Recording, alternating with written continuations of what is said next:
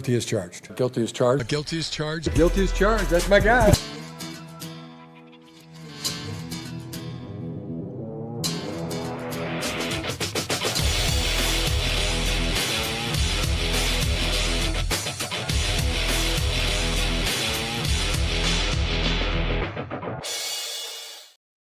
Hey, what is up, everybody? Welcome to the Guilty as Charged podcast, coming to you live for day 3 of the 2026 NFL Draft, a day that became much more interesting after Joe Ortiz orchestrated 2 trade downs yesterday. So, we were going to be here for 2 picks today, and instead we're here for 7. So it should be a lot of fun. Joining me, as always, is my good friend Tyler. Tyler, what's up, man? How you doing today?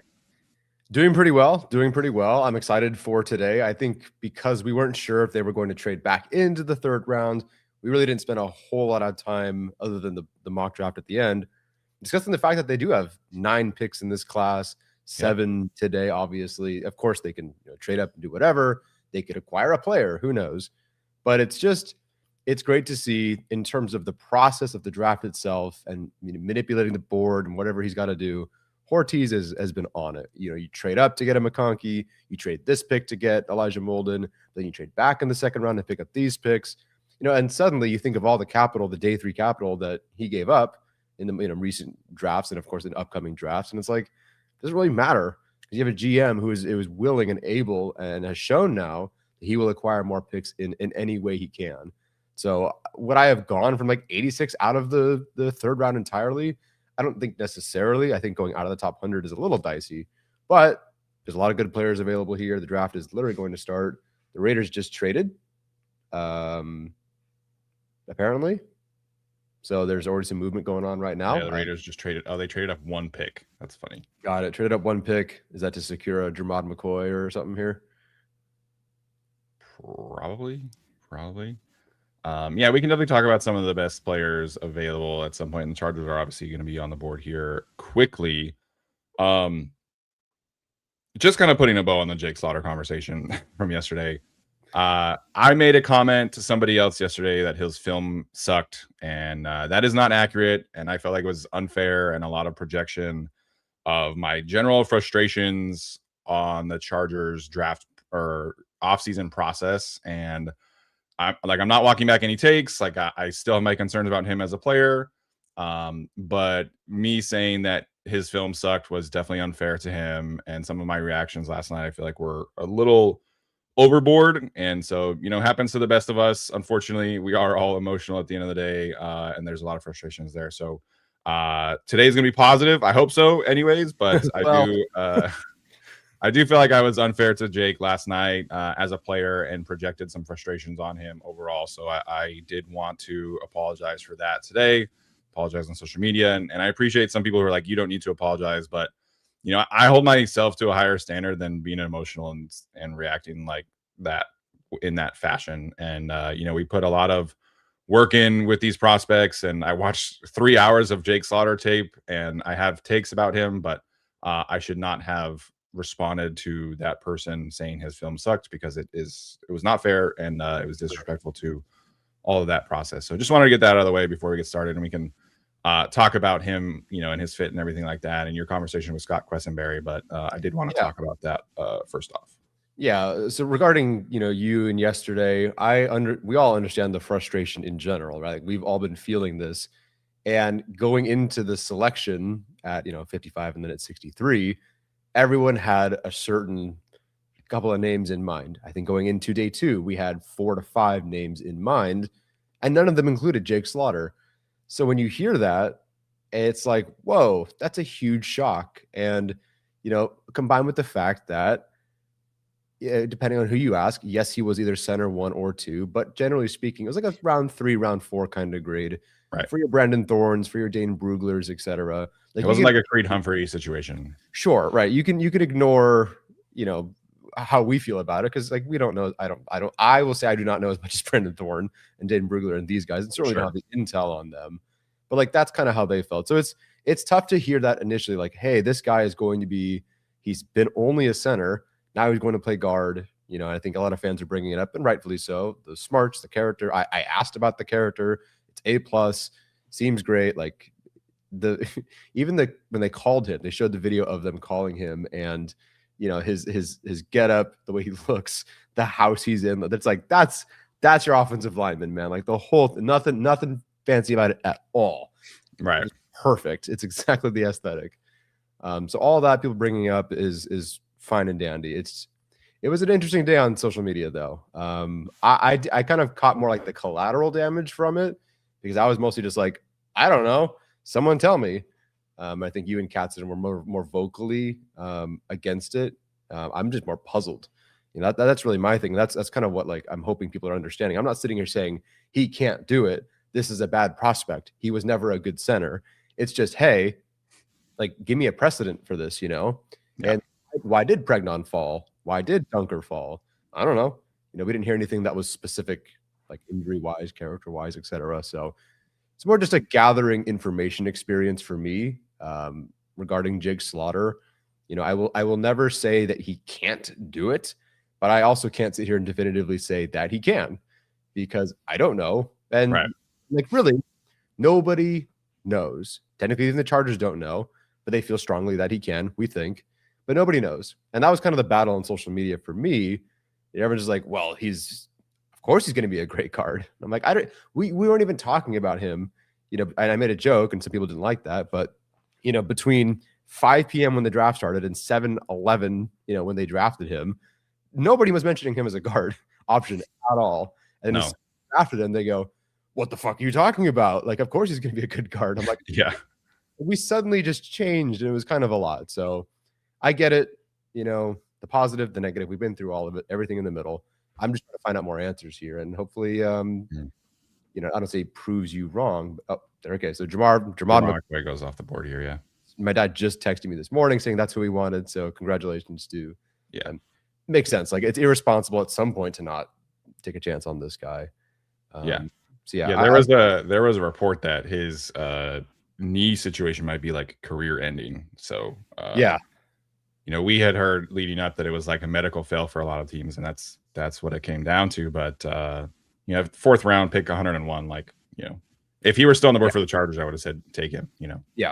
That's the situation here. So just kind of with the whole projecting him to guard thing, it is a projection, and we have been groveling for a better center situation for years after the Bradley Bozeman experience, and after, obviously Corey Lindsey, medically retires. So I do like that they are going to have a long-term answer at center, regardless of what happens with Tyler Biadasz, who's going to be 29 next year. And so, Jake Slaughter can be that guy in the future, and that's great. Like, we wanted some kind of center of the future. Round 2 is probably a little bit early, but the 49ers and the Shanahan tree, like, they almost always have their first swing into your guy be somebody with some kind of center flexibility.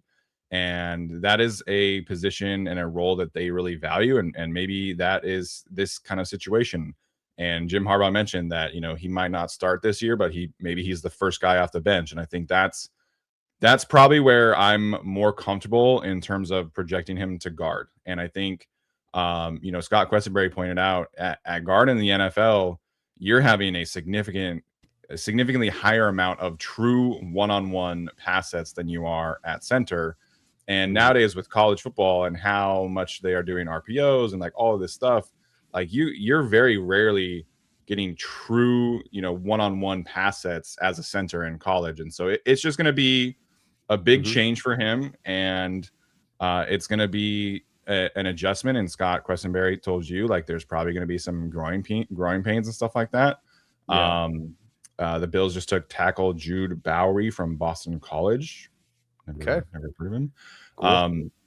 So there's probably going to be some growing pains switching to guard, and I think that's part of this evaluation too. So did I prefer other options? Did I prefer a cleaner, evaluation at left guard? Yes. But there are some things to like about Jake Slaughter and his athleticism, and his, quick trigger was something I actually really liked, and his ability to use his length to his advantage was nice.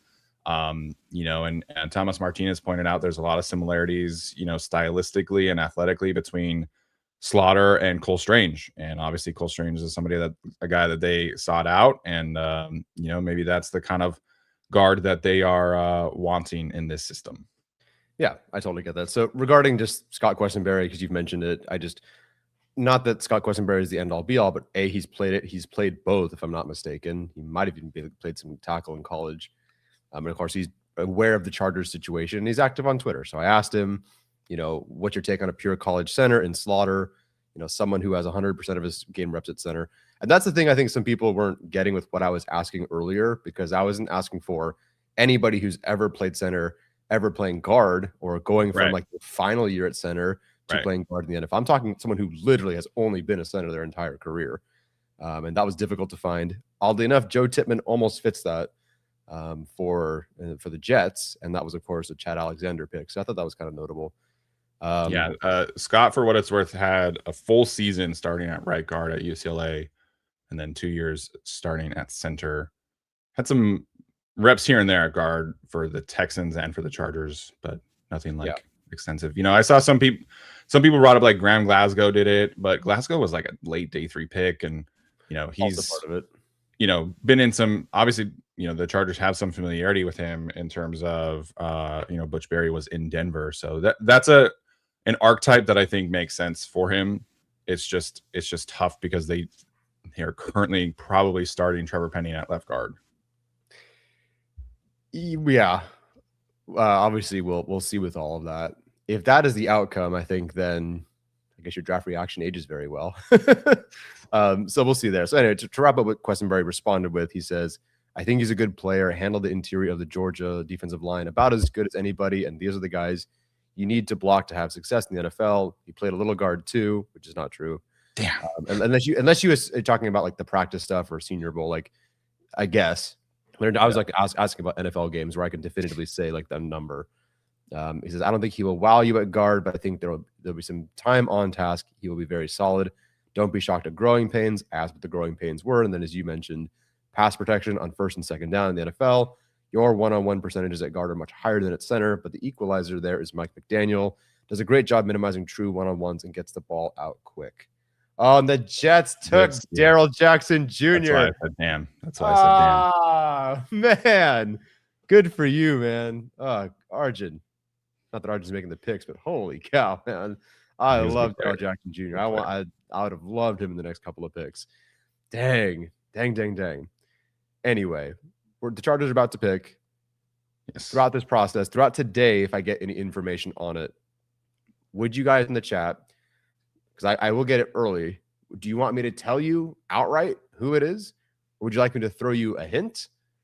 Or do you want me to just like tweet it and you can read my tweet to see if you want the hint? Like, what do you guys want?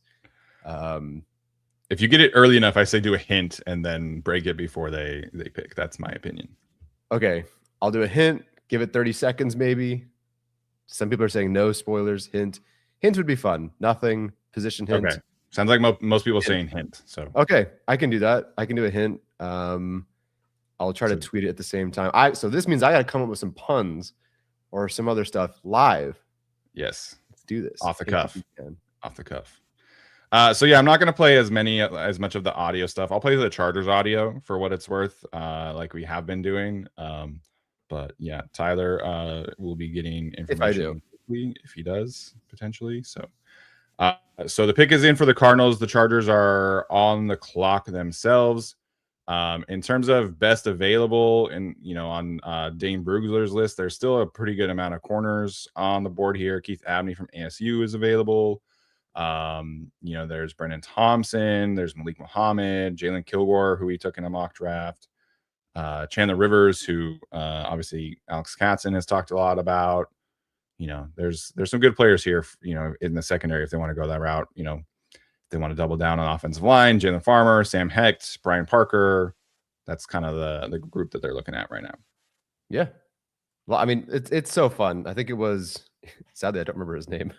Bolt fan in Denver. I don't remember his first name. I apologize, but he sent me a mock, and I've seen a couple of mocks now. Hefner, these guys have tweeted some mock, and it's just so nice seeing 7 picks. More than 2 picks is great. Seeing 7 on there is so fun. So it's nice to see the at bats they'll have. Yeah, so they have 4 fourth rounders now. Is that right? Okay, so I think it's, and I had this in front of me. I have the picks here, but I don't recall. I think it's 3/4, 3/4, 1/5, 1/5, 3/6. Okay, all right, that works. Yeah. Here's the Cardinal selection. All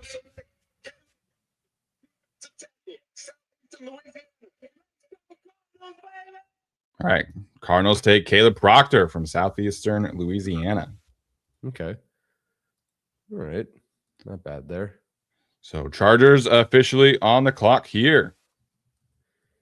And I'm not sure who, so it'll be a surprise to both of us. Yeah. Yeah, his LSU game was fun. I did watch that recently, but I didn't watch other games because it was Southeastern Louisiana. But yeah, I got to it might have been the Penn State game. It was like an hour and 6 minutes. I'm like, I think I'm good. Yeah. Yeah. I think I sped through about half of that. I was like, oh yeah, I get the gist.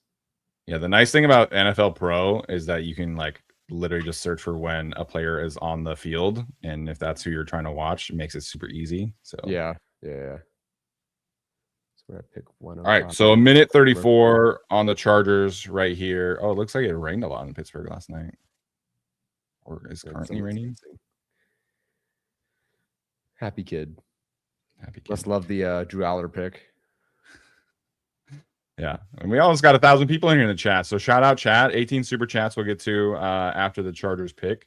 So we appreciate you guys jumping in here on a Saturday morning. I'm sure there's a lot more of our like international listeners who are happy with the trades so that they can actually tune in for a meaningful day today. They don't play the selection during a commercial, right? That's more like round 7. Yeah, like later in the day they will do that. But to start off, I feel like round 4 they should be back. Hey, y'all got the need for speed. Okay. So you did get a hint there. All right. Oh yeah. Cool. That's an exciting. Oh yeah. There we go. I like that reaction better than yesterday's hint. That's right, man. Broom broom. I may stand a little taller than this individual.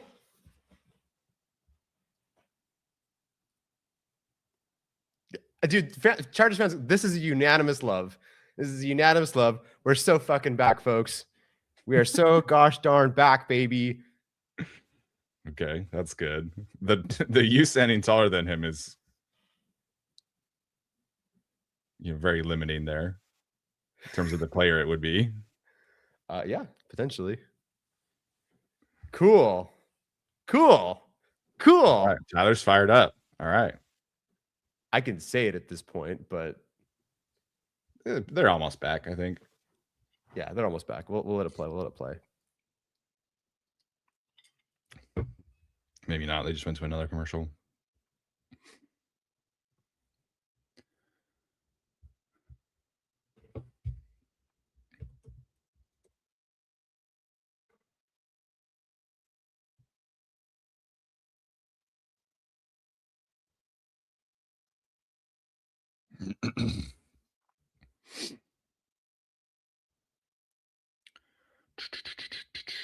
Okay, this is a longer commercial than I expected. Yeah, now they're doing a schedule release commercial, so I assume that this comes back, which is so funny of the NFL that they are hyping up the schedule release in the way that they do. Yes, the Chargers will do awesome work, I'm sure. But yeah, this is good stuff, man. Good stuff, folks.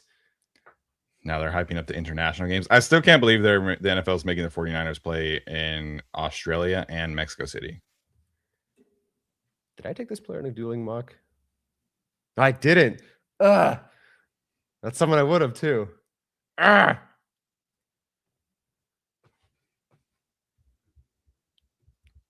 right, so he's fast and somebody you like, but also shorter than you. Yes.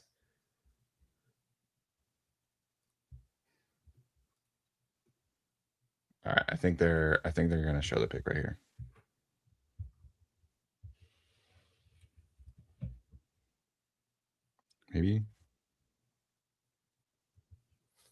I spell his name wrong? No, I spelled it right. Oh, I see. All right, here you go. Here's the Chargers pick. Wow, look at that outfit. Nice.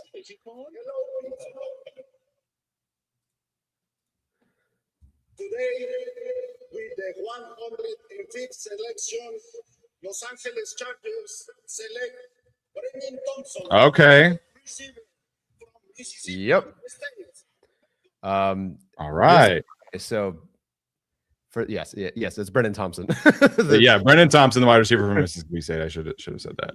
Yeah. So Brenen Thompson from Mississippi State. I know Thomas Martinez was a huge fan of his. I was as well. I'll look at some flags for his and what I have written up for him.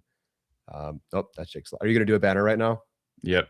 If you do a banner while I talk, that'd be awesome. So I watched him. I had a late 3rd to 4th round grade for him.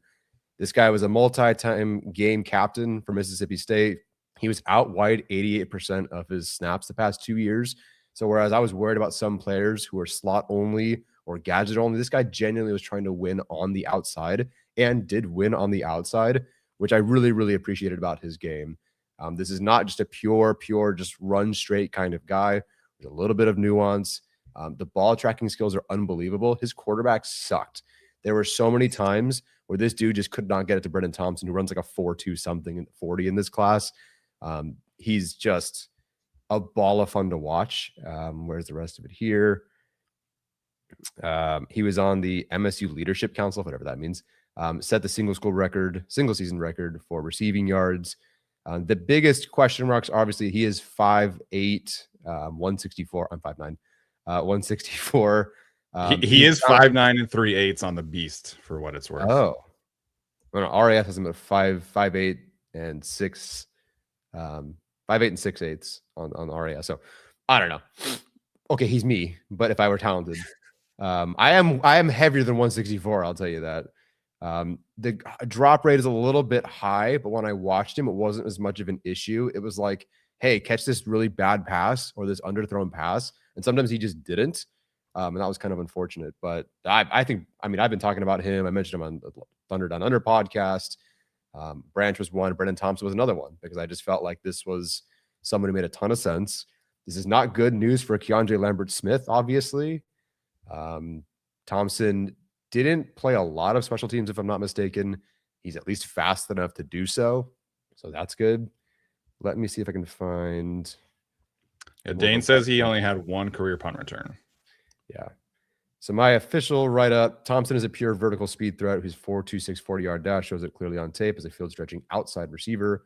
After a modest start to his college career across multiple programs, he exploded in 2025 with 57 catches, 1,054 yards, and 6 touchdowns while lining outside on nearly 90% of his snaps in 2025, demonstrating that his production wasn't manufactured from slot usage.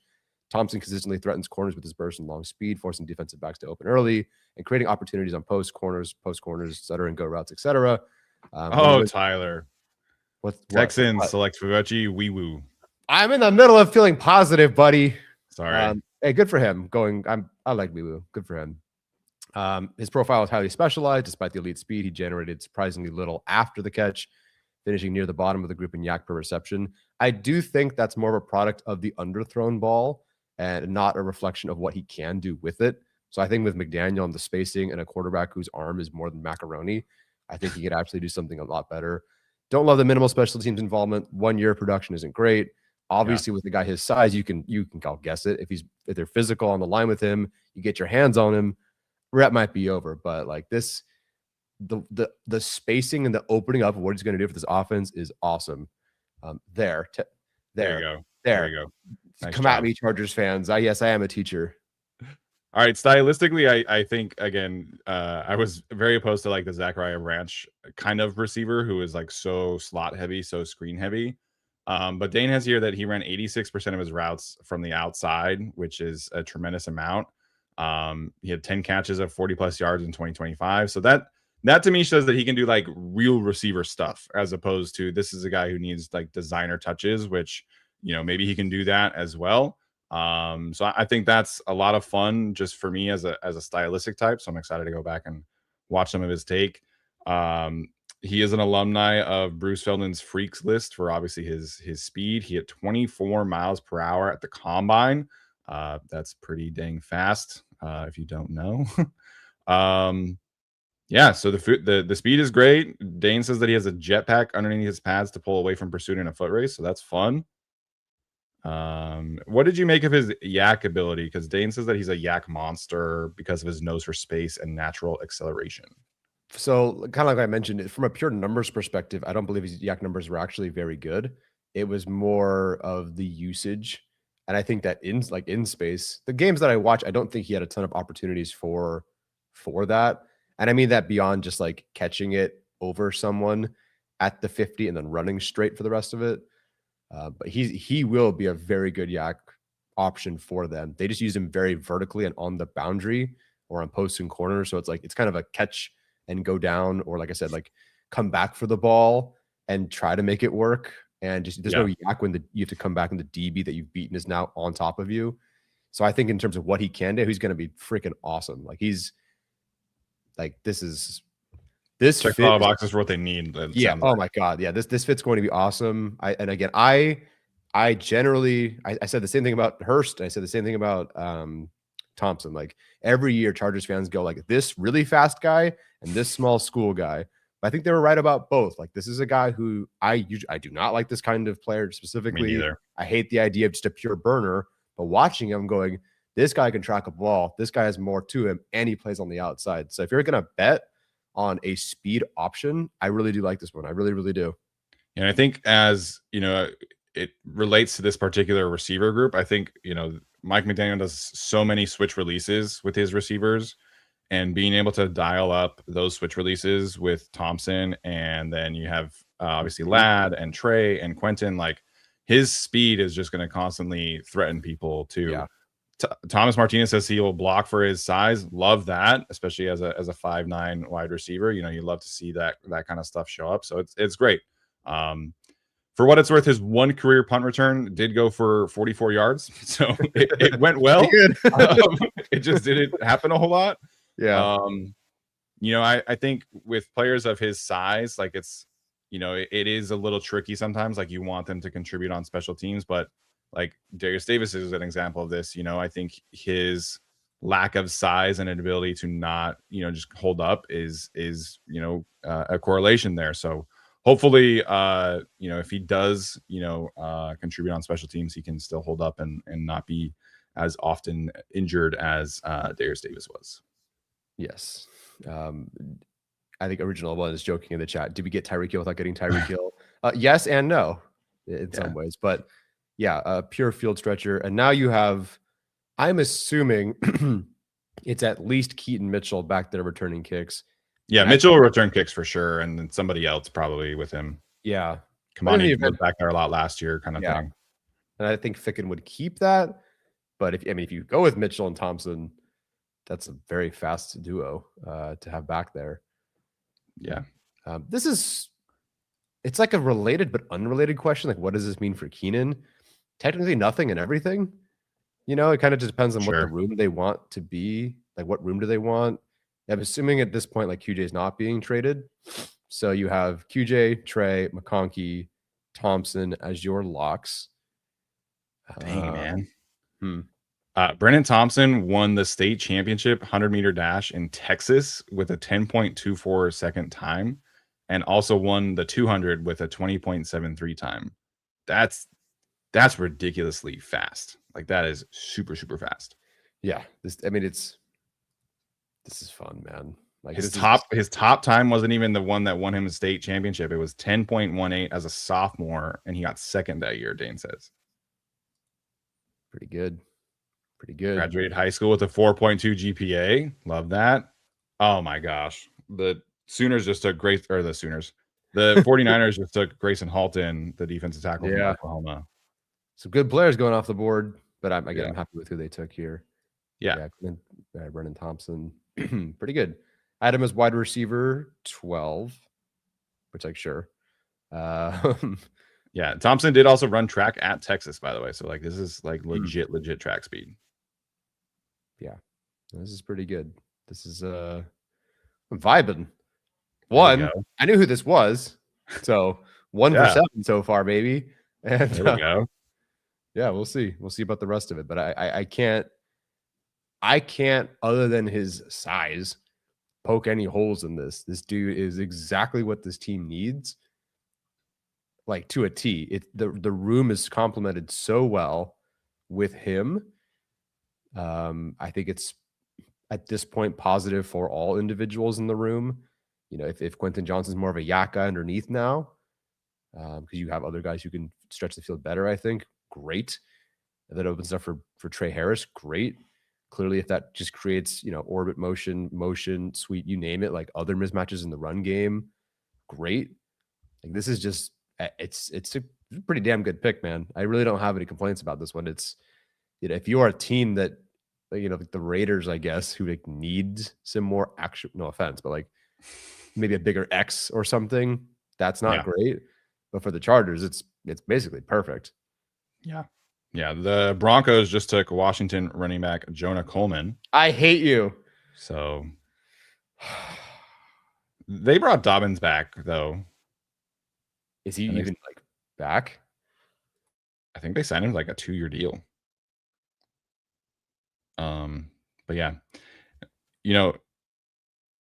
this is a good receiver room. I feel really good about like the roles that they can all play in this offense. I think they have a nice balance between, like the 49ers, Falcons kind of receivers, and then obviously now the Miami types with Brenen Thompson and Ladd, who is also very fast himself. So a lot of fun possibilities with this wide receiver group that Mike McDaniel can dial up, which is something I feel like I've talked about all off season, that this wide receiver room is going to be a whole lot better in 2026 than it was previously.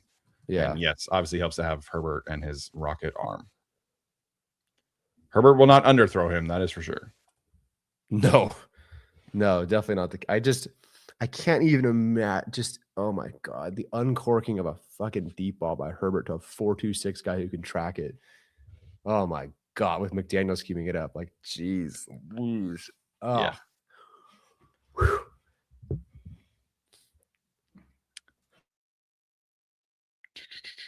The Chiefs are about to announce their pick. Should I play the audio? Sure, if you want. The Chargers pick again at 123. 109th in the 2026 NFL Draft. Kansas City Chiefs select Jaden Kennedy, defensive back, Oregon. Sure. Didn't watch him. Kennedy? I'd never heard of him, I don't think. Yeah, I have no awareness, positive, negative, so yeah. A lot of people mentioning Jalen Guyton in the chat. Like that's obviously like the most successful kind of only speed guy that Herbert has had. But it sounds like Brenen Thompson can do more than, because Guyton was literally just like goes and posts, and that was the only thing he could run. Yeah, goes and posts and randomly like 3 slants to win the game in Arrowhead or something like that. Like his rookie year, which were fire. Yeah. Alex Dorf currently going through TSA. Sorry. Saw the Broncos got Coleman. I did immediately think of Alex on that one. Yeah, goodness gracious. Both the Alexes are not going to be happy about that one. That's right. Oh man. Oh, they're showing all the Steelers draft picks here. Oh, the Jets just traded up. Ooh, Jets on the clock. Up. So the Jets is in for the Jets. Yeah, Mighty's pointing out this in the chat. I think people also sleep on Ladd as a speed. Yes, like, he was like a 4.4 guy, so like, he's very, very fast. He's a 4.3 guy. I think he's. 4.39. He's 4.39, I think, 4.39. But he is a 4.3 guy. Oh man, you can look it up. I love the Jets draft so far. I mean, Bailey, I don't know, but in terms 4.39, you hit it right on the head. I guess I would. He was your favorite receiver, so Trey Harris a 4.45. I'm just throwing that out. Let's see. You want me to look? No, I gotta look this up, man. Did he even? No, he did run a 40. Trey, you flip the numbers. Trey Harris is 4.54. Hey, unofficial. Unofficial. Sure. Yeah, so Trey the Harris Jets have David Bailey, Kenyon Sadiq, Omar Cooper, D'Angelo Pons.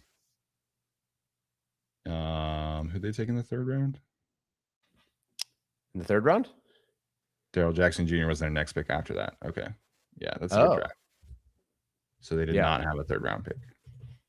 No, they're doing well. They must have used that third round pick to move up for Omar Cooper. Mm-hmm. Yeah, that's right.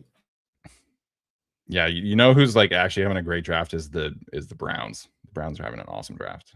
The Browns do so. Again, I said all the time, like, and that's why when we mentioned, future GM candidates for the Chargers, I mentioned the assistant GM for the Browns. Like, they draft and invest in premium spots really well. The owner just made them give the worst quarterback situation in NFL history. Yep. I wonder how many receivers the Dolphins carried on the roster last year. Hill wasn't hurt going into camp, right? No, he got hurt like week 2 or 3 or something like that. All right, let's go our lads. So last year they had Waddle, Tyreek, Malik Washington, D. Eskridge, Westbrook Akine, and Taj Washington. So they carried 6 last year. Yeah. On to the 53. Let's see about 2024. 2024, it was 5.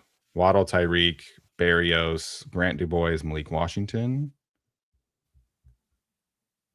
So D. Eskridge was not a part of that 2024 group, right? No, he was in Seattle at that time. Okay. Here's what the Turner was then.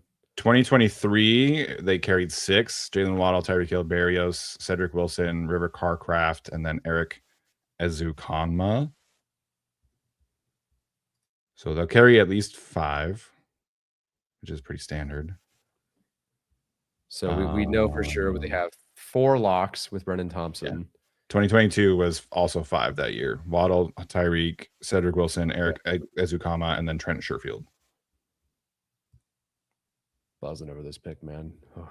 So they'll carry at least 5, and I think to me, like, your starting trio is probably still Ladd, QJ, Trey, and then you have Brennan and KLS, and maybe KLS is kind of duking it out with Darius. Maybe they're kind of holding out hope for him as a punt returner kind of situation. So I think so. Maybe. I don't know, man. Like, is there? I don't know. Like, I don't think it's Darius Davis at this point. I think this kind of tells us. I think so too. Yeah. So Keandre Lambert Smith could stick. Yeah. And I guess like he had a great preseason, and a great training camp. Yeah. So, he has traits that I'm interested in developing. So totally. I do think like people really overreacted to the preseason. But he's an interesting player. And I liked Keandre Lambert Smith a decent amount as a prospect. So that's a fast group. You have some size with Trey and Quentin. So you got some yak ability in there. You got route runners. So yep. The Darius Davis situation, like he probably shouldn't make the roster, but Ryan Ficken loves Darius, man. Like if he still wants him as a punt returner, I wouldn't be shocked. The Jets selection. Jets took Cade Klubnik, quarterback from Clemson. Sure. Go for it. Yeah, people talking about KLS and not giving up on him. I don't want to give up on him either. I think if they get to training camp and they want to do the Keenan thing or something like that, I wouldn't be completely shocked. And if that happens, then KLS is definitely like, on the bubble there. So I think they're pretty set, man. They have a super young, athletic, cheap wide receiver room that I'm pretty excited about. Yeah, that's the best thing too. It's just a cheap room. Everybody's really inexpensive. Yeah. And the Quentin Johnson, if he leaves next year, I hate to say it, but he's kind of like the easiest to replace. You're not just gonna walk into a McConkey. Trey Harris, we'll see, but I feel like by the time in another year, be feeling pretty good about him. So I think it's good. It's a good young room. 6 more picks too, man. Yeah, 6 more picks. In terms of pure wide receiver stuff, do you think Thompson is better than KLS? I know you weren't super high on KLS as like a prospect. By pure prospect comparison, I like Brenen Thompson more. I think that he ran a little bit more than KLS.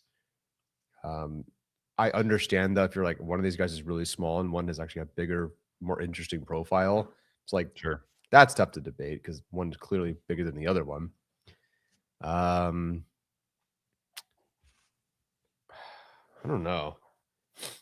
Clearly, I think they think it is Brenen Thompson over KLS, but it's hard to say after KLS did walk out and do pretty well in the preseason last year, which I know is the preseason, but like I've seen him play.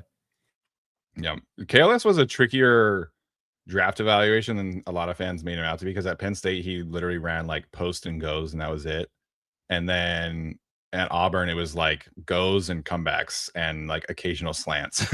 Like his route tree was just so much more limited than some of the other guys. And so, you know, Tyler obviously really gravitates towards like the separators, route runner types, and KLS just didn't have enough of a route tree to like be a Tyler guy. But you know, I liked his contested catchability a little bit more. I liked his, you know, just competitive toughness.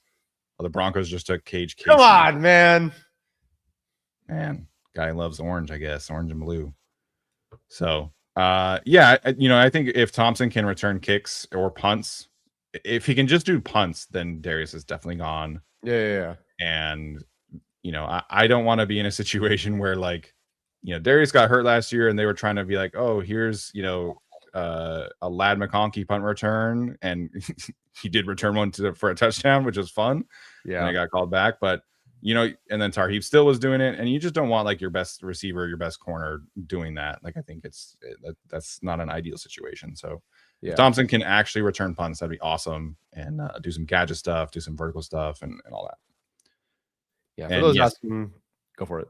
I was gonna say, and yes, thankfully this ends the Tyreek Hill conversation, because I that would have been upsetting. Not if someone gets hurt in week 8. The conversation will never end. That's true. People have been talking about Tyreek Hill to the Chargers forever, I feel like. Oh, yeah. All right, here's the Cowboys selection. I'll play this one. Drew Shelton, tackle, Penn State. Drew Shelton, the tackle from Penn State, off the board. I actually didn't grade him, but I actually did kind of like him a little bit. Nice. Yeah, as Gray's pointing out, with McDaniel, KLS stock rises tremendously. I think, all the receivers do. Yes. It's tough when you take someone in the 4th round with the new regime, with McDaniel making the call in a similar role. So I do think his stock goes up, but again, I think they're kind of telling us this is kind of how we feel about what we need to do. Yeah. No, all the receivers are going up. I think, like, you know, Ladd last year, people talk about him as like having a down year or whatever, but his role just changed so much. And a lot of it was like the 3rd and Keenan was so much fun, right? But that was a lot of Ladd's role when he was a rookie, and you take a lot of those opportunities away from him. The offensive line, you know, gets detonated by injuries. Greg Roman obviously is Greg Roman. You know, like I think Ladd comes back this season and has a huge season. Like I think he could be, you know, easily in like the 1,200, 1,300 yard conversation. Yeah, I think so. And, the only way the way it doesn't is if like they just do so well with like spreading the ball out, or Hampton goes nuclear. You know, there is only one football, but I just like, to me, Ladd is just like, you know, a lot of Chargers fans have gotten mad when I suggest this, but like Ladd to me is absolutely somebody who should be a wide receiver 1 in this league, and he has that kind of talent level. And in this offense with this play caller and this quarterback, like Ladd should easily go back to, you know, 1,100, 1,200 yards, and I think that's very within the realm of possibilities. Yeah, I think so. All right, so Brenen Thompson with the first pick. The Chargers are a few picks away, so we'll jump through some super chats here. We appreciate you guys jumping in as always with the big super chats. First super chat of the day, Joe Cal 70 says, after sleeping on it, I've come to at least respect the process of the Slaughter pick. Ortiz really liked him and used as 2 on him. We'll see, I guess. I definitely feel the exact same as the way I did yesterday about the selection, which is just, I just have questions. I Sure. naturally have questions about someone who I've never seen it do it before, and you can't erase those questions until he's on the field doing it. Step one: win the job in camp. Please, like, that'd be very tough if he didn't. Yeah. If we have to watch Trevor Penning start all year at left guard, man, it's gonna be, or maybe Coyote wins it. Yeah. And again, we're open to the winner of that job also being good. Like, I hope it's not, they win and they suck. It's they're good, but like you mentioned on Twitter, like it just can't be like the center competition last year. Like, if you're gonna handle left guard in this fashion, then Penning, Iwashika, and Slaughter should get equal opportunity to win that position. And first team reps as much as possible. And obviously it's not ideal to have like a true 3-man competition. Like, I would just love it to have like one guy, but if you're going to do it this way, then all 3 guys should be getting first team reps, as much as humanly possible. Yeah. So you and I won't panic. Fans will in the spring when Penning walks out as the starting left guard, because they've just always done that. Yeah. They always slow play the non-first round pick rookies. Correct. I mean, they slow played McConkey, who they moved up for, who was awesome. And they had a horrible receiver room that year, and they still slow played him. So if they do that to him, Dude, they walked into the first week of training camp, and the starting receiver trio included Jalen Reagor, and everybody was like, "What the fuck?" That's training camp hero, Jalen Reagor. Yeah, he was actually good at training camp, but man, he made it fun. Yeah, he was getting more reps than Trey Harris and Keandre. There was another like veteran, one of the like the practice squad guys, who was getting more reps than those two. Forget who it was, but yeah, they didn't start ramping up the rookies until like late into training camp. Yeah. Shane Ledesma, day 3, let's get it. Shout out, appreciate it. Thankful that they have 7 picks instead of 2. Mm-hmm. Kinzel Jamo, I'm gonna guess. Thumbnail has that who's Pokemon vibe, but seriously appreciate all that you do. Yeah, we've done this thumbnail format for each of the last few seasons, and it just like is really clean. It looks great on the YouTube page, just separates itself from our usual stuff. So Tyler does great work with that. Yeah, it makes it kind of a little bit more official. Like, yes, yesterday I put, instead of 2 players, because there weren't 2, I just put Jake Slaughter and like trades. Yeah, and I thought that was like low-key hilarious, because like that's what happened. So it's the first time we've covered a we covered round 2 without, because of the Mac trade. But oh man, what just happened? The Colts just took Jalen Farmer. That's a bummer. Yeah. Okay. So we are now captains of the Carver Willis ship, I think. Yes. Brian Parker went. Did he? I don't remember. He is still on Dane's best available, which is like updating constantly. So yeah. Whoa. Sam Heck's still available is crazy to me, man. I loved watching Sam Heck. Yeah, that's a surprise. I mean, all of it. Lou is technically still available. Still available. I get with the injury, I guess, but yeah. Wait, didn't Billy Schrouth go? I thought he went. I don't know. Never mind. Dane's board says no. Dane's board says no. Yeah, so guards available at this point. You're looking at Billy Schrouth, Logan Taylor, Bo Stevens, getting to some later guys, Alex Harkey, Inez Cooper, I'm guessing. So you say that one. Evan Bernstein, Jeremiah Wright, Carver Willis, our guy, DJ Campbell, etc. So if they go offensive line at some point, like I think swing tackle, they're pretty much set in the Trey Pipkins department. They paid him enough. Yeah. So Penny could still play out there theoretically. Right. In a pinch. Is the next offensive line pick, if any, is it a BPA offensive lineman? Is it someone who can actually... So if Slaughter's competing for guard all of camp, and let's say he ultimately wins it, should they go get another center here if they find one? Like if, like at some point, Connolly and Sam Hector are sitting there, Cowboys just took Devin Moore, corner from Florida. Okay. I'm now down to one other corner name I think I remember. Yeah, I think offensive line wise, you're so you have Slater, Alt, Pipkins at tackle, Bjadic, Slaughter at center, Penning, Awashika, and Cole Strange at guard. That's 8 already. So you're drafting whoever that 9th one is. You're probably hoping has some kind of flexibility as well. That's kind of a theme of all of their guys outside of the 2 tackles, that they all kind of do different things. Traded up. The Chargers did. Yep. What did they do? What did they trade? I don't know. Yeah, they were a few names down, and now they're trading up right behind so the Ravens pick is being announced right now. Chargers moving up. Okay. This has got to be for a corner, because corners are going off. Yeah. Traded to 117. Okay, so we got a ways. So they traded 123 and 204 to move up to 117. Okay, so the Chargers trade up to 117. Got it. So now they have 202 and 206. All right. What's it going to be? What's it going to be, folks?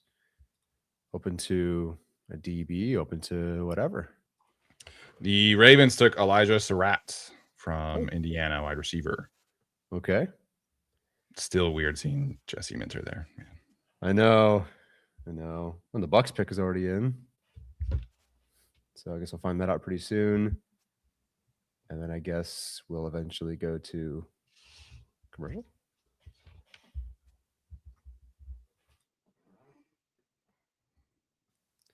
Hold on. Why is my charter not working right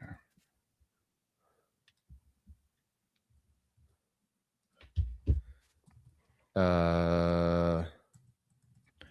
Did you get a detail? Yes. It's all right. Offensive lineman. Oh.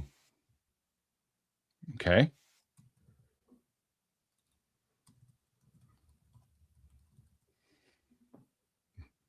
You got a hint yet?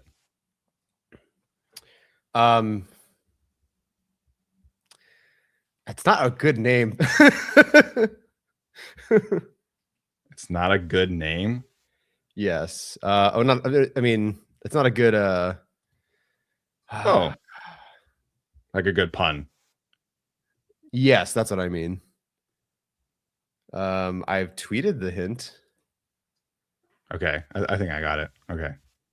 Yeah. There's only like one. So yeah. Awesome. The bummer is people have been asking us to watch this player, and I was like, oh, I'm good. Nothing against him. I just, I don't. Sorry, just for full like context, I don't know who this is. I didn't watch him, so I'm aware of the name. I knew the position. I just didn't know. I didn't watch him, so I couldn't tell you like who. I couldn't tell you about this player. I will tell you about this player as soon as he's up. You can tell who it is. Yeah.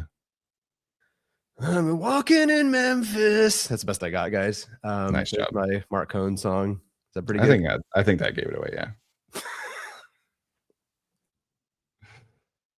And this Buccaneers fan's really going. They're doing all the international fan of the years right here, so that's kind of cool.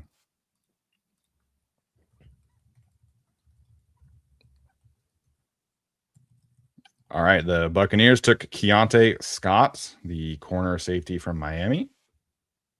So here we go. Chargers pick 117.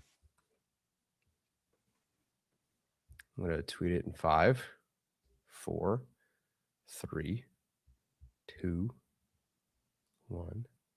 I'm going to tweet it. It's your fault if you're looking at it. Go.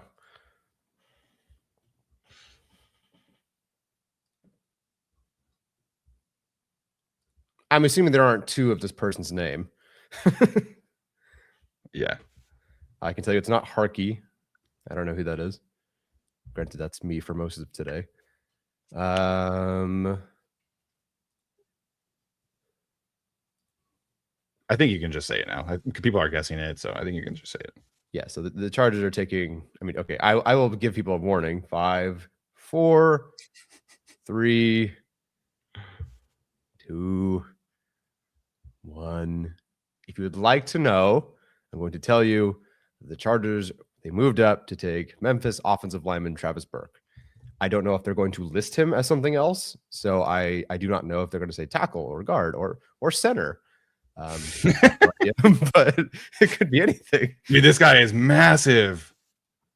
At his pro day, he was 6'8" and 7/8. His arm length is over 35 inches, 83-inch wingspan. Yeah. Woo, that's a big dude. Dane had him as OT9. Yeah. No, it seems like a good value. They are full. I mean, so you were looking for the 9th offensive lineman. Yeah, and there you go. There you go. Like, I think the room is set at this point. Yep. Yeah, I think the room is definitely set there. I think in the world where Slaughter ends up not really doing much at guard and ends up being a center, I guess Pipkins is your next guard as well, if needed, if they want to see if, Burke has something long-term. But yeah, this is good stuff.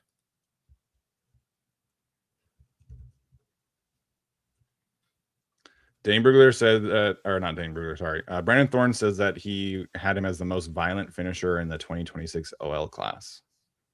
Pretty good. Says he charted 5 to 7 knockdowns a game. Phew. We can.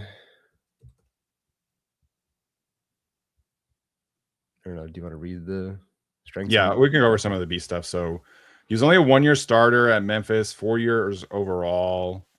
His previous school before Memphis was Gardner-Webb and then Florida International. So did kind of bounce around.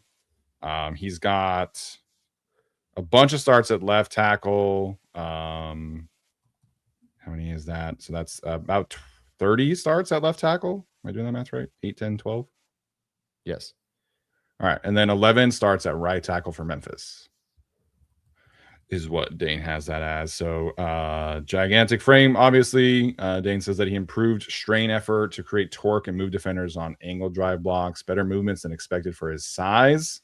His range to climb to linebacker level. He did run a 5.17, vertical jump 27 inches, broad jump 8.11. That's pretty good for a guy his size.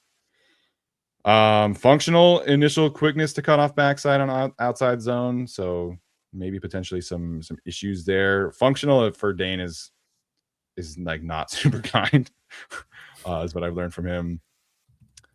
Says that he is high hipped, not easy to sink and drop anchor versus pass rushers, which again, he's 6'9", like that's not super uncommon.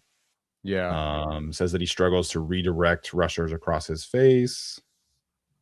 Elusive space defenders can avoid his climb. Again, not super surprising given his frame and size.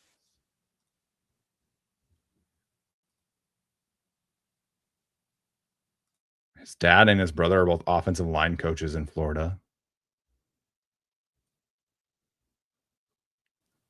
Yeah, I couldn't think. Oh my gosh, he grew 10 inches in between his sophomore and junior years. That's crazy. Ouch. That sounds really painful. He was 5'6" as a sophomore and then ended his junior year at 6'6". Well, that's crazy. He also lettered in baseball. And then went to 6'6" between sophomore and junior year. Yep. What the heck? That's crazy.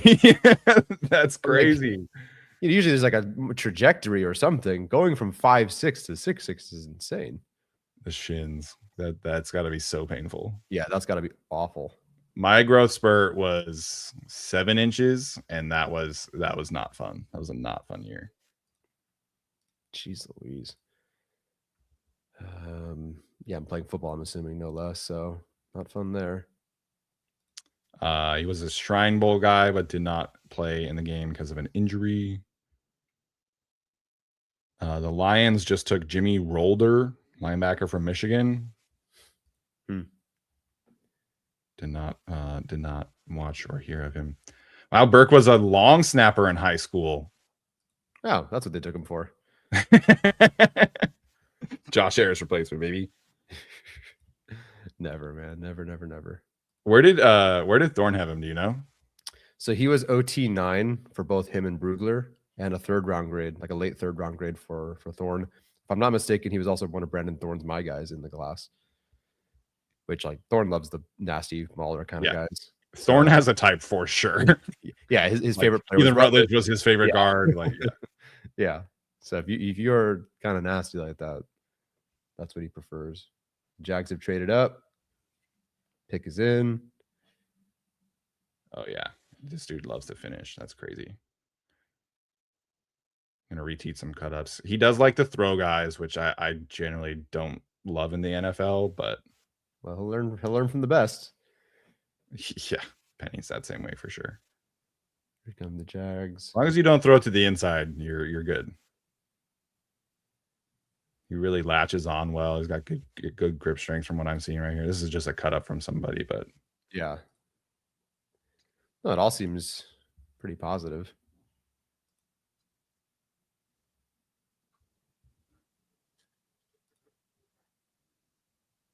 pretty good. I'm excited to go back and watch some Memphis tape. Yeah. His RAS score was 9.05. Didn't do any agility testing, but that's pretty good. Marcus Mosher says he loves the Travis Burke pick to the Chargers for what it's worth. Yeah. Seems like a lot of love for the selection.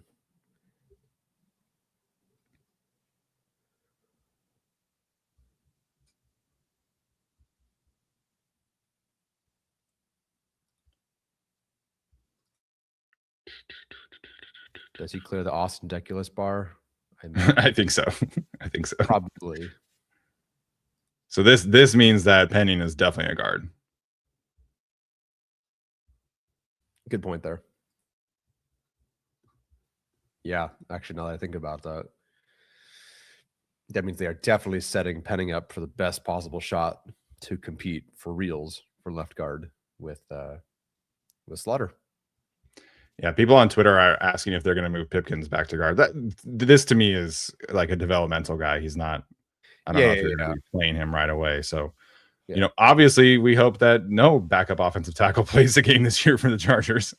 But I would still very much trust Trey to be the swing tackle first, and then Burke would be your fourth offensive tackle, probably inactive on game days. But yeah, that's okay.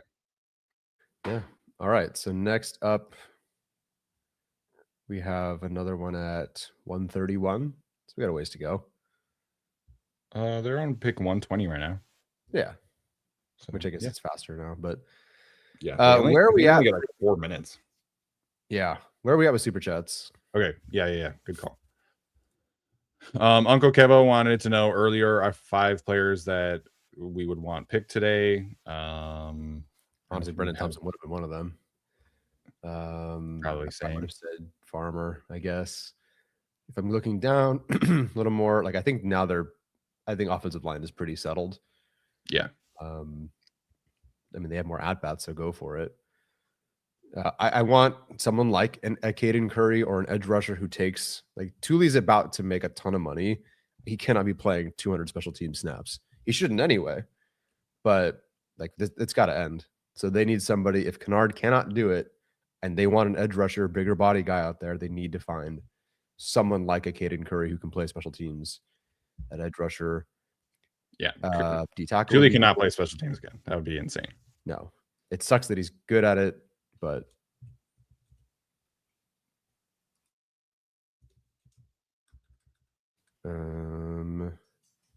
Benny would be great. I think we're pretty much done with receiver at this point. Did Justin Jolly go? I don't think so. No, he's still on the board. So like the Packers just took Danny Dennis Sutton, which is a total Packers edge rusher. I haven't watched him, so I don't know. But yeah, a tight end would be good. So I'm trying to catch up and cross off some of these names. So Wee Woo went. Yeah, Marlon Klein went really early.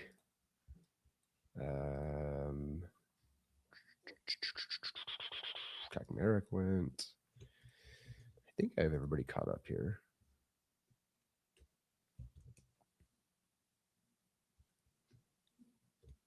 It's kind of crazy how Michael Trigg was like tight end 2, and then just quietly, he's just not going to get drafted. Yeah. All the stuff we had talked about, or not talked about, but the issues.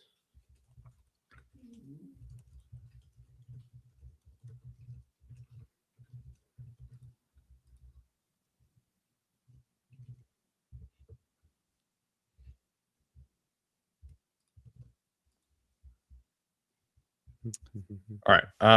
Haroon in here early says, "Rise and shine. Let's get it today. Bring that energy. McCoy's injury might be career ending. Let's take BPA and then pick up the free agents to fill other holes as we still got the cap. Batonio, Calais, and Njoku. And Njoku's still a free agent?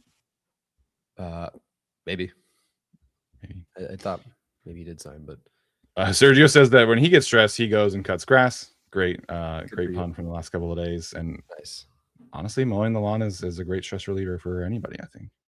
I could see that. It's almost like, nesting or like cleaning when you see just nice and even, I'm sure. Yeah. Gray's Elite says, "May the Lord bless y'all and your families." So tonight, TN? Either that or shout out TN. Shout out TN. Okay. Anyways, we appreciate the super chat there. And likewise. NSN says, "Has Joe said he will use Slaughter as center or guard?" So Kid and Wheaton just went to the Steelers. They love Iowa. They do love Iowa. The framing from the press conference that I took it is that they loved him at center so much that they couldn't pass him, and they think he can play guard. Not that they are drafting him to play guard. So an important distinction, but we'll see what happens. Yeah, I haven't listened to it, so I want to listen to it, but you and Alex and most people seem to kind of think that's the vibe they got. Yeah. So we'll see. Yeah. Obviously Trevor Penning is like very much the favorite to start at left guard right now. Slime Rust the Bucks says, "You're the man, Steven. I respect both of your opinions a lot and tough skin it takes to put those opinions out. Who are the players you like the most?" Thank you for the kind words. I think we've talked about some of the players. I think so. Covered most of them. Danny Corbett brought up again that Ortiz had Slaughter as his blue star player. Each scout gets one, and that was his number one player on their board at 55 and 63. Yeah, he said that they had a stack of, I think he said 5 or 6 players that they really liked at 55, felt comfortable enough to trade down, and then said that Slaughter was atop that stack that they had. So they would have taken him comfortably at 55 and instead trade down. So good value, good approach there to trade down and still get the player you wanted. Yeah, that's definitely a silver lining in all of this. Is it was Slaughter plus. So what were the 2 picks they acquired, and have they used one of them? They had to have at this point, but for that particular trade, so they got 131 and 202.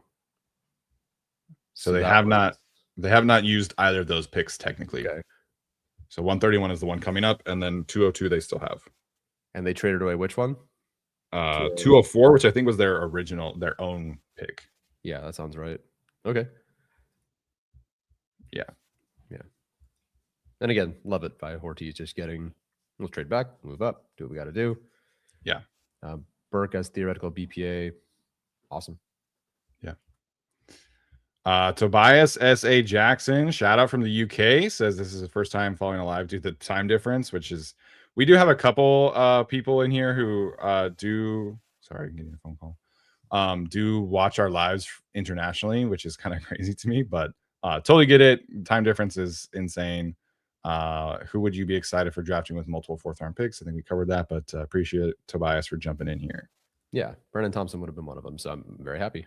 Yeah. Taco Suave wants to know, how do we compare Slaughter to JPJ? JPJ he's a little shorter and stockier. Like him being a guard in the NFL, I do like that makes sense to me. Like he does have a bit more of a thicker frame to him. Definitely more of a stronger player, I would say, in terms of, just his leg drive and everything like that. So very different stylistical players for Powers Johnson and Slaughter. Yeah, I think so.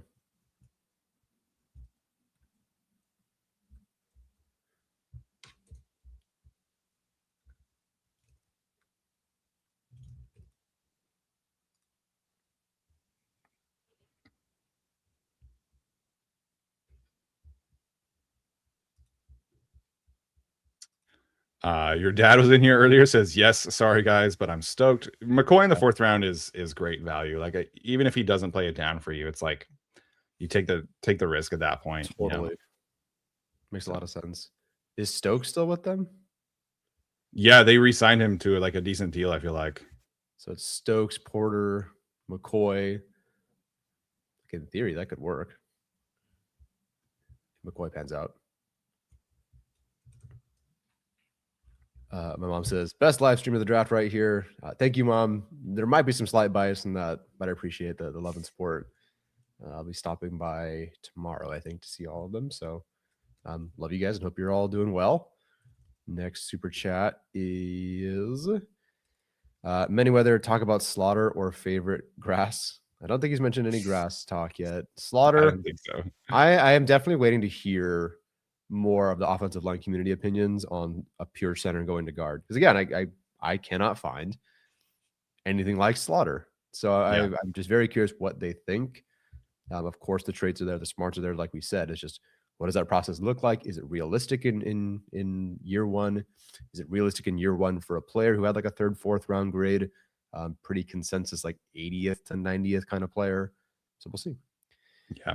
I mentioned Graham Glasgow earlier, who's bounced around in the NFL. In college, he was left guard one year and then center the next year. So people bounce around. It happens. It's just like the pure center part is what Tyler is pointing out is like the key thing there. I saw somebody float up like Elton Jenkins, which Elton Jenkins was like an elite prospect to me.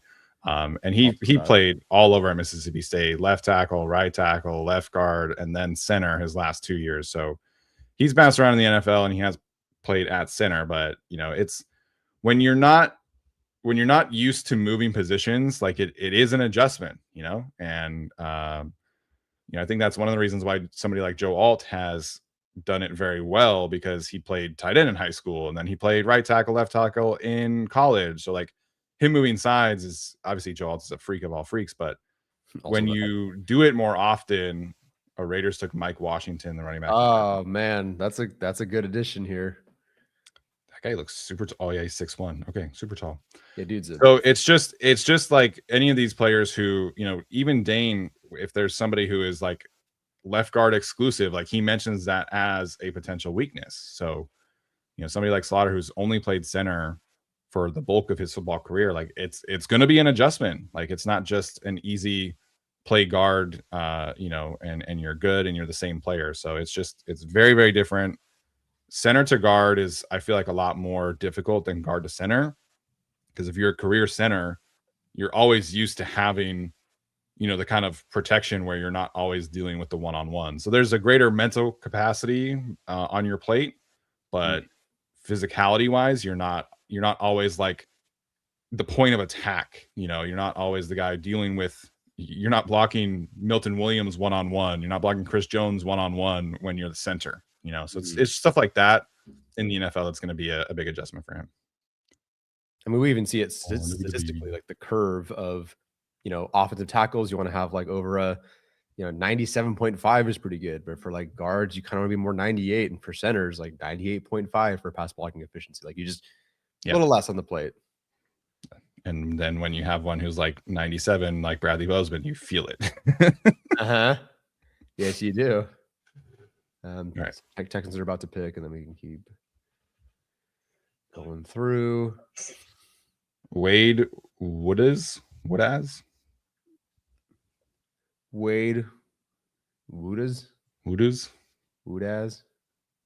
It's a really like tall, lanky linebacker. 6'3", 236 is like, Chris Burke and he or Chris Buck, excuse me. The reason GAC is my favorite show is you boys are amazing humans. I also thoroughly enjoy the education you provide, football, books, movies, graphs, etc.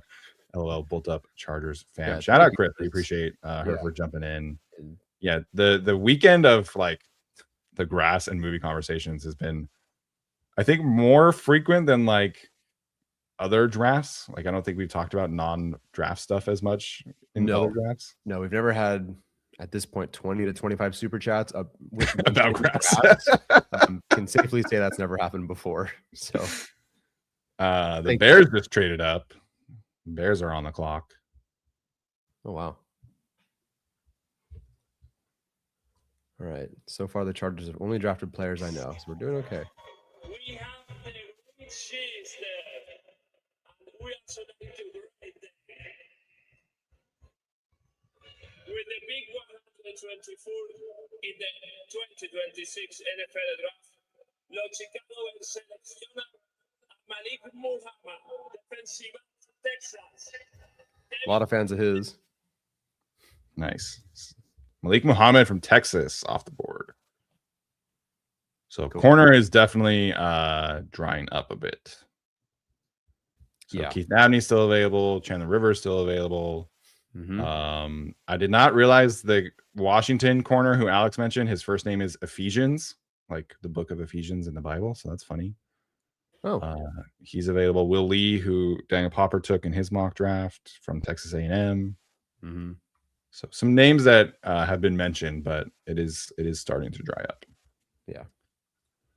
NSN wants to know if Joe remembers that Zion is gone. Yeah, I think so. Yes.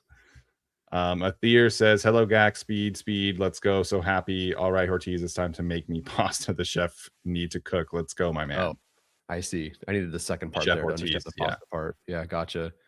Is making pasta like, is that a chef? I don't know. I guess if you have to like really like, if you do like, if you make your own pasta, it's very chefy. Never done that. Would love to though. It takes a long time, man. We took a cooking class on vacation one time and they taught us how to make fresh pasta. It takes forever. You made like 6 noodles and then like, or a couple of raviolis or something. No, we did. Which noodles did we do?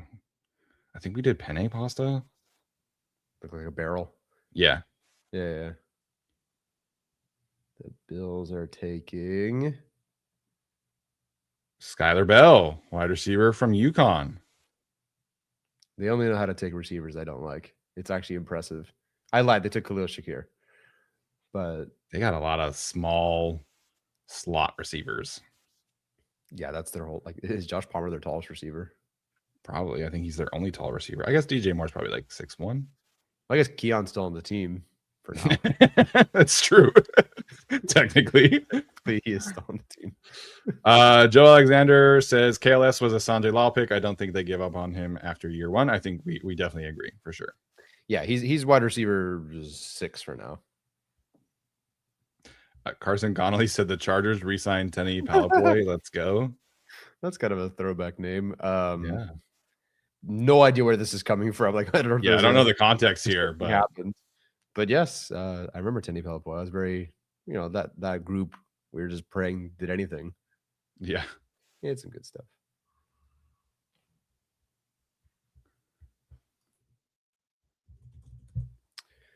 Next super chat. Haven't been able to make it. Sorry, from Ryan. Haven't been able to make it to a live yet, so not sure if you've talked about it. But what are your thoughts on other AFC West drafts? Are you looking this up right now? No, I was. People were on Twitter were asking me about Branson Taylor. So, he didn't make the 53 last year. I don't think he's making it this year. Yeah, I don't think he's making it this year, folks. They're back to him being a guard apparently. So, I don't know, man. Let's see. They took. So the Chiefs must have back-to-back picks here. They must have. Thoughts on other AFC West drafts? That's what the question is. All of them have taken good players that I'm aware of. I can't remember them off the top of my head. The Chiefs going Delane, who I didn't watch, but by all accounts, great player. Woods, R. Mason was a special kind of hell. The Raiders have, I mean, obviously, like McCoy's a great addition. They added Trey Zuna, if I'm not mistaken, like Washington, who should be a good complement to the room.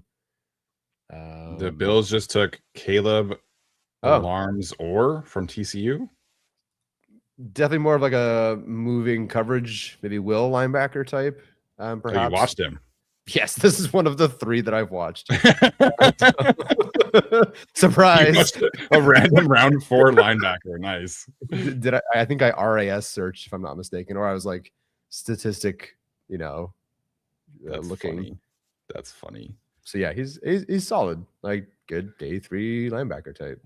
I hate TCU's uniforms. That's a different take, but I hate them. Like the gray and red one they wear is hideous.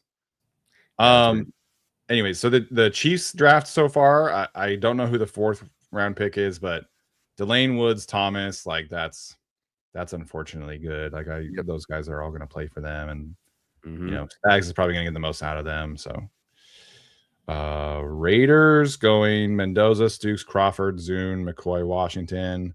It's not my favorite draft ever. I liked Crawford more than you did, but that Crawford being your probably like, is he their edge 2 right now? Do they still have Kuntz or no? I remember last year they signed him to like a 1-year deal. I don't know if they brought him back or not. So as of now, Crosby, they Quiddy Pay. Malcolm Kuntz, okay. That makes me feel better then, because Pay can do a lot of like the run defense stuff for them. So Crawford as your DPR type, that's okay. Yeah. Zune interior line depth. I like taking a chance on McCoy is good. So I think it's a pretty good draft. I don't, it's not like my favorite draft ever. Mm-hmm. One of my opinions about like, if you're going to take a quarterback is you should take a receiver like pretty early after that. And they have yet to do that. So. Oh, true. Like I thought that when they moved up to 38, I was like, they're taking Denzel Boston, and then that Mendoza Boston together is pretty nice, but they have yet to take a receiver, so that is one thing I don't generally like as a team building process. Yeah. Broncos have only made 3 picks. Tyler Onyadam. I actually did not get a chance to like really watch him. The flashes were fun when I was watching some of his teammates, but it feels a little early. Jonah Coleman today sucks. Liked him. Cage Casey, I liked a decent amount. So the Broncos didn't have a lot of picks. They traded for Jalen Waddle. So yeah, tough to have a great draft when you don't have a 1st round pick and your first pick is at 66 overall. Yes. But yeah, I think the Raiders are doing okay. I like the Chiefs, unfortunately. So yeah. Yep. New Jersey Savage says he just woke up. This is at 9:57 and missed the first pick. Are we happy with the wide receiver? I think if you missed it, we are definitely very happy. Tyler likes him. I did not watch, but stylistically and the reports seem pretty good to me. So should be fun. Yeah, he's perfect fit. Do I love the receiver in a vacuum? Not necessarily, but for the Chargers, it's great.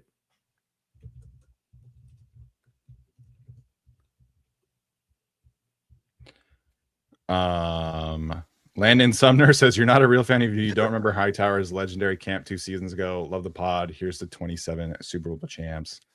What are we drinking this morning? So we actually were at a practice, like credentialed, and it was a practice where they were on the far side of the field at the old one in Costa Mesa, and like we were told like not to tweet stuff, as like media members, right? Yeah. And Hightower had like 3 or 4 catches where me and Tyler just like looked at each other like, what is going on? Like this guy's just lighting it up. Yeah. Yeah, there was like I thought he was actually going to make the roster that year, and then I think he got hurt, which did not help. But yeah, the Hightower camp that's a fun one to remember in the long line of camp receivers who've done well and then didn't make the roster. Yeah, I got a mild connection to Hightower. I remember got tipped to the signing mid-season, and then Popper gave me credit for it. And then, oh my gosh, Bridget Condon followed me after it as well. So it was like, I remember that player for that moment as well. Yeah. George, any chance we're going Slater or guard? Absolutely not. I don't like. There's just no reason to do that. A switch to right tackle, maybe, but I mentioned this the other day that in Ortiz's press conference, he specifically mentioned like a guard situation being on Slater's right and Alt's left. So I think they're going to stick with how they entered last year. Yeah. And no, Travis Burke is not competing for that job. No. With Slater. No. Oh, man. See, okay, so we were right in the sense that the fit made sense. The 49ers took Carver Willis, our guy. All right. Yeah, well, that makes thanks sense. a lot. Oh, well. Can't always get what you want, I guess.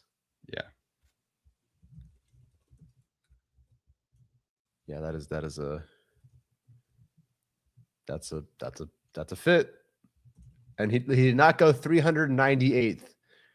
I suppose we were sort of on the right vibe with him. I think you and I thought like 4th round seems to be where he'd go.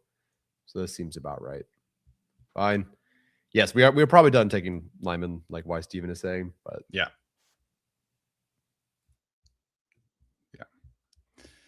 JLM wants to know if they should take a punter in the 6th. Sure, at this point.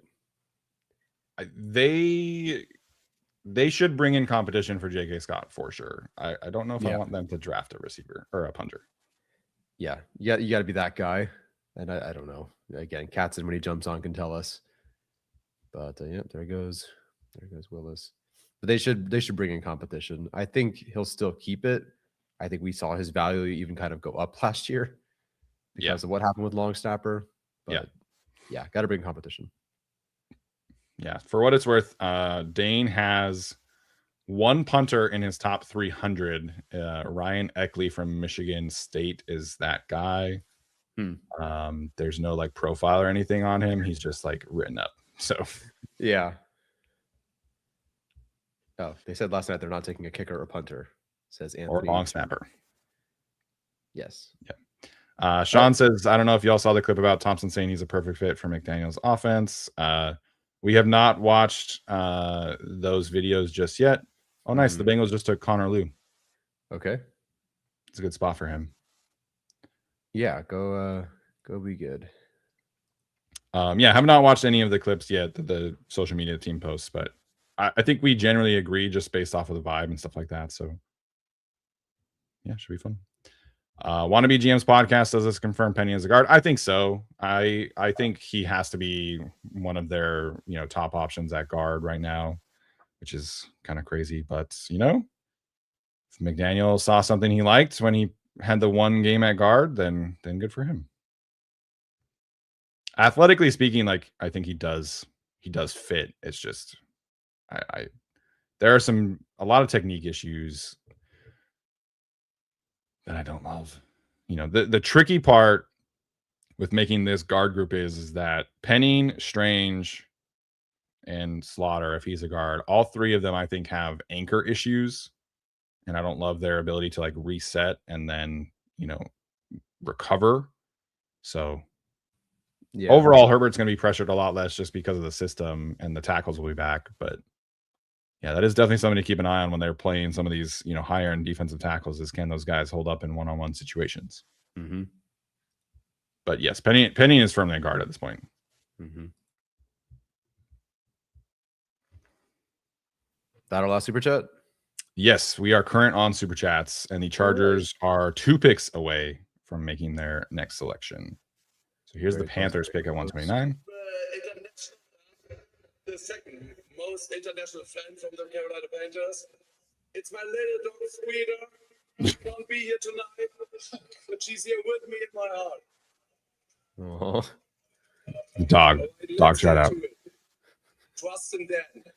So, with the 129th pick in the 2026 NFL Draft, the Carolina Panthers, division champions, select will lead the third defensive back, Texas A&M. All right. We need to get like the Thunder Down Under guys, or yeah. Blitz. Let's send the TDU guys to Washington D.C. next year. Yeah. Which DC, I think, is going to be that's an awesome draft city. Like, have you ever been to DC? Yeah, I've been a couple of times. I just went last summer too. Nice. Yeah, I think it. They say where they would hold that? I think it's going to be at like the National Mall where the all the monuments are. Huh. So it's a good spot for it. Just have it where Forrest Gump was giving his speech. I don't know. The Commanders are moving their stadium to DC, and it's going to be like right on the river, I think. And I think that's going to be cool. It's going to be cool. All right, the Dolphins pick is in at 1:30, so the Chargers are on the clock here. So maybe Tyler's going to get a little hint here in a second. I do. Nice. He's a defensive back. Nice. All right. And I will leave it at that. It seems like people want us to shut up. I'm going to tweet it.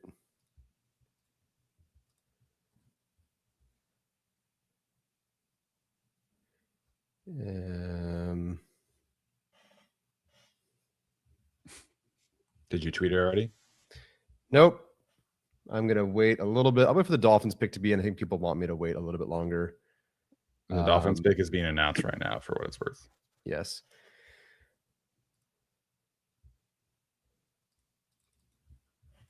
The Dolphins selected Trey Moore, edge rusher from Texas. Alrighty. I'm just going to tweet this as a little hint.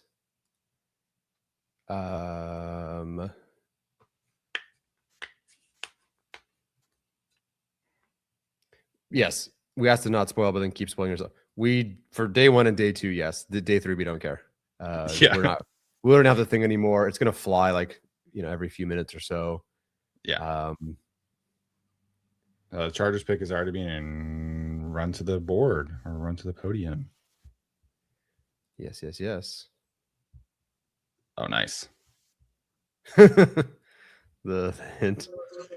2026 NFL Draft. The Los Angeles Chargers select Genesis Smith, defensive back, Arizona.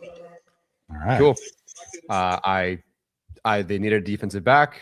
I said they should take one by round 5. I think is one of my non-negotiables. So this is good enough for me. So Dane Brugler has him with a 4th round grade. The description, the overview, he's 21 and a half, 2-year starter at Arizona. Smith played the Bear free safety position, yada, yada, yada. It covers a ton of ground to make plays over the top or outside the numbers. His coverage ability, agility, and trigger quickness jump off the tape. But so does his tendency to leave production on the field. He's a finesse defender and poor tackler, abandoning his fits or attempting to minimize contact, something the Arizona coaches tried to address during the 2025 season. All right. Sick. Love it. Tall, so strength, tall, athletic, smooth hips, feet to pedal, instincts. So it seems like from a coverage perspective, it's even some man coverage stuff as well. 0 penalties in 2025. Body control, burst, Energizer Bunny. Where a captain's, was a captain for several games last year. So it seems like he's a very smart player, rangy player, good burst, good coverage, but the tackling apparently is awful, according to Thomas Martinez. He will not tackle. Not that he can't, he won't, which is lovely. That's not good.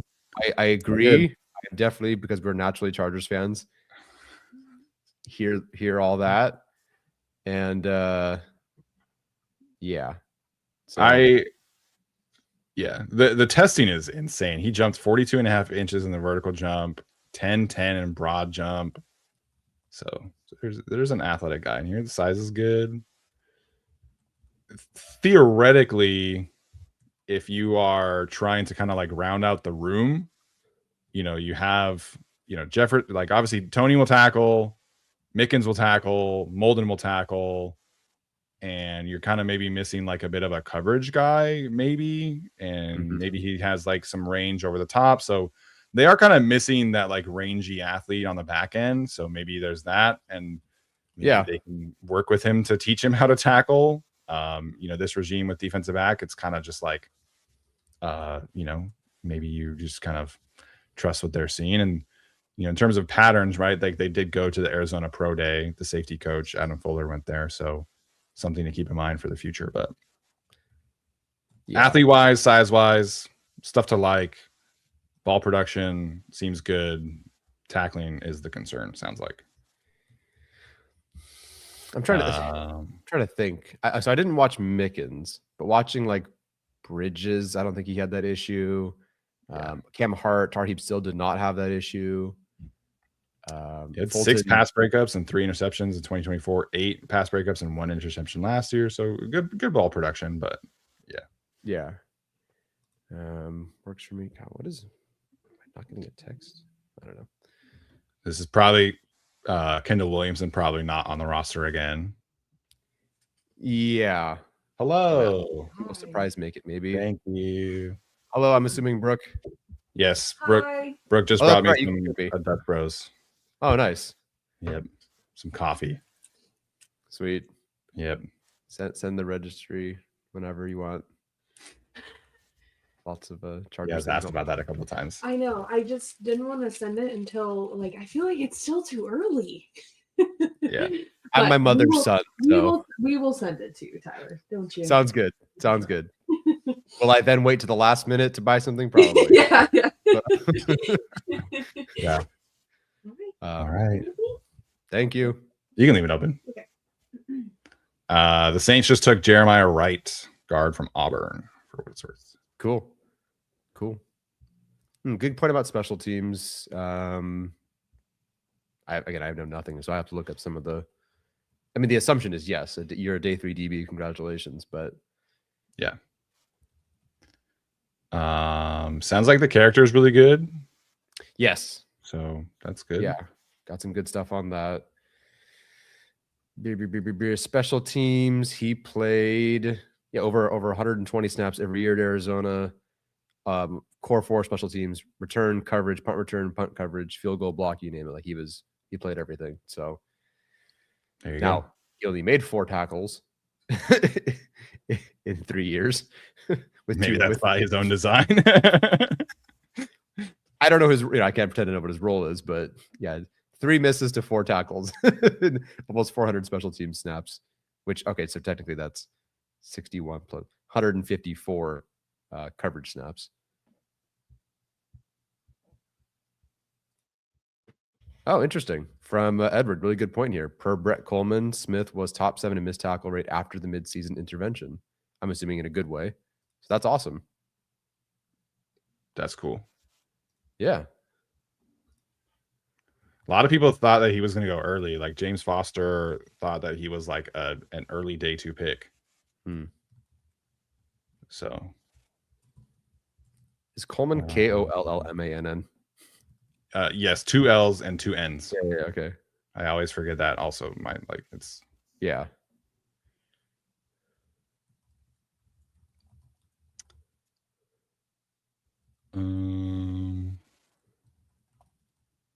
Devin Jackson said at the combine that Genesis did fracture his foot during the season, so he did play injured last year.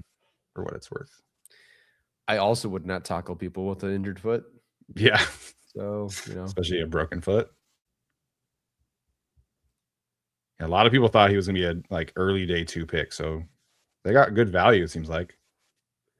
And the Ravens are taking tight end Matthew Hibner from SMU. Sure. Never heard of him. So, okay. 9.76 RAS total. What did Tony Jefferson's contract ever get entered into over the cap? Like the guarantees. Basically, I'm asking, does this dude have to make the practice squad again?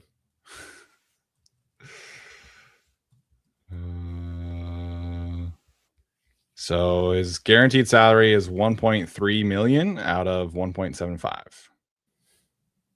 Okay. So literally more guarantees, I'm guessing. Yeah. Last year. Can't find it. Oh well. Cool. Well, good for them. Chargers pick at 145. Dude, his contract history is so long. Just a bunch of singles. Yeah. Last year he was $1.25 million total value, $0 guaranteed. So he got $1.4 million basically guaranteed this year as opposed to last year. So I think that keeps him off the practice squad. I think so. Oh, that's funny. Well, that's nice. Genesis Smith says that he models his game after Caleb Bullock and Kirby Joseph. Huh. Okay. So, I don't remember Bullock, but Kirby Joseph, based on like that description and the range and the ball skill, that checks out. I like that he said those names and not like Ed Reed. yeah, seems like this is maybe more of your like deep safety type. So yeah, I think balance wise that makes a lot of sense. You know, Mickens can cover the slot, play in the box. Molden can do the same kind of thing. Like there were times last year where I feel like they were more susceptible to like deep shots, in part because they just didn't really have like a deep safety that was really comfortable there. And some of that was, you know, after trading Alohi. So if he's not a great tackler, but he gives you a lot of range on the back end and can improve in the tackling, and you're getting him in the 4th round instead of the 2nd round or 3rd round, I think this is pretty good. Like I have not watched the player. I will definitely watch him now, but I think that's pretty good. Yeah, theoretically, a rangier player covers 50 yards side to side.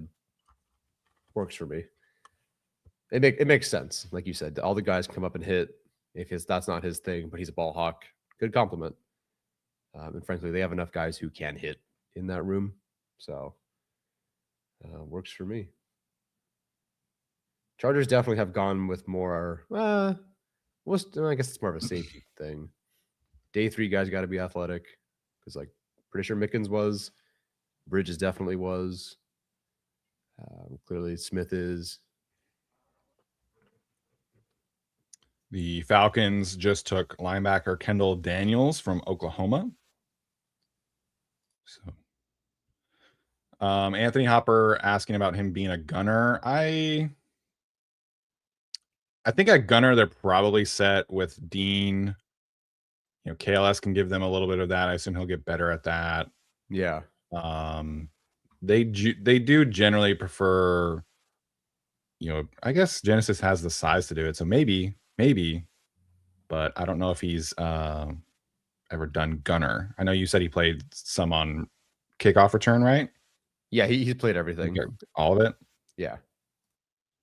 So maybe, but yeah, the you definitely have to tackle at gunner. But I think speed-wise, positioning, like there's more of that to him than I mean, honestly, when Dean Leonard came back, it wasn't the number of tackles that he made that was the impact. He just got to the player and they had to fair catch faster, or they had to call for a fair catch. So if that's purely it, that's fine too. Yes, Michael says that they could take Ephesians price lock now and have Genesis and Ephesians back to back. Funny. Oh, man.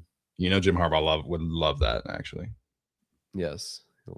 Moses and his staff and all that. And yep. Those quotes. Yep.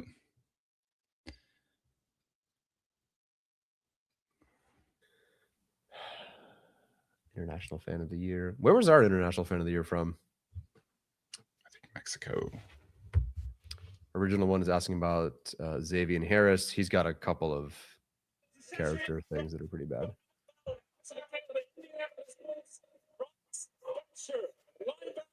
Oh. Bryce Betcher's a total Colts pick. Yeah. Fun background though. That was one of the crazier backgrounds I've. Yeah, that was awesome. Why Stevens asks, are you guys high on Wax to start someday, or should we grab another inside linebacker? I am, man. Like, there's nothing we saw like preseason. Awesome, look good. Jumps into the Broncos game, looks amazing. Like, I know it's very limited, but he passed every test. He was the best player in preseason, maybe other than Jefferson. Yeah. He looks like the part, man. Yeah, he does look the part. Yeah. And Joe Ortiz did mention in his press conference last week or whenever it was that he thinks Delshon will play somewhere on defense too. So I think they're kind of set at linebacker, honestly. Like, you have a really nice blend of players behind Deion Henley. There's very complementary pieces. Obviously, you have Perryman, who's your hammerhead run defender. You have Troy Dye, who's more of your coverage guy. And then you have Wax, who's kind of your up and coming dude. Phillips can do a lot of everything there. So it's a really solid linebacker room. The only question is obviously, what do you do with Junior Colson? Is he healthy? Right. You know, and if he comes into camp and has like an awesome camp, do you carry 6 linebackers? Like that's the question for me is really what happens with Colson. So, you know, if they took a linebacker, I wouldn't be like shocked, you know, with the volume of picks that they have, although they did trade one away. But yeah, I am comfortable with where they're at linebacker. Yeah, as am I. I think Perryman coming back was us just going like, okay, so that's the group. You're just running it back. Yeah, which is fine. If they hadn't brought Perryman back, then yes, you're probably drafting one for sure. Mm-hmm. And I was planning on watching linebackers, because it sounds like a great class. And then they signed him back, and I was like, probably not. Yeah, as soon as they went, I watched 2 linebackers, and they went with Phillips and Perryman back. I'm like, okay, that was fun. That was my class. Yeah. I'm gonna go take a little break real quick. Yep, sounds good. I'll be here. All right, well, Steven is gone. There was a question here about Xavier Harris. He was asking about Harris. Where is it? We have to draft Xavier Harris if he falls to us. The issue is, of course, the history. So first, March 2026 foot surgery, which is not good when that was a month ago. 2022 high ankle sprain where he missed 6 games. I'm looking at the wrong person. March 2026 foot surgery. Then after that, arrested on charges of domestic violence and obstructing arrest. Arrested and charged with felony fleeing, DUI, reckless driving, minor in possession, no headlights, running a stop sign. So foot surgery a month ago, 2 separate, arrested on charges, arrested and charged. So just some things. I believe there was another thing. I can't remember what our source mentioned to us, but it's basically not likely. I liked the film for him, but yeah, not great. Yeah, we can do a little recap. We're about 9 picks from the Chargers selecting. So joined a bit late, but man, after yesterday's quote unquote disappointment, I'm loving today's pick so far. How's everyone feeling? Very curious if you guys are just joining us right now, how you feel about the picks. Tricky for me to say about Burke because I didn't watch him, or about Smith because I did not watch him. But Brenen Thompson was someone absolutely on all of our radar, I think. You're aware of the 4.26, really fast guy. And he's awesome. Like, I think he fits perfectly. McDaniel seems really happy. Thompson seems to think he's perfect for this group too. It rounds out the room perfectly. That's my favorite pick by far. It's A+. I have 0 questions about it, other than him being a little bit smaller. But if McDaniel gets you in space, it doesn't really matter, dude. So I expect that to be fun. No, I don't expect a Tyreek Hill career arc, but then they took Travis Burke. After that, the tackle from Memphis, who was OT9 for Brandon Thorne and Dane Brugler. Seemed like he was also one of the better players available in general. I think that gives them their future swing tackle. You have Pipkins on a 2-year deal, really a 1-year deal, and the experiment next year. Burke is your swing tackle for 3 more years after that. Like they traded 2 draft picks last year just to get some tackles / pending, whatever you want to call his tenure last year. And so having someone long term who was Brandon Thorne, my guy as well, nasty. I like it. Like that in round 4, day 3 sounds awesome. And then they just took Genesis Smith, who I did not watch, but one of my non-negotiables was take a guy, a defensive back before round 5. This before I knew the Chargers had 7 picks on day 3, but I wanted someone to go. I just knew they needed somebody at corner, at safety, you name it, and they did. And while the missed tackle stuff doesn't sound great, it's the range, it's the burst, it's the coverage stuff that excites me as a good compliment to the room. So I'm curious how everyone's feeling. I kind of jumped to see how everyone's feeling. Oops, sorry. Do they have any 6th round picks left? They have 2. They have, I think it's 202, 206. Their original 204, I believe, is gone, if I'm not mistaken. Yeah, I'm kind of with you. We need another edge to get rid of Dupree. I think even if they keep Dupree and Kennard, I don't know what they're going to do, but Like Thule should not be playing special teams. Mac will not play special teams. I don't want Mesidor doing that as a first round pick. He'll probably have to.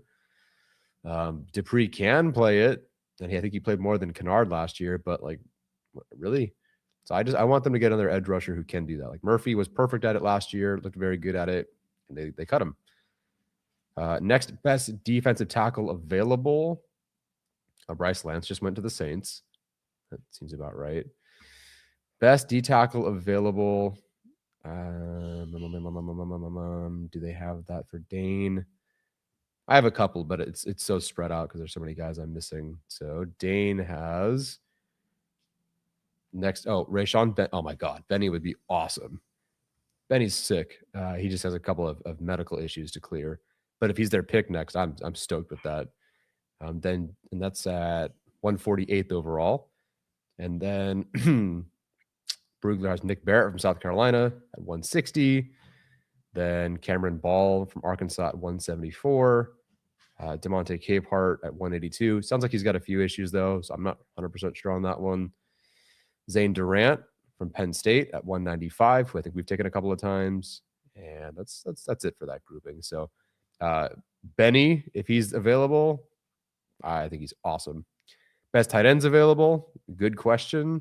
I can go back up for this one. Justin Jolly, 93rd on his board, tight end 5. I think Jolly's great, so that'd be fun. Good mix of Jack Endries from Texas, Joe Royer from Cincinnati at 135 and 137. Excuse me, 133, 135. Then we have Dallin Bentley from Utah, which would make Steven very happy. Riley Nowakowski from Indiana. Then I think Daquan Wright would be next, probably in this grouping. Josh Cuevas from Alabama. Michael Trigg, who's a whole hot mess. And then we get to Daquan Wright at 198. So I think they have to add a tight end to this room in some way, but we'll see. Is Rivers still on the board? ACSD25 says, I was ready for that pun if it was him. Yeah, Chandler Rivers from Duke is still on the board. So if we're looking for like corner, based on what's here, Keith Abney, I don't know anything about him. 61st ranked overall, and we're at pick 137. So not sure what's happening there. Chandler Rivers, of course, as you mentioned. Then Brugler has a gap between, Ephesians at 146. And then Latrell McCutcheon Sr. at 153. So seems like there's good corners available relative to where the Chargers are picking and their rankings. I don't know about Abney and what's going on there, but it is what it is. Most guys are just chatter asking about, who's available, what's the best available, et cetera, et cetera. Nice. So we're 8 picks away. Cool. Yeah, pretty close. And then there's a kind of a gap between that and round 5. So then I'll go use the restroom real quick. But nice. Yeah, we're just vibing for the next few minutes. If you guys have any, I don't know why Sam Hecht is falling. Ooh, the Saints took Bryce Lance. Nice. Yeah, they got some good bodies in their room. Tyson, obviously, Olave, Lance. Good group.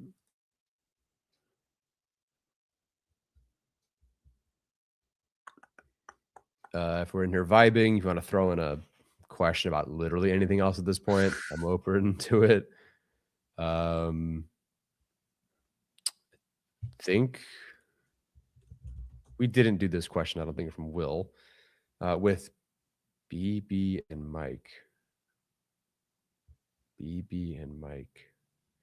Are we really about... Oh, Butch Berry, excuse me. Are we really worried about the offensive line? I feel like they can and will get them right. Look what they did with the cheapest offensive line in 2025. I think they did more with less. I also think it's good to point out that that line was not good. So am I worried about the offensive line? I think I will be worried about the offensive line until it is consistently a strong point of the team. So even though I believe that it'll be much better this year, and by scheme making them more right, protecting someone like Slaughter if he's new to left guard, etc. That's all good, but do I worry? Sure. What's the giggles? Wrong Speedy says he's listening to us while weed whacking. #grass. As long as it's not a euphemism. Yeah, concerned about the offensive line, I think, is like when they play these teams with great D tackles, it's going to be the weekly, segment that we do of what's keeping us up at night is anytime they play a great D tackle, it's going to be that person versus Trevor Penning and Cole Strange. Like, it's just going to be a theme for us this year.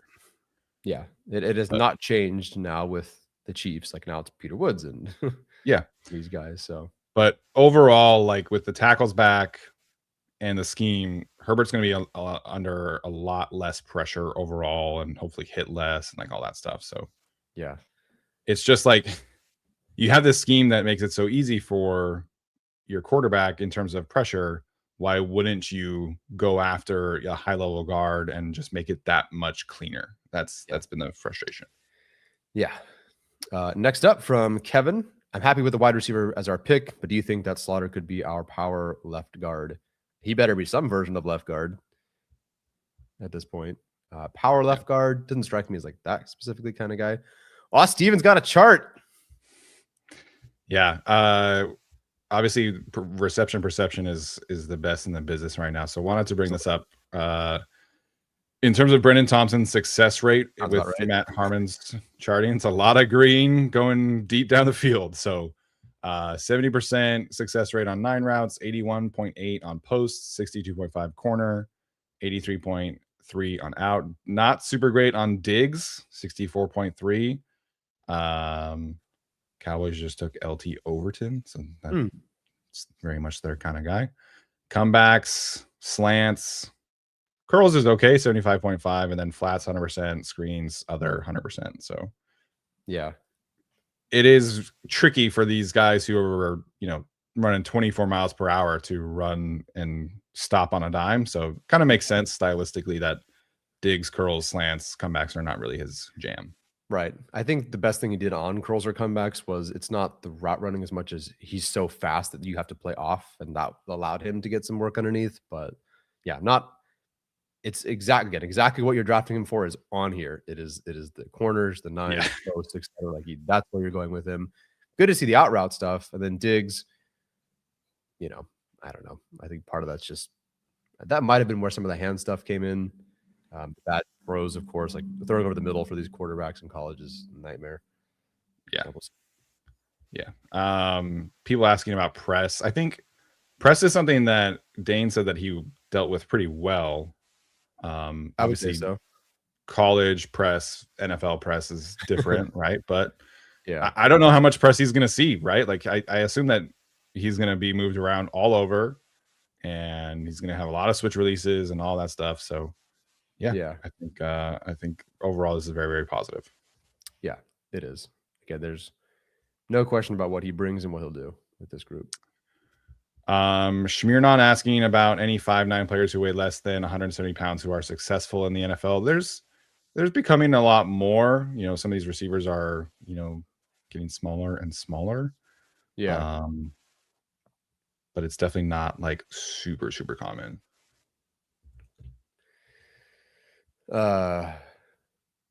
Linebackers.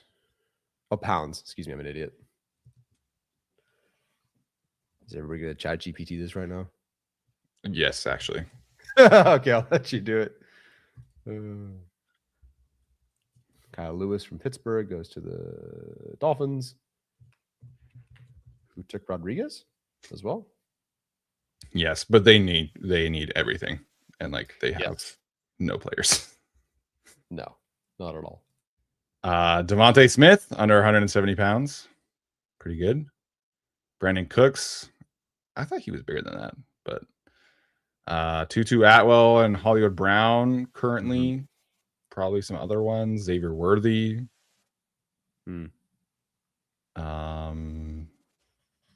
Taylor Gabriel. So he was a Falcons player with Mike McDaniel there. That's actually a good call. I feel like he was like more of like a running back. He is a gadget. Tank Dell, another good one. Obviously, injury has not been great. Yeah. That's more freak than like contact. He was a fun evaluation though. It's just like he's so small. Yeah. Basically, since Tank Dell came out, I've been a little bit more open to like the small guys. Yeah. But yeah, you definitely like in an ideal world, Thompson would be 5'11" and 180, but this is what it is.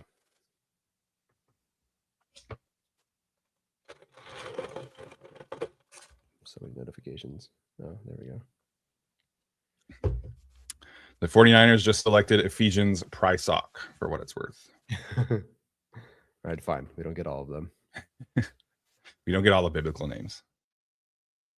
I don't know. What else do we got? Maybe there's more. Are we current on Super Chats? I do not believe so. Okay.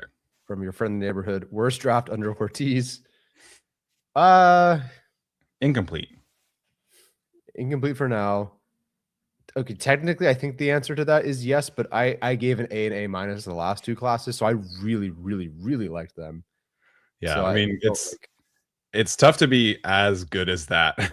Your first 2 years could not have been any better. Like, you're getting instant contributors from all over the place. Like, that's tough, and you're getting like Joe Alt and Lad McConkey and Omari Hampton. Like, these are like legitimately star potential players for you. So yeah, tough to say there. Super chat or super sticker from some guy. We can look for a question in there somewhere. Darren asks, why Smith over VJ Payne? Both are elite athletes. I do not know. Alex Katzen would know. Not me. So Payne was ranked a lot lower. He was safety 12 on Dane's board. Yeah. So Payne's maybe more of a later guy. Yeah, the athletic numbers here are good as well. 4.4 speed, so he's faster than Genesis, but a less explosive jumper. Still very, very good.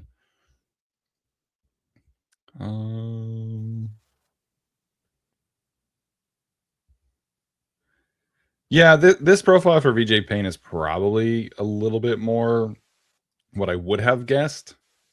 Does not say that he doesn't like to tackle, for example. 41 straight starts at Kansas State. Good ball production in terms of forced fumbles and all that stuff. Dane does say that he is a little stiff.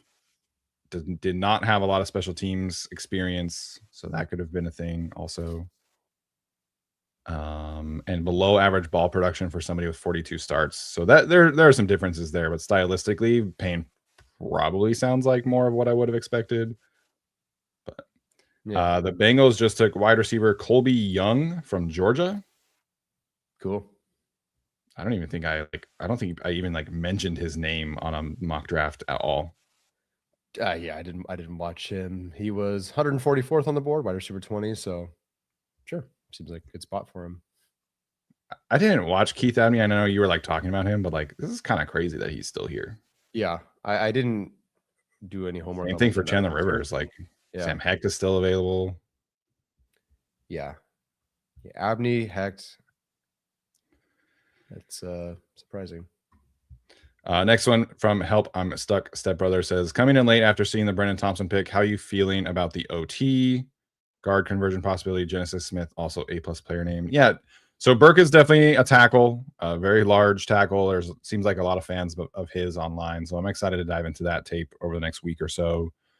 Genesis Smith, stylistically, tackling not a great attribute, but I think just complementing the room seems really nice, and being around guys like Derwin James and Tony Jefferson, maybe he fixes that. So, he mentioned Caleb Bullock as somebody who he modeled his game after at the combine, and Caleb Bullock at USC was the same kind of way where he absolutely hated tackling, and Utah fans would make fun of him quite a lot for the amount of missed tackles he had against Utah.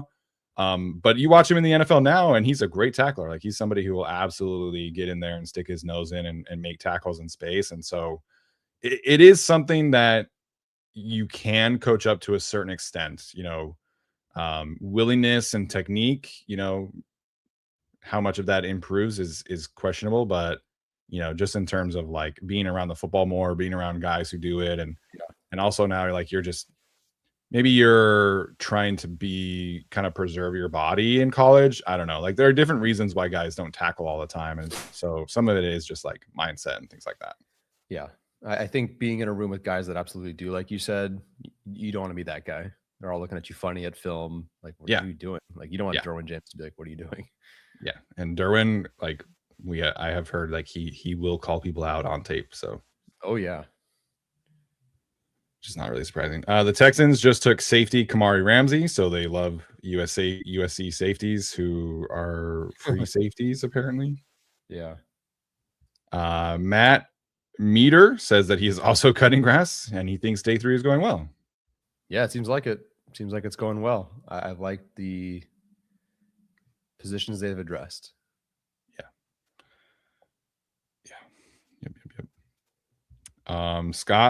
Yep. Scoot Magoo, excuse me. No better tackler for Smith to learn from than DJ3. Yep. Absolutely. Yeah, 100%. And I like his size too. Like Molden's a little smaller.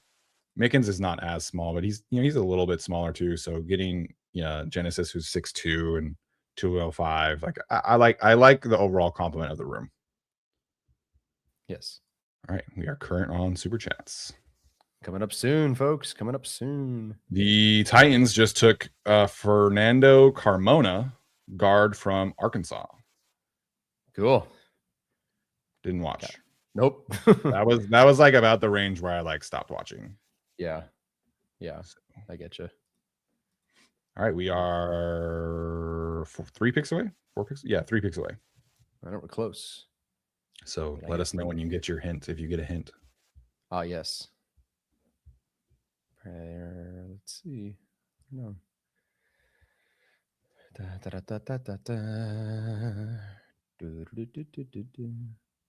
probably stop tweeting it in case someone gets mad. Tony Jefferson's a fan, so yeah. And I guess good for him, knowing that even though he's probably guaranteed a spot, it's his competition or his replacement.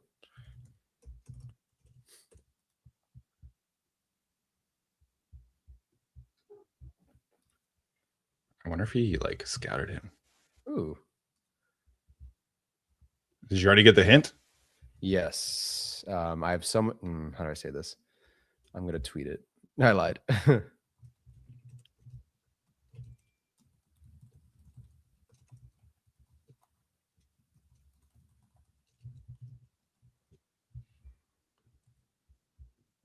Alex Katzen said that he would have taken Genesis Smith yesterday.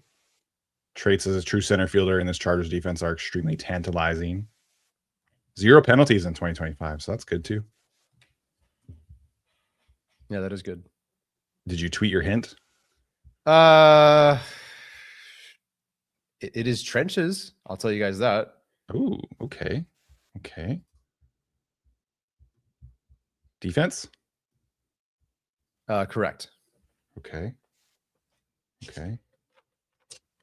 That's good. Yes.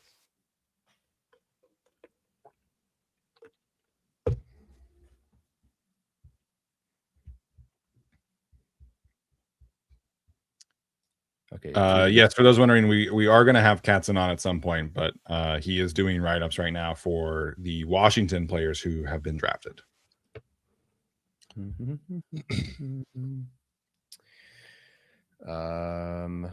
Where is that player? There we go.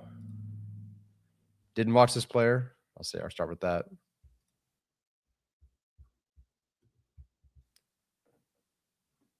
Let's see. What is the yeah.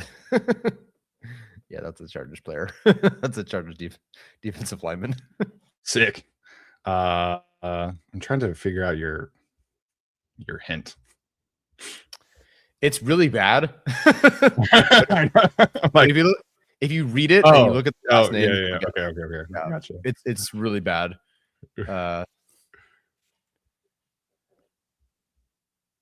Yes, it's not Benny, for those asking.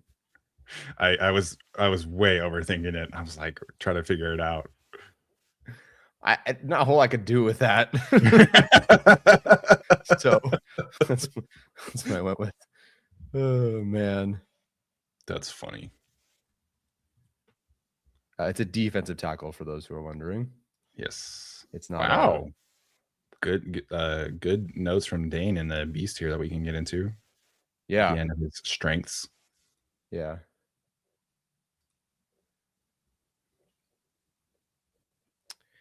Dun, dun, dun, dun, dun, dun, dun, dun, dun, dun, dun. Yeah, this is literally fascinated by what that means for the group. Let me check the alignments here. The Cardinals pick is in for what it's worth. Has not been announced yet. So the Panthers pick ahead of the Chargers. They are on the clock right now.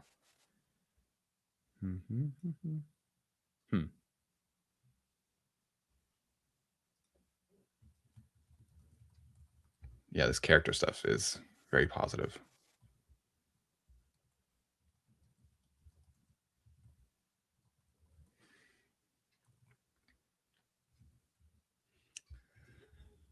All right. Mark Davis says that you would be horrible at charades. Charades is sort of easier. Charades, you're like acting stuff out, though. It's not like Yeah. you're trying to come up with like puns and about these players and like stuff like that. Yeah. Ruling out some names, it will not be Xavier Harris from Correct. a character standpoint. That is not a Chargers standpoint. Same thing for DeMonte Capehart, who like stylistically, film wise, I think would have been a fit, but also has some character stuff off the field. So Yeah. I know people hate it when we bring up character, but it matters a whole lot. That's why he's here, why Trig's here. Some people have fallen, etc. Yes. I have not tweeted it, the name yet. But yeah, I get it. I love how the chat now is like so invested in with like not spoiling the pick. I love it. So That's how I do it next year. I'll just spoil it, and then that'll make people not spoil it. Yeah. If you want to, people are asking about Xavier Harris and what's wrong with him. I don't know if you want to address any of that. I did earlier, but it was a 2026, like in March, he had surgery. And then also one arrest charged, and I think one arrest on charges, but I don't think he was officially. I don't know. A couple of things. There was a third thing as well. That was just maybe it just was like interview or something, but it was not great. Dane has in the Beast that there was a domestic violence and obstructing arrest charge from August 2024. Right. He was arrested and charged with felony fleeing, DUI, reckless driving, and then also being a minor in possession, not using headlights, and running a stop sign in 2023. So there were two different arrests, and neither of them were like great. And I heard that like the interviews were an issue. Really? Oh, okay. Yeah, he did not interview well. The Cardinals just took wide receiver Reggie Virgil from Texas Tech. So we didn't miss any picks, did we? No, I think we're good. That was Xavier Harris for those who were wondering about. Yeah. Who I'm not talking. Yeah, that's not who they picked. Yeah, it is not who they picked. All right, pick is in for the Panthers. Chargers officially on the clock here. Yeah, this character work stuff for this guy's that's awesome. That's really cool. Oh, Joshua Josephs hasn't gone. I know. It's all right. I'll be right in the end.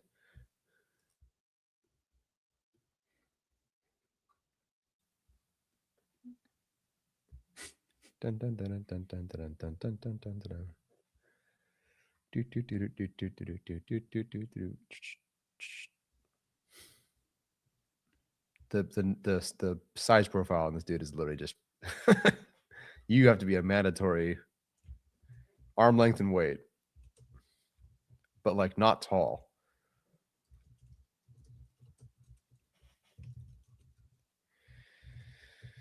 Of course, we're sitting in a commercial right now. Always.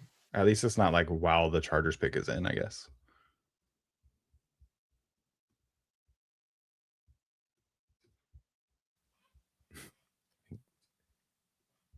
Yes, they do have ads. Alex Leatherwood. Imagine the 5th round they take an existing player. Oh, Nice. Panthers took Sam Hecht. Nice. yeah. Good call there. Good call. So that one was announced over break. I think that's our first pick announced over a commercial. Oh yeah. For what I it's think worth. we reached So that we point. are at that point in the draft. Yes. Chargers pick is officially in. So we'll see if it gets announced or if it will also be announced over a commercial. Wow, he's kind of young considering it says he played for 5 years. I guess that makes sense if you're 8. Yeah, never mind. I guess that makes sense, but we've seen guys play for 5 years be, Dun dun dun dun dun. Chargers pick is in. All right, I'm hitting tweet. Yeah, go for it. Dun dun dun dun dun dun dun dun dun dun dun dun dun. Stupid as him. I'll probably just All right, the pick has officially been announced on commercial break. The Chargers are selecting defensive tackle Nick Barrett from South Carolina. My hint was that you could hardly bear it. Nice job, dude. Nice job.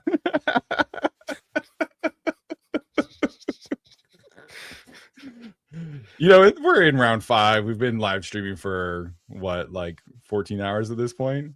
I'm just glad it's, I don't know, like there's a name I can work with, I guess. But like Latrell McCutcheon, I don't know what I can do for that. Right. Other than Latrell, I think is the name from the guy from White Chicks. So maybe I can do that. Yeah. So we can dive into this. One of the things that definitely stands out immediately from Dane is that he was the South Carolina Strength and Conditioning MVP in 2025, which is, for a defensive tackle, you absolutely love that. He was team captain in 2025 and has a good reputation in the program. So a lot of positive character vibes here from this pick with Nick Barrett. Yeah, it's congratulations. Over 33-inch arms, over 310. You're the dude. You're the guy. So I guess my biggest question with all of this is, what's the room? Like Brenen Thompson, big guy. Tart, Caldwell, all these Big guys. guy. Boygby's your rusher, and that's now you can work into this idea that like Mesidor and Thule can rush interior, but yeah, Boygby is your only like interior pass rusher right now. Right. So maybe that's by design. Maybe this is just how they like building the room. Yeah, this player is going to be good. I don't know when.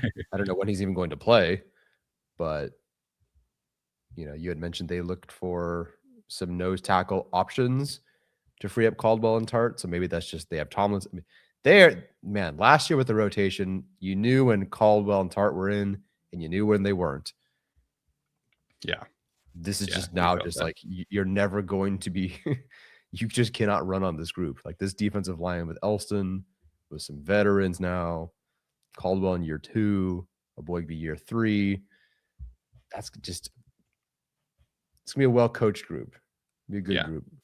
And Brenen Thompson is only on a 1-year contract, so take a nice little dart throw here and see what happens if he can carve out a role. Yeah. Okay, I'm updating their depth chart a little bit here. Yeah, that'd be awesome. And we can throw it on the screen later.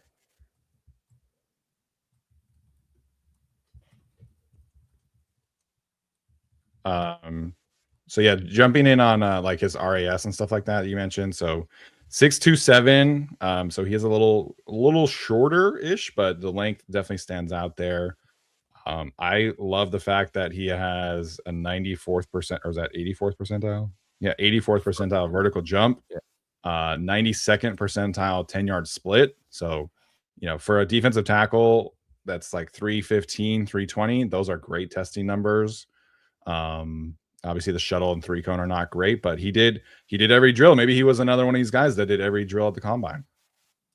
Ooh, no, because there was, hold on, I just had it. He didn't do the bench. Oh, he didn't do the bench? What the heck? I know. So maybe he just wanted to get out of there. Why do the bench? The bench is like, why are we doing the bench now and still in 2026? Someone said the Raiders traded Tyree Wilson to the Saints. Interesting. That doesn't strike me as a Brandon Staley edge rusher. Jerry Tillery replacement. I don't know. Yeah, it is. Man. Guy taken that early. They had to trade him and a 7th round pick. So that's basically like just get off our roster trade. Yeah. Dang. All right. Man. Is Brenen Thompson 1N? Brenen Yeah, 1N or BREN. Yep. Okay. Forget.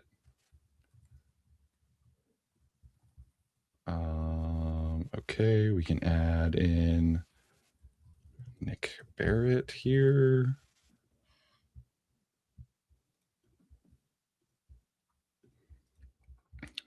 Move Kendall Williamson.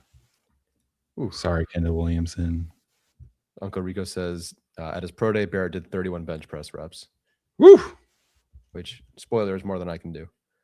I wonder why the RAS guy doesn't update the pro day stuff. Yeah, I don't know if that's just a rule of thumb. It's like, you know, it's not as verified. I don't know. Yeah. Am I missing? I feel like I'm missing a pick. No. So we have Mesidor, Slaughter, Thompson. No, they've made 5 Burke. picks, right? Yep. Burke is next. And then you Burke. have... I forgot Burke. That's right. Okay. Cool. 2 picks left. Does he have an E at the end of his name? Yeah, Burke. Great. Thank you. All right. Filling up this depth chart. We'll share it after they get going a little bit more. So slightly related to future stuff, we will have maybe not necessarily grades, but profiles, discussions, more in-depth stuff for all these players as early as Monday, if not Tuesday. So we'll get into it then. I can't really tell with the Nick Barrett pick. I at least feel good about it. So I feel like the floor of the pick is a B in terms of what he can do and what he's going to provide. So it seems fine to me, but I have not watched him. Dude, if Mike Elston wants him, it's good enough for me. Right. I did not watch him. Like, this was the range that I stopped watching, but the clips seem fun. He does the stack and peak pretty well. Just again, some of these clips that I'm seeing. Good production. I mean, only 9 pressures, 2 sacks in 2025, but 34 tackles, 28 stops. Like that's what we're looking for. There are some one-on-one clips from the Senior Bowl of him winning as a pass rusher, so that's fun. Be funny if he was playing Slaughter. The rep I'm seeing was against the Auburn guard who just went. Oh, Joshua Josephs just went to the Commanders. Why are they taking all of my random interests? Antonio Williams, Joshua Josephs. My Commanders fan for a year. All right. And Tom McShay, some of these takes, man. I want to retweet this clip he tweeted because it's a good clip, but in the tweet he says that Barrett is a bigger Rayshon Benny, and they're like completely different players. Bigger Rayshon Benny. I don't know what that's supposed to mean.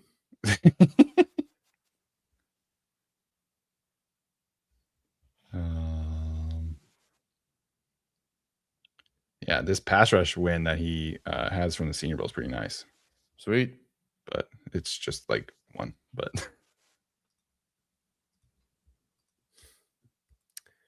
so yeah, I'm retweeting a bunch of clips from these guys today, so because I have not watched. So yeah.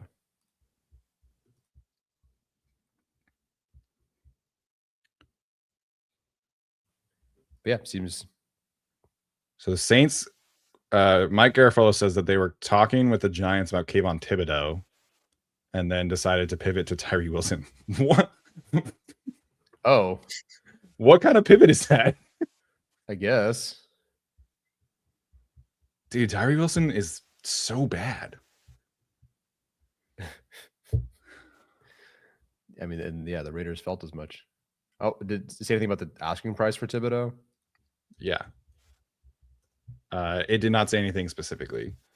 So looking at some run stop statistics on PFF, Kaden McDonald led this class. No surprise there. His run stop percentage was 13.6%. Some other guys that some people liked, Tyler Nyadam was 11.7. Grayson Halton was at 10.2, but like not a lot of overall snaps there. Yeah. Nick Barrett was at 10. Him and Lee Hunter were actually tied, same amount of run stop percentage. But Cool. Nick Barrett played 254 run defense snaps compared to 142 for Lee Hunter. So much more of a bigger role there. And he had 25 total run stops, which is very, very good for a defensive tackle.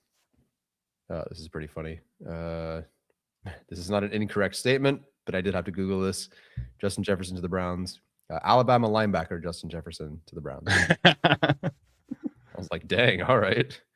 The Browns are no joke.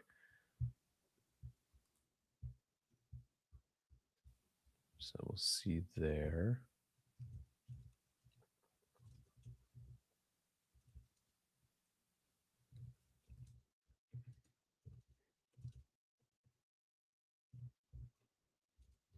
Alrighty. So Chargers don't pick again until 2:02.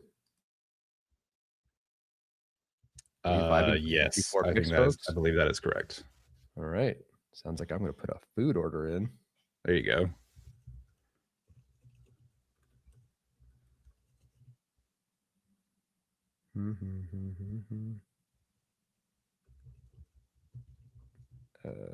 What should I eat, guys? Alrighty then. Do you want to bring up the depth chart that you've been making? Sure. Just to You can do that. do something. Do that.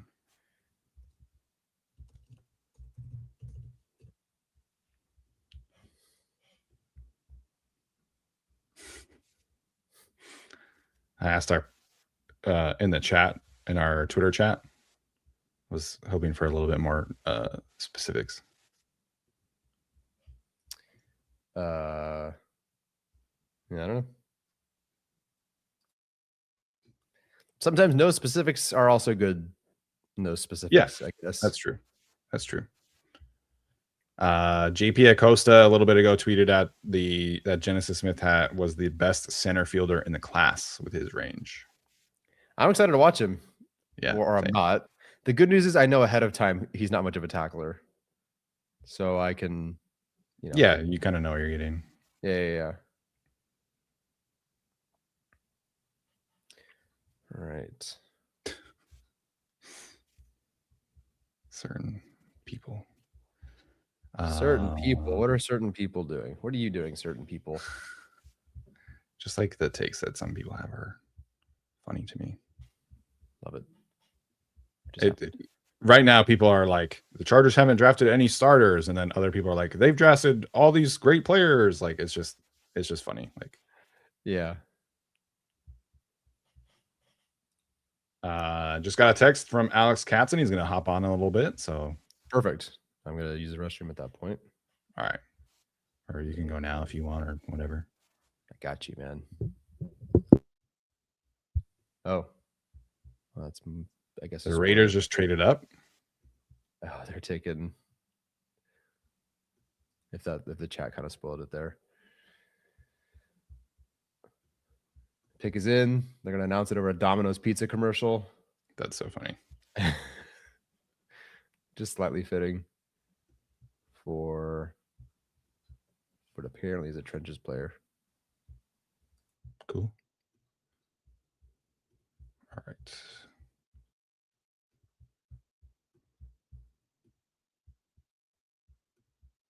Okay, here is. Do you want to wait for the Raiders pick, or should I just share it? Nah, go for it. It'll be sitting there for a while. Okay. All right. Here's the Chargers depth chart as of now. Drafted players are highlighted in yellow. Free agency additions in. It's Dalton Johnson from Arizona. So the other Arizona safety. Oh, well, someone lied about Bo Stevens. So thanks a lot.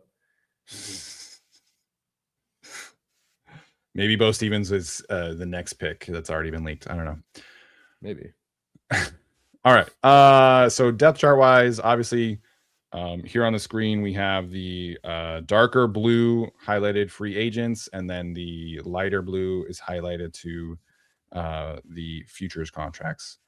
Bo Stevens went to the Seahawks.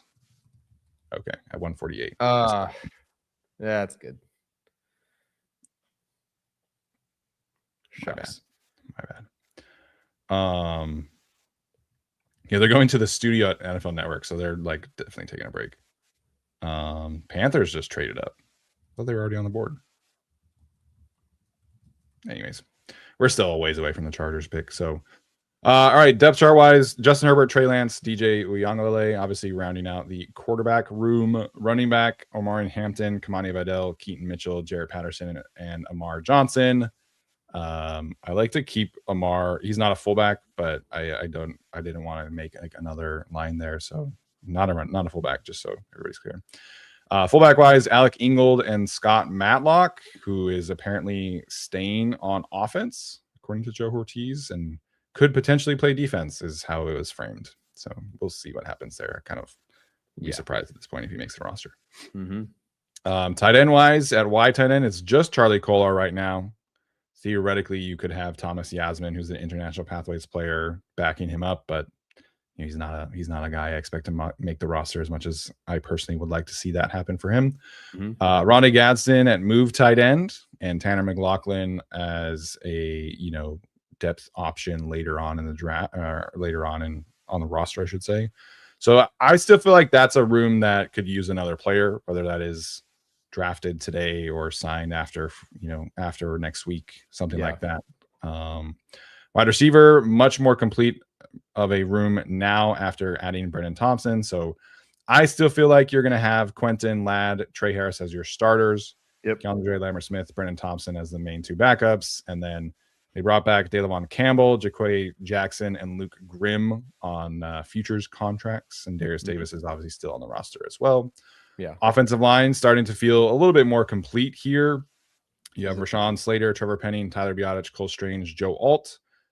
Trey Pipkins is back. And then obviously they signed Coyote Awashika, Travis Burke drafted, Jake Slaughter drafted. And then you have Branson Taylor, Josh Kaltenberger, and Ben Cleveland on futures contracts. Justin Jolly to the Broncos, by the way. So some people really wanted him later on. Bummer. Yes. He doesn't strike me as like a Sean Payton tight end. That's a little interesting. I forget what their room is right now. It's they not Jawan. It's crap. They brought back Adam Troutman. And I think Evan Ingram is still there. Evan Ingram. Was he signed on a multi-year deal? I can't remember if it was that or just a 1 year deal. I think it was at least more than one. So well, there's that. So it's so funny because like he visited the Chargers, and then everybody was like so mad that he signed with the Broncos, and he like didn't have a good season for them. No, he was fine. 50 catches for 400 yards kind of deal. Yeah, I was pushing the Juwan Johnson one. Yeah, Johnson would have been sick, and he great year yards last year. 2-year contract for Evan Ingram in Denver, by the way. Jaeger Burton to the Packers, very athletic center. That is a very Packers pick. It's not Cade Mays. Josh Myers. And then they drafted what's his name? Darian Kennard is there, I think, but Sean Ryan. Oh, that's right. Sean Ryan. So they love those 6'5", 310 kind of guards who play center deal. Any thoughts about the offensive depth chart with a couple picks here remaining in the draft? Yeah, I think tight end is really screaming at us right now. Not that they can't address it post draft, and we'll get to defense in a bit, but like one of those guys goes down, either Kohler or Gadsden. I think you have it as Gaston instead of Gadsden, but I spelled his name wrong. Yeah, you just need a Gadsden, not a Gaston. Oh. Oops. Which I know, like it's like February. One of those guys goes down, and it's Tanner McLaughlin or something like that. So addressing, honestly, I would love 2 additions just to compete in camp. as real, like a real blocking tight end and a real move tight end. Like I was a big McLaughlin fan, but that's so sight unseen. Yeah, Mark says there's a good, good free agent tight ends out there. I guess in theory they could bring back Fisk because he's not on a team, right? No, I don't know what the window is in terms of his tender, his restricted free agent tender, but they have not brought him back yet. So yeah, so that's possible. What free agents are still remaining?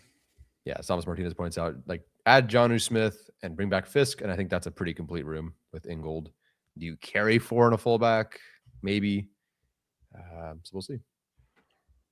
And Njoku's out there. Just sounds like with the stuff on him, it's just his body could be broken down at this point. Yeah. Not that Jonnu Smith is a spring chicken, but like Njoku has a couple more bumps and bruises. Yeah. They could do Darren Waller thing if they wanted to. Yeah. I think they just got to get another receiving tight end in there. Yeah. This is pretty bare room. Yeah.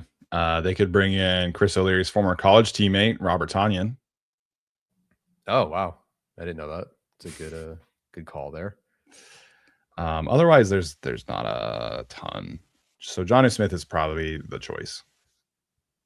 You're looking at Nick Vanette, Robert Tonyan, Harrison Bryant wouldn't be like superposed there. Donald Parham's a free agent. Just such a bummer that he dealt with so many injuries and stuff. What is up, Mr. Alex Katzen? Oh, he's in here? Nice. I wasn't sure if you wanted us to bring you in or if you're ready, so I'm sorry you're here now. Oh. Were you waiting long in there? No, I just got in. I was just waiting for you guys because I saw you were in the middle of something, but Cool, yeah, you're cool. good. All good. The 49ers just took linebacker Jaden Duggar from Louisiana. Is that Kyle Duggar's brother, cousin? I don't believe so, but he is a decent player. He was nice at the Shrine Bowl. That's great. Probably just like a D Winters replacement since they just traded him. So, all right, Katzen, how we feeling about the draft so far? You did get the Arizona connection, right? Just the other safety who we expected to go earlier. So we can jump into a bit of a recap as Tyler says here on the screen. Obviously, the Chargers have selected Brenen Thompson, who we talked a lot about first today, and then they have selected Travis Burke as well. You can leave that banner up, Tyler, if you want. I didn't have Thompson on there. One second. Okay.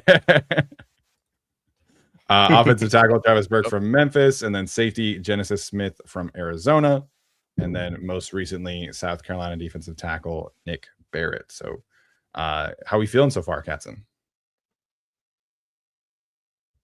Feeling pretty good, honestly. I like pretty much all these guys. I think the only one that I would have some questions about would be the Barrett pick, really, and like that's going to be like a rotational nose tackle for you, so it doesn't really matter that much. But Thompson was a guy we talked a ton about yesterday and the last couple months and stuff about like this is kind of like the guy, and I think a lot of times we just sort of assumed that he would go off the board in the 3rd round, which I think we all thought was maybe a little bit rich for him. But to get him in the 4th round, I think that's completely fine.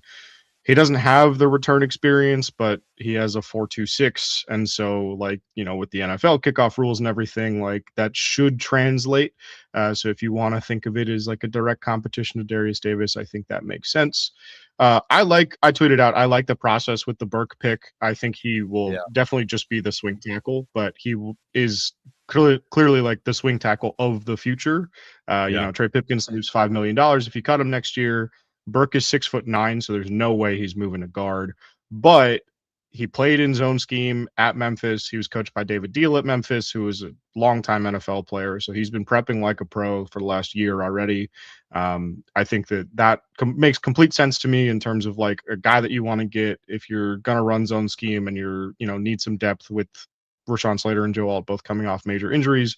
That makes total sense to me. I'm cool with that. He was a guy that got talked about the last like couple weeks or so as somebody that could really like shoot up boards. And so I was a little bit surprised that he was still there. That probably informs why the Chargers traded up for him a little bit as well. And then Genesis Smith, I would have taken yesterday. Like I would have taken Yeah. Genesis Smith at 63 and been happy about it. Like I thought Genesis Smith was a great player. Dang. Most people that you see out there compared him to Kalen Bullock, who was a second rounder. You know, just in the same sort of like not tackling is not his favorite thing. I thought he got a lot better at tackling the second half of the season. But, you know, it's still not his favorite. But I think as a center fielder in this defense, you know, play sort of like basically like what Alohi Gilman was doing before they traded him to the Ravens. Like, I think that makes a ton of sense. I think he should be in the mix right away. And so to get an instant impact guy in the 4th round like that, like that's great. And then Barrett, like I said, just like a rotational nose sort of guy, lets you play T.R. Tart and Jamar Caldwell at 3-tech a little bit more, use their pass rush ability at that spot a little bit more. So feeling pretty good about what they've done so far. So Lions just took Keith Abney for those who are keeping track of that one. He ends the slide of Nice. whatever that was. In the Beast, I think Brett Coleman mentioned as well, like there was this intervention with Smith and his tackling. Do you know what that was? Is just like a talk or a full like, hey, we're going to bench you, or do you know what that was? Yeah, so my understanding is that Arizona basically sat him down with their sports psychologist and were like, hey, man, what is going on? Like, like something clearly is going on with this. Like, why won't you tackle? Is it a mentality thing? Are you afraid of getting injured? Like, what is happening? What's going on with this? And then after that, like from my understanding, that was mid-season. I talked about, you know, second half of the season, I thought he was much better as a tackler. From my understanding, that improvement as a tackler came after he had that conversation.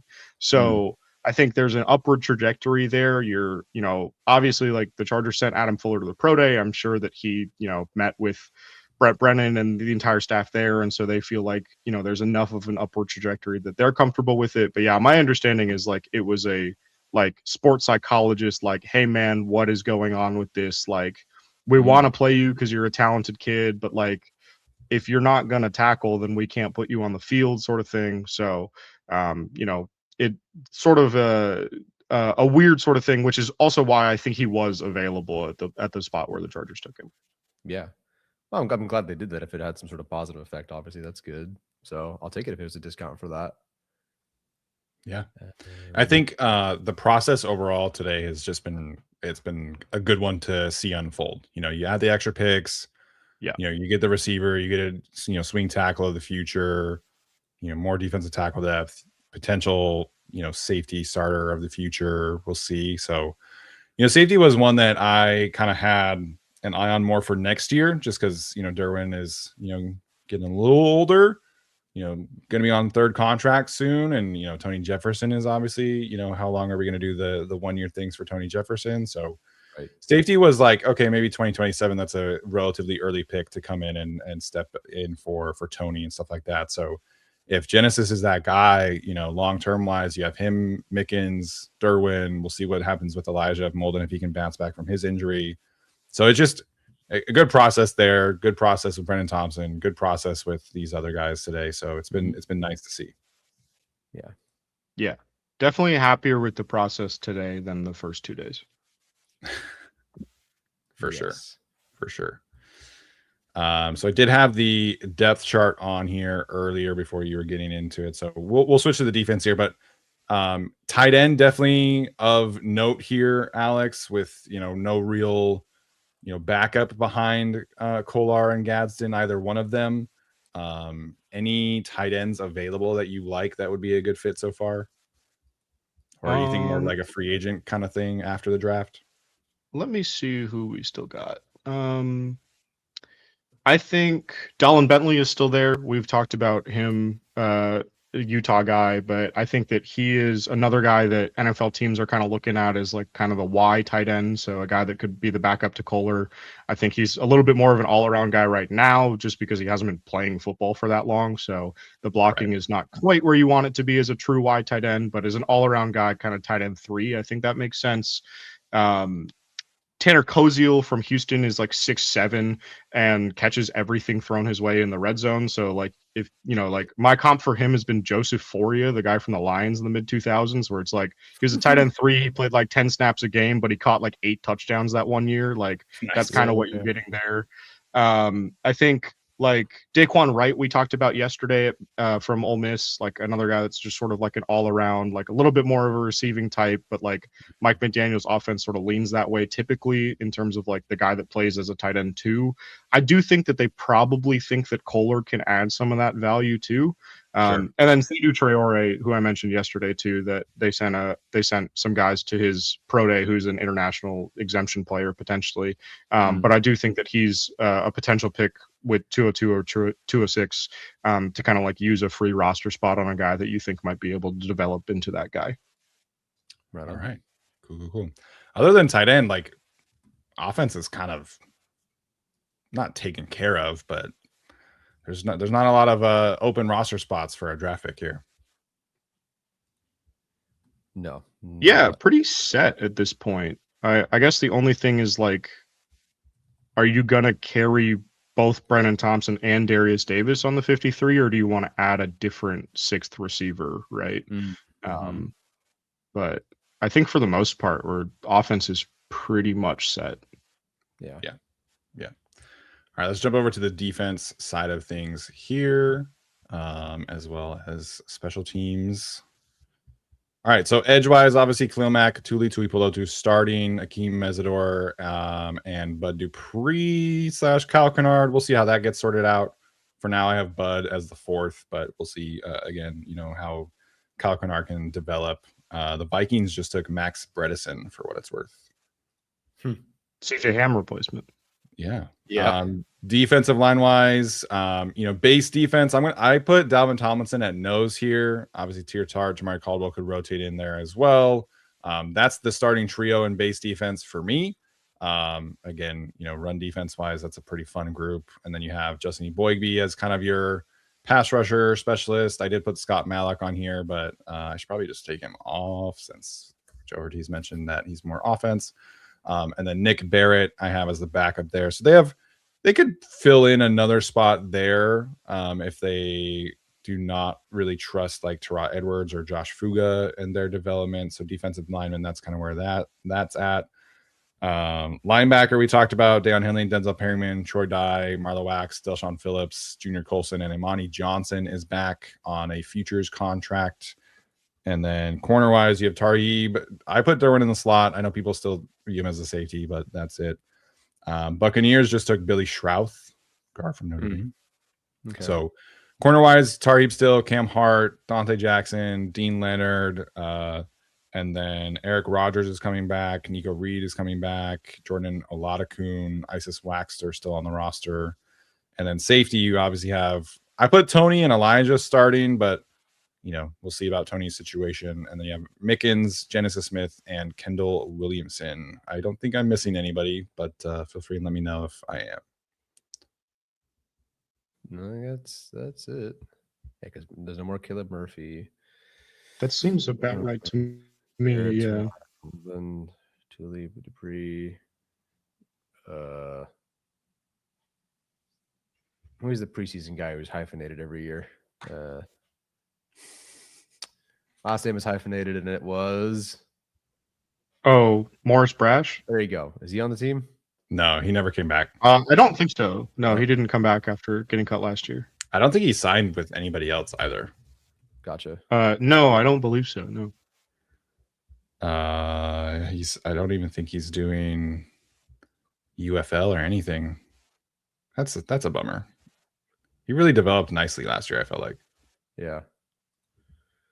Yeah, nothing. I'm realizing while having this up that I forgot to highlight the futures guys like I did for the offense.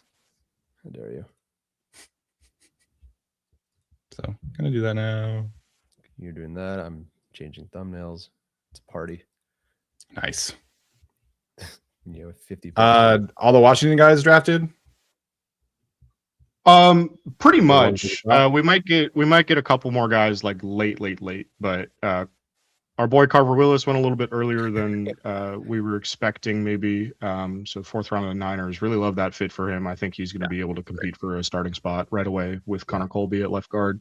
Prysock went a little bit later, like end of the fourth to the Niners as well, and then Jonah Coleman went to the Broncos earlier too. So that's all 5 guys that we knew for sure were getting drafted from UW. But defensive tackle Ontario Thompson and edge rusher Zach Durfee might sneak into the 7th. Thompson might go in the 6th, I guess. But Yeah. both those guys kind of like, those are the last 2 guys that I'm on watch for, basically for UW stuff. Nice. All right. The hyphenated guy. People like that one, Tyler. You guys in the chat, let us know how you're feeling about the depth chart. Hanan says, send DD to the Saints. They should have good memories of him. I feel like that's a cut him at training camp and then the Saints pick him up on like the practice squad kind of thing. Yeah. Probably. Saints have drafted 2 receivers too, so Yeah. their room is looking a little full, but yeah, I get the idea for sure. Some other picks that we missed. The Buccaneers took Devontae Capehart, the defensive tackle from Clemson. George Gums, edge rusher from Florida, went to the Colts. Michael Taff, safety from Texas to the Dolphins. And then Bredesen and Billy Strauss recently. So Cool. Jumping back into some super chats here. Compositive says that he's sitting here eating lunch and admiring my freshly cut lawn of grass and remembering Tyron Johnson. Love the pod. Keep it up, boys. Shout out. Yes. Hopefully Brenen Thompson will let us move on to close that chapter. Matt Meter says hard to have a penalty as a DB if you don't make contact. LL. That's a good one. That is funny. I think with safety though, like it's if you have like high end athletic traits, like you just kind of roll with the lack of tackling sometimes. Yeah. Yeah, I think like I know my buddy Corey Kinnan, who was higher on Genesis Smith, got into a bit of a debate about this on Twitter a while back about like Corey is very like strong in his philosophy that like he doesn't really care if safeties can tackle or not, because especially if you're going to play a guy like at free safety, like it doesn't matter that much. Like generally speaking, like yes, that guy is the last line of defense, but also generally speaking, like if you're relying on him to make a tackle, you're probably screwed anyway. And so, you know, sometimes it doesn't matter as much. But a lot of people I know like place a super high emphasis on tackling for safeties because they are that last guy there. And so like it's the difference between a 20-yard play or a touchdown. But I think like for Smith, you know, like I have, you know, if the Chargers are willing to take the bet on him, I don't think that there is that much of a concern about his physicality going forward, at least from their perspective. And, you know, we'll have to see what it looks like. Maybe they just think that the traits are good enough and he fell far enough that they are fine with it and they'll figure it out later. But I think for the most part, like this is one where I'm a little bit more willing to trust like the Chargers did their homework on it and we're like, yeah, we're fine with this, and he'll develop into like an average-ish tackler. Yeah. I feel like you mentioned them visiting Arizona like a lot throughout the year. Yeah, they like Arizona. I think they like what they got going on over there. I mean, the secondary talent in Arizona this year was very high level, so it doesn't really surprise me given how much they like taking DBs sort of in this range. Like, I wrote in my mock, you know, like Joe Ortiz has taken 2 DBs on day 3, both of the first 2 years that he's been GM. He's now taken one of them. I would probably expect them to take a corner with one of those 2 picks they have left at this point. Sure. You know, but like the DB talent was high level, and also like it's close by, and so you know it's pretty easy to get out there and go visit out there. I know a lot of times, like sometimes depending on where area scouts are located and stuff too, like it's pretty easy. Like the Chargers West area scout might live in Arizona, right? Like there's always that sort of thing too. But yeah, they seem to be relatively big fans of what's going on over there. The Chiefs just took running back Emmett Johnson from Nebraska. Oh, funny. I have a story about this pick actually. So, my friend Devin Jackson, friend of the show, was at the combine at one of the bars, and he ran into Matt Rule, and Matt Rule was telling, and Matt Rule's from Philly. Devin covers sports in general for the Philly Inquirer, the newspaper in Right. Philadelphia, and so they were talking about that sort of stuff. And then Matt Rule just sort of unprompted was like, "Yeah, man, the Chiefs have called me like every day about Emmett Funny. Johnson. That's They funny. love they talk to me all the time about He's him." totally And their so, type. He's totally Andy Reid's type. yeah. And so Devin walked away from that conversation and he told me he was like, they're for sure gonna draft him. Like, I don't know when, but they're for sure gonna take him. Ooh, Ravens, Chandler Rivers. Very Chargers-esque corner, which means he's a very Ravens-esque corner with Yeah, Jesse. So that does not surprise me.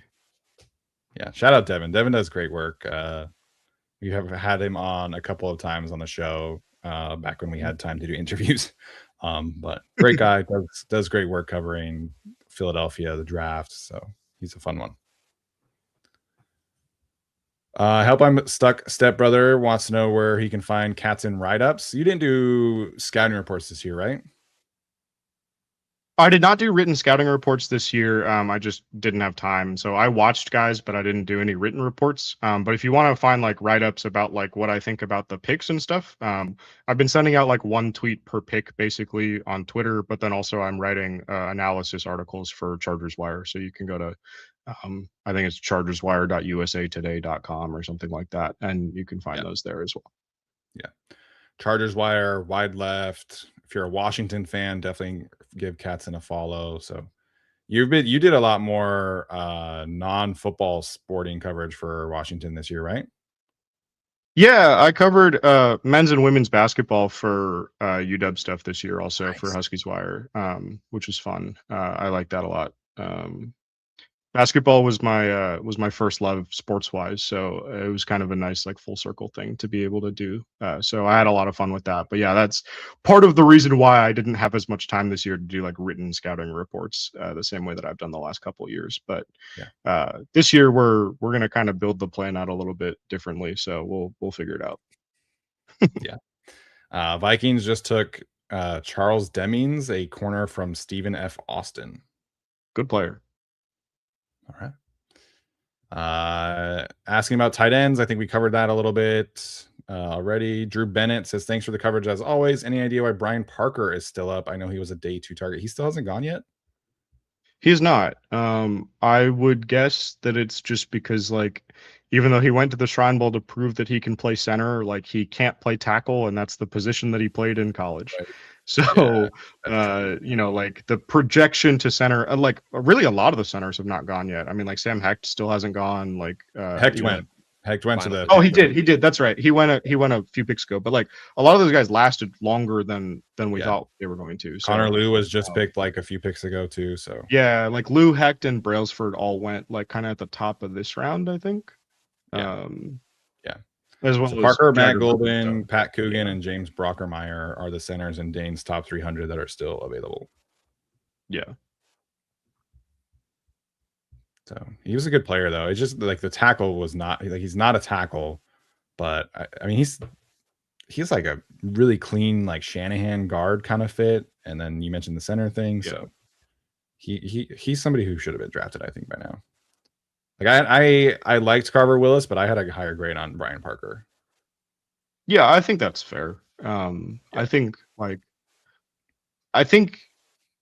we talked about it yesterday in terms of like, you know, is he telling teams that he wants to play center, or did he just like sort of show up to the Shrine Bowl and say that because like he knew that most teams were looking at him as a center and he wanted to, you know, with some of that versatility? I think maybe, you know, based on now how far he's fallen, maybe I changed my answer from yesterday of like maybe he has been telling teams like he just wants to play center, he doesn't want to do anything else, which would be a bad business decision on his part, but you know, who knows? Yes.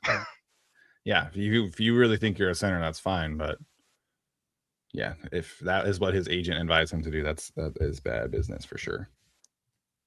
Wannabe Jams podcast hitting us up with a couple here. We talked about tight ends a bit earlier. Katzen asking about your favorite tight end target, so we asked him that as well. So hopefully you're good there.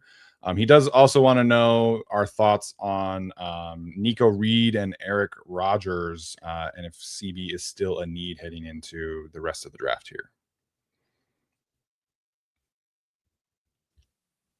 Which one did you want to answer that first? I don't know if like Alex wanted to answer his first or then that one.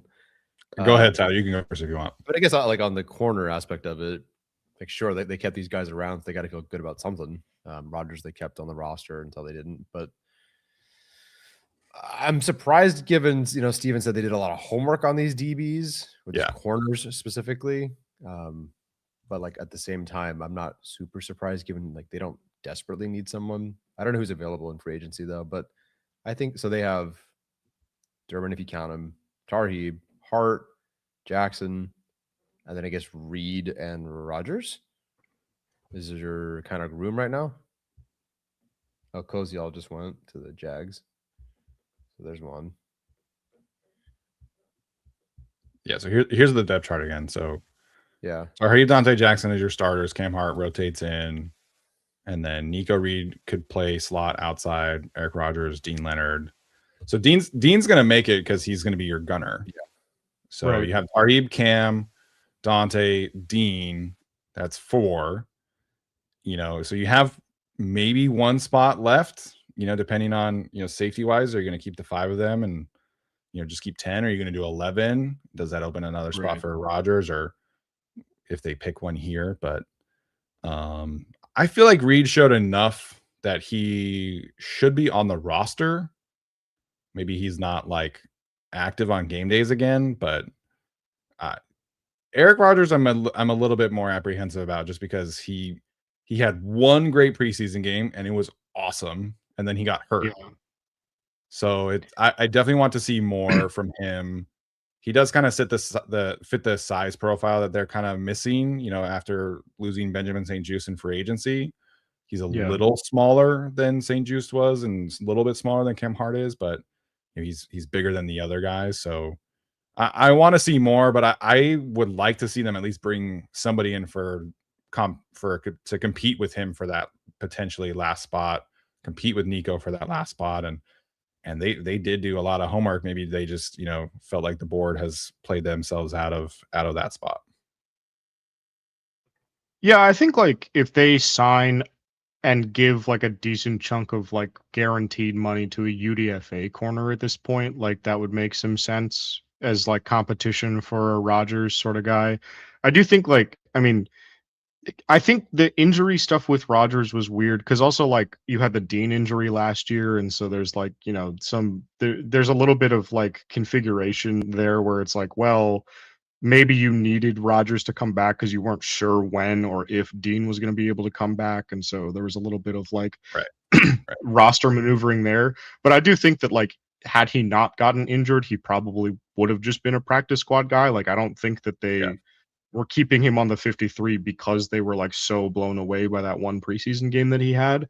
At least I wouldn't have, but but like with Nico, I think that like there's probably enough that he showed and enough that he did special teams wise that like he should be afforded a little bit more security this year, or at least like some lower level competition. So I think it just depends, right, on like how you sort of see the room shaking out of like, do you think Kendall Williamson is making the team now that they've picked Genesis Smith, right? Because if you do, then you're counting 5 safeties but putting Derwin as a corner.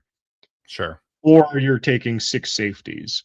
But if you don't think that Williamson makes the team, then you're still at only 4 or 5 safeties. And so you can add another guy at corner to get to 10 or 11 in the DB room in total.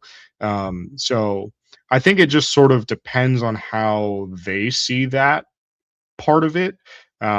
Because, if you're just like, yeah, Derwin is the slot corner, we're not even counting him as a safety, then like, sure, maybe you don't have any more room for corners and you're happy with Nico and you're happy with Rogers and you're like, yeah, we'll just roll with those guys and figure it out.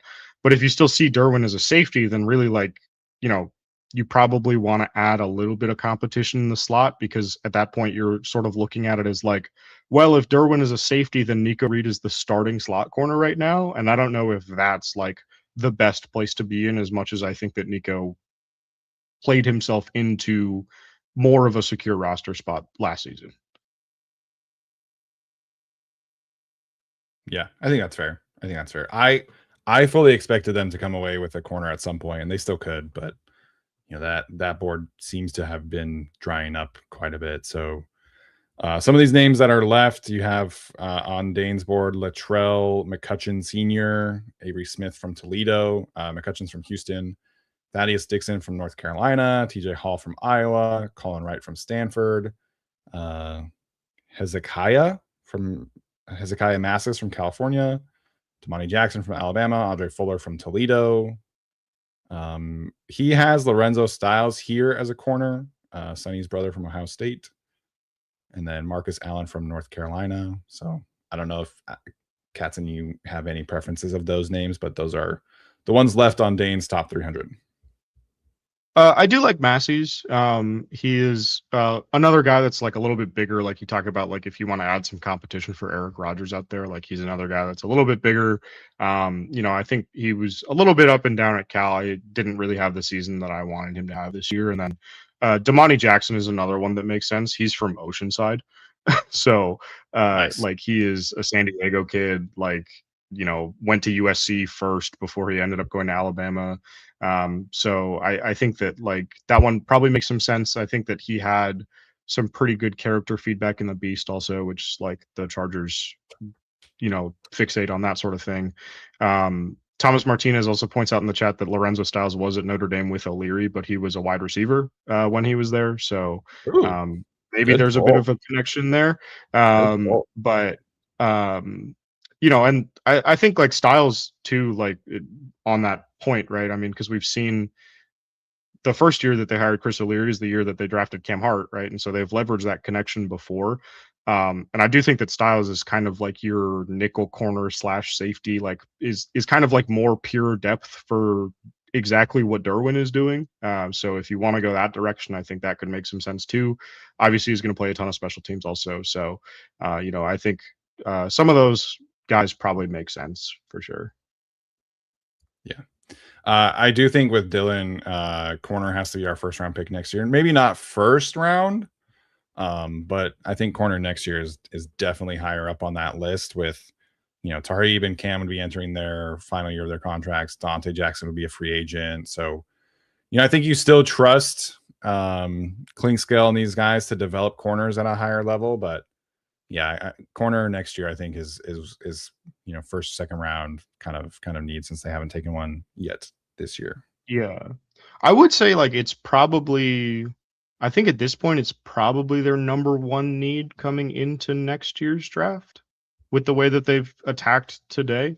I guess we'll see what happens on the interior of the offensive line. Maybe we're right back to needing a guard again next year, but like if Biotish can't stay healthy and Slaughter moves to center and we need a left guard again, then like, all right, we're spinning the wheel again, right? But I think as of right now, the way that they've attacked it and the way that they see it playing out, it seems like to me, corner will probably be the biggest need heading into the season. I was chuckling because there were a couple comments when we mentioned that the Chargers liked Arizona, and then there were a couple of Vrabel comments here. Yeah. No new photos have come out, which is a little boring. I've been enjoying that every day of this week. I mean, they were allegedly together for 6 years, so yeah. If I were her husband, I would be getting paternity tests on my kids as soon as possible.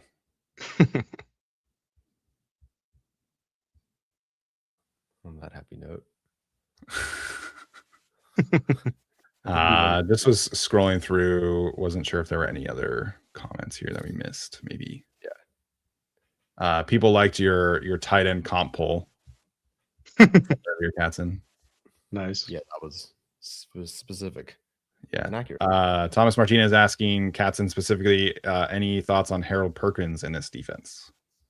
I do like Perkins. We talked about him a little bit yesterday about, as a guy that is going to be listed at linebacker, but like if he actually plays linebacker is kind of more of a open question. I think that he's another guy that I think you could look at as sort of like Derwin James depth-ish in terms of like the early down stuff that Derwin does, of like basically playing linebacker like in the box, run defense, support role, and then kicking out to nickel and being able to cover tight ends in that way. Like I think that that's probably the best role for Perkins in the NFL. You know, he's obviously a talented kid. He's a talented athlete. You can't get on the field as a true freshman at LSU if you're not. And so, you know, like I was talking to somebody at the Shrine Bowl actually because Harold Perkins was there. I was talking to one of the guys on staff there, and we were having a conversation about like I've kind of come around on tweeners at this point because it's like, look, like especially like a kid like Perkins, right? It's like you have to have the talent in order to be on the field. If you were not talented and were a tweener, you wouldn't be playing. So like True. you know, the fact that he was able to get on the field, like clearly there's some talent to harness there. I do think like a Chargers Ravens style defense is probably going to be the best way to harness that talent. I just don't know roster wise if the Chargers have the space to accommodate that sort of guy right now, right? Because the linebacker room is pretty full. So if you want to look at him as a linebacker, it's pretty full. If you look at him more as like a nickel safety type guy, because he's not going to play like he's not going to be listed as a nickel corner at any point, right? But like if you want to move him to safety, basically, right? Like they just took a safety. And so the safety room is pretty full also. So I like him. I think he'd be a good fit in a defensive structure like the Chargers. I just don't know if the Chargers specifically have the room to accommodate him on the roster at this point. But if he goes undrafted, then like go ahead and sign him. Like at that point, it's a dart throw. Yeah, no doubt. A couple of other recent picks have come through. The Tennessee Titans selected Nicholas Singleton, the running back from Penn State. The Bears took Keyshawn Elliott, the linebacker from Arizona State. The Bills just took safety / corner Jalen Kilgore from South Carolina. And then the Lions took Kendrick Law, the wide receiver from Kentucky. So I like that. Rolling on through here. Yeah, another sort of like nickel safety type guy. I think that'll be a nice fit in Buffalo. Yeah, I know. Derek Klassen really liked Kilgore, so yeah, I know there were some fans of his online.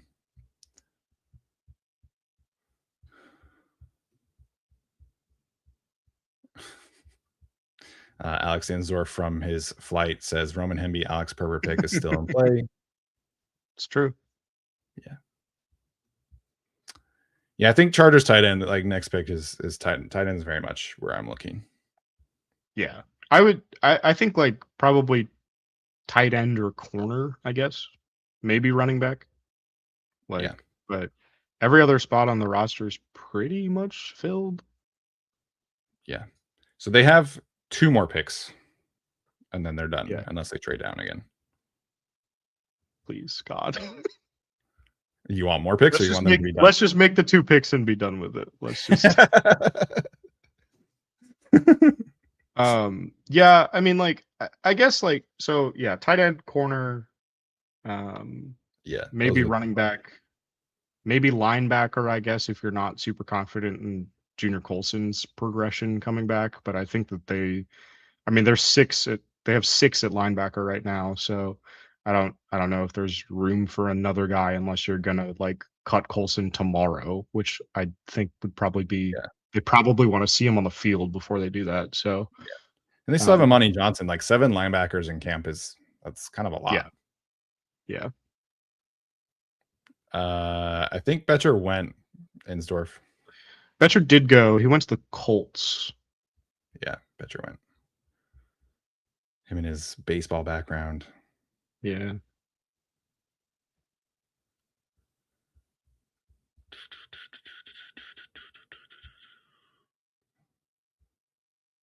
Yeah, we still got a ways until the Chargers are back on the board. Yeah. We're at pick 169 right now. Michael Keaton is announcing this pick for the Steelers. That's interesting. Oh, he's from Township, Pennsylvania.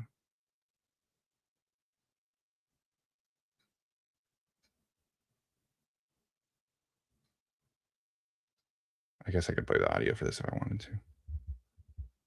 Oh, Riley Nowakowski off the board. Damn. Ooh.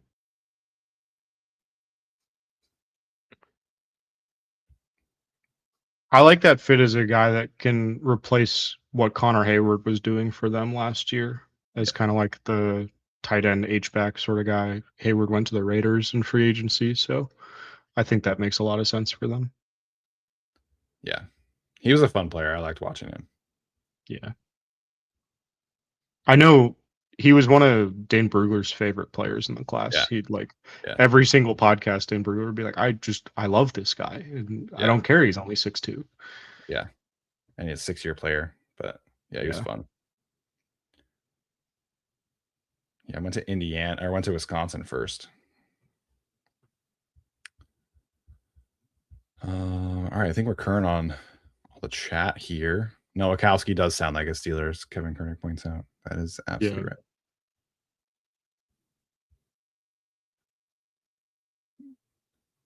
Bro Sidon in the chat says that they can't rely on Colson and Wax, and Perryman is year to year, so is Dye. Linebacker feels like something they can address early next year if they need to, but Colson, we have no idea. Like, he's total wild card. You know, he's never been healthy, still with all these different injuries, but Tyler and I are super high on Marlon Wax heading into the season. Yeah, I think Wax played well enough when he played during the regular season. Obviously, the preseason was phenomenal. Like I said, I think they're going to want to see Colson on the field before they make a decision about that one. And then, for sure, I agree that like Perryman and Dye are sort of like year to year guys at this point. I mean, Perryman especially, like, it just sort of seems like 1 year eternally until he wants to stop playing. But like, that's not really like, you know, like we said, there's just not really a lot of room on the roster to accommodate another guy, even in camp, because they have 7 already in camp. But I definitely think, like, you know, we talked about corner being potentially their biggest need coming into next draft. I think linebacker is probably going to be up there as well, depending on what happens with Colson, what happens with Perryman, what happens with Wax. You know, like, does he take another step forward? Is he the same as he was? You know, like, where you're just like, okay, this is just going to be a long-term Delshon Phillips replacement sort of guy. Like, you know, I think all of that is fair to consider. I just, like, at this point, you're not getting anybody that impacts the room enough, I think, that like it's worth shuffling those chairs around. I think it's probably more of a next year consideration. Yeah. Delshon Phillips did sign a 2-year contract, which is nice. Obviously Troy Dye is a free agent after this season. Perryman's on a 1-year deal. Daion's due an extension, but I don't know if there's been a ton of urgency there in that regard. But, you know, I would imagine something gets done. I don't know. If it's not this year, it's probably maybe next year. I would guess so, yeah. I mean, like, they just have, I think it's just like they have a lot of guys coming up, and I think I think it will probably be a more active summer than we're used to for the Chargers in that respect of like Deion, Thule, you know, you have like Tariq and Cam Harder coming up if you want to extend those guys to sort of like modest sorts of deals, at least for Hart. I don't know what the market is for Tariq really. And then like, you know, Joe Alt will be up for an extension like next summer. Like, you know, there'll be a lot of there'll be a lot of guys to account for, especially like if they decline QJ's 5th-year option, do they give him an extension? You know, like sort of the way that the Ravens did with Rashad Bateman, where they give him a 1-year, you know, sort of like lower than what the 5th-year option would be, but get him in there for another year. Like, I think there's going to be a lot of movement with those guys this summer. Yeah, there's a lot of players that they have to negotiate with over the next couple of weeks, or not next couple of weeks, next couple of years. Excuse me. So, yeah, linebacker sneaky need next year with corner, but you know, if Deion has, you know, I thought the illness, and then obviously like his brother passed away. Like, I thought Deion in the middle of the season was just not the same player as the previous season. But if Deion can get back to 2024 Deion and continue to take a leap forward as, ball production, sacks, pass breakups, interceptions, everything like that, then you give him an extension, and I think you're cool with it. But yeah, Yeah, I could see if they want to wait a little bit and maybe not get it done this summer just because they want to wait and see if 2024 Dayon is closer to the real Dayon than 2025 Dayon. But I think like he probably like I would imagine that they would get something done with him by next summer. Like I don't think they'd let it drag out like all the way into, you know, Yeah. letting it hit free agency and then trying to sign him back that way. Yeah. Yeah. I agree. Joe Royer just went from Cincinnati to the Browns. And then the Patriots are taking Karan Prunty, Oh, defensive back from Wake Forest. he was Dane Brugler's 57th ranked corner. Ooh, interesting. Apparently he was the number 512 player on the consensus board. Interesting. So All right. a classic Patriots day 3 pick, in other words. Recent super chat from Trevor Black wants us to rank each of Joe's drafts so far. I mean, it's tough to beat 2024. Joe Alt, Lad McConkey, Tarib Still, Cam Hart, Kamani Vidal in one draft is pretty damn good. Last year I still think has a lot of potential. I mean, Hampton's I think capable of being like a star running back. We're obviously very high on Trey Harris. Caldwell's a really solid to potentially good defensive tackle rotational player.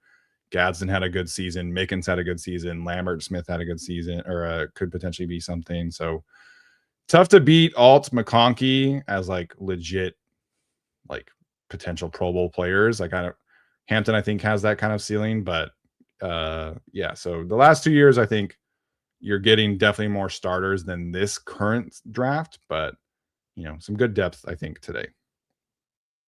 Yeah, I think I'd probably put them in descending order, right? Like best in 2024, then sort of been a little bit downhill from there. But 2025, I think still got a ton of good players, and those guys have developed well and probably will continue to develop well. I think obviously like Hampton had the injury stuff, but I think when he was healthy, he was like very clearly a high level caliber guy. Obviously Gadsden, had the season that he had, and then like this year, like I think this year is a little bit more of like a eat your vegetables sort of draft, and so there's like less to get excited about right now before we watch them play the games, because it's like they've taken an edge rusher that isn't going to be like a impact starter right away, and they've taken a guy that maybe he's going to play guard or maybe he's going to play center, and like we don't really know if he's going to start right away.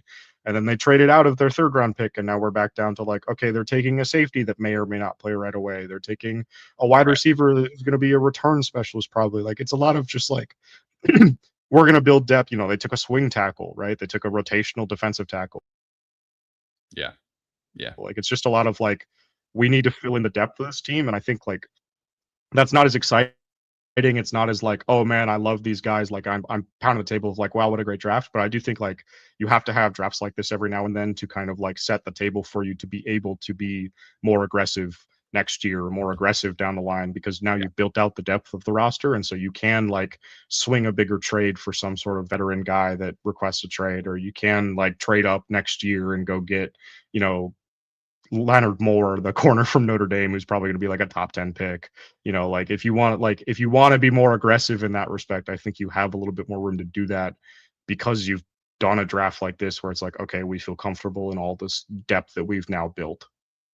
Yeah. Insdorf points out in the chat too, this was generally a not as good draft than the last 2 years as well. Yes, very true too. Like this was also viewed as like a very poor draft. So and next year is supposed to be awesome. So, yeah.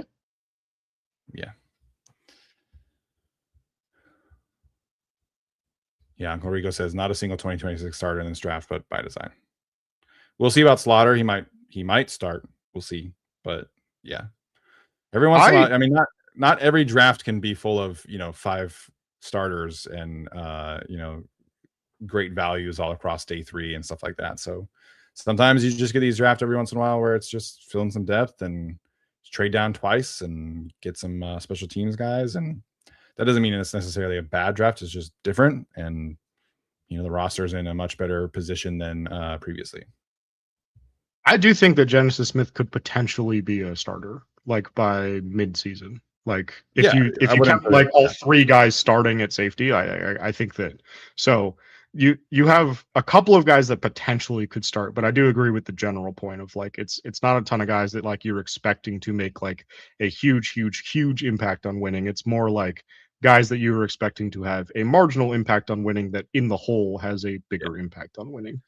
Yeah, I think you get to training camp and you see how the safety rotation pans out, right? And if Genesis Smith is that much better than RJ Mickens, and you have Molden coming off of all the injuries, like it's not a huge surprise to see that happen. If Genesis Smith outperforms them and they're just like, man, we love this range, let's get him with Derwin, and that would not be a crazy outcome for that particular position as well. The Saints just took Lorenzo Styles Jr., by the way. Ooh, a little early, but sure. I mean, we just talked about, right, like corner safety versatility. It's a very Brandon Staley-esque pick also, so I'm not super surprised, but I did think it would maybe be a little bit later, but Yeah, good for it him. was announced as a safety for what it's worth. Okay, interesting.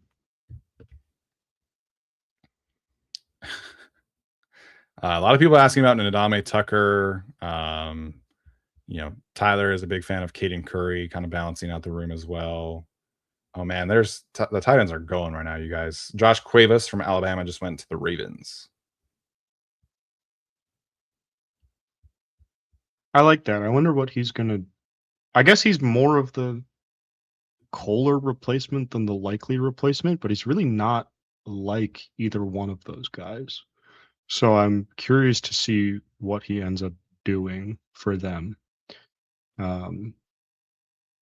I had him as more of like kind of an all-around sort of guy, not necessarily like a strict like blocking tight end sort of guy, but maybe they just think he can be Mark Andrews later.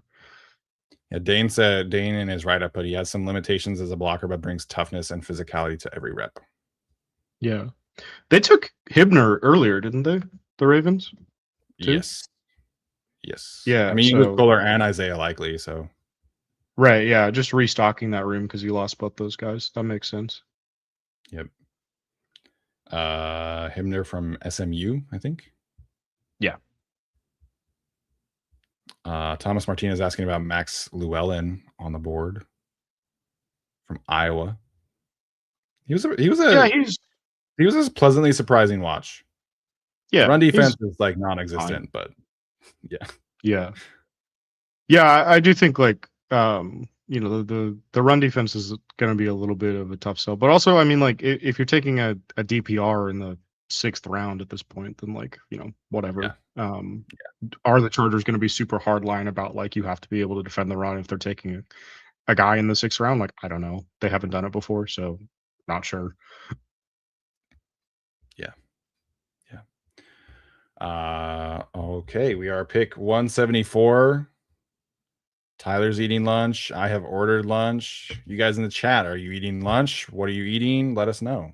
Have you eaten lunch yet, Katzen? No. I will probably eat lunch. I'll probably just eat one big meal when the picks are over. That's good. Daniel Bridges wants to know any UDFAs we should be looking at. That's definitely a Katzen question. Yeah, good question. I think there's probably going to be a couple of linemen available, like if like a Jaden Roberts from Alabama or Micah Morris from Georgia. Those guys could go like in the next couple of rounds here. I think like running back is one you could potentially look at, like with a Robert Henry, or like if Noah Whittington goes undrafted, Rasul Faison. Defensive tackles have really not gone off the board super quickly. So like Jordan Vandenberg from Georgia Tech tested extremely well, like most athletic defensive tackle ever. He could go undrafted at this point with the way guys are coming off. Loves Vandenberg. Yeah. He had a good season last year. It's just like it was also his 6th season of college football, and he was, in the ACC. So, but that didn't stop them from taking Messidor in the 1st round either. So I guess like, maybe that's fine with them. Excuse me. I think like defensive tackle wise, Rene Conga is another one that tested very well from Louisville. Could go undrafted.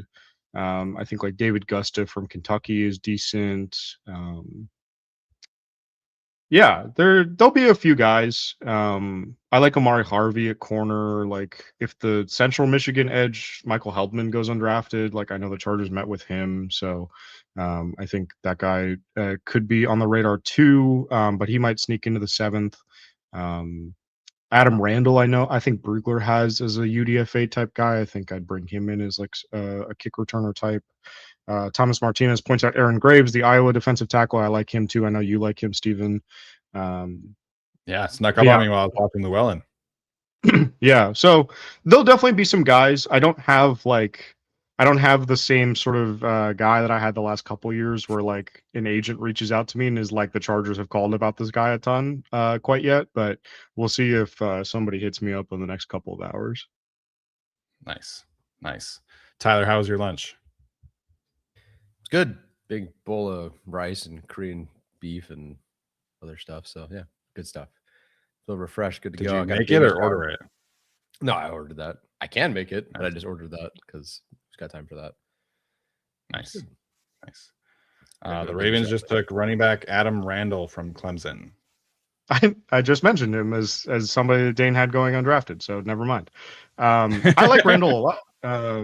He's a guy that I thought this was a better range for him than like where Dane had him as like a potential UDFA. Like he's a converted wide receiver. He just moved to running back this past season, but he's like, height, weight, speed guy at running back who also has kick return potential. Like I thought like he was a guy that I had mocked to the Chargers a lot more before they signed Keaton Mitchell. But I think basically like the Ravens just lost Keaton Mitchell. And so like, as a, they're not the same sort of runners, but in terms of the role that they're going to play is like kind of a, passing down running back who also returns kicks. Like I think that makes a lot of sense for them. So I'm not surprised.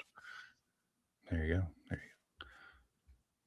Abongmamiga Goats wants to know, Katzen, are you familiar with Trey Tomlinson, nickel/safety, flex, UDFA type, started at Richmond as a true freshman, transferred to Louisiana this year? I am not. Let me look up where he is. Dane has him as his 210th ranked corner, so that would probably be why I have not heard of him. Deep cut. Yeah, deep cut.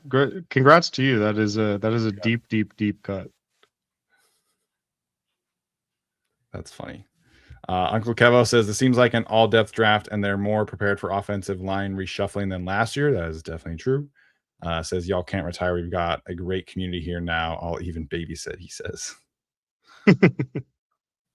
Definitely not retiring this year. 2026, we're all in. So just like Khalil Mack. Yep. Yeah, we're going out when he goes out. Man, Chris is cooking up some ribeyes and filet mignons on a fire pit for her son's birthday barbecue. That's a great birthday dinner lunch thing. Yeah, man. Spoiled stuff. It's good. Yeah. You got it. Cook it. What's the how you prepping it? You just keep it simple. What's the plan? I'm gonna go get my lunch. So sounds good. All right. We are down to pick 175. I feel like this is taking forever to get to 202 and 206. Yeah, the picks have really slowed down. I feel like there was a point like right after the Chargers pick where we were getting them like one after the other after the other, and I feel like we've now really like hit the lull part. Yeah, and again, we've been sitting here since 145, 151, whatever it was, but yeah, it just feels like it's taken forever to get to 175. Round 6 is how many minutes? 2? 3? I think it's still 4. Unfortunately, let me see. I know it was in our chat the other day.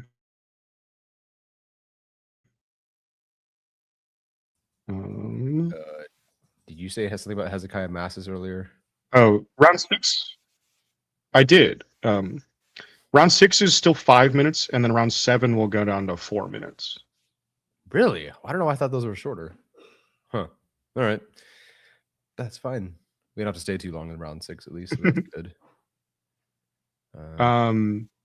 Okay, yeah, I see why you're asking about Massey's now. He went to the Raiders just now. That makes sense. He's sort of built like the guys that Seattle had last year, so that Gotcha. tracks to me. He's a little bit like more of like that like 6'2", like sort of like wiry kind of guy. So Yeah. Who's the Raiders DC right now? Rob Leonard. Oh, internal? Okay. Yeah, they kept him, I think. Yeah. Or like promoted him from last year's staff if he wasn't the DC already. Huh.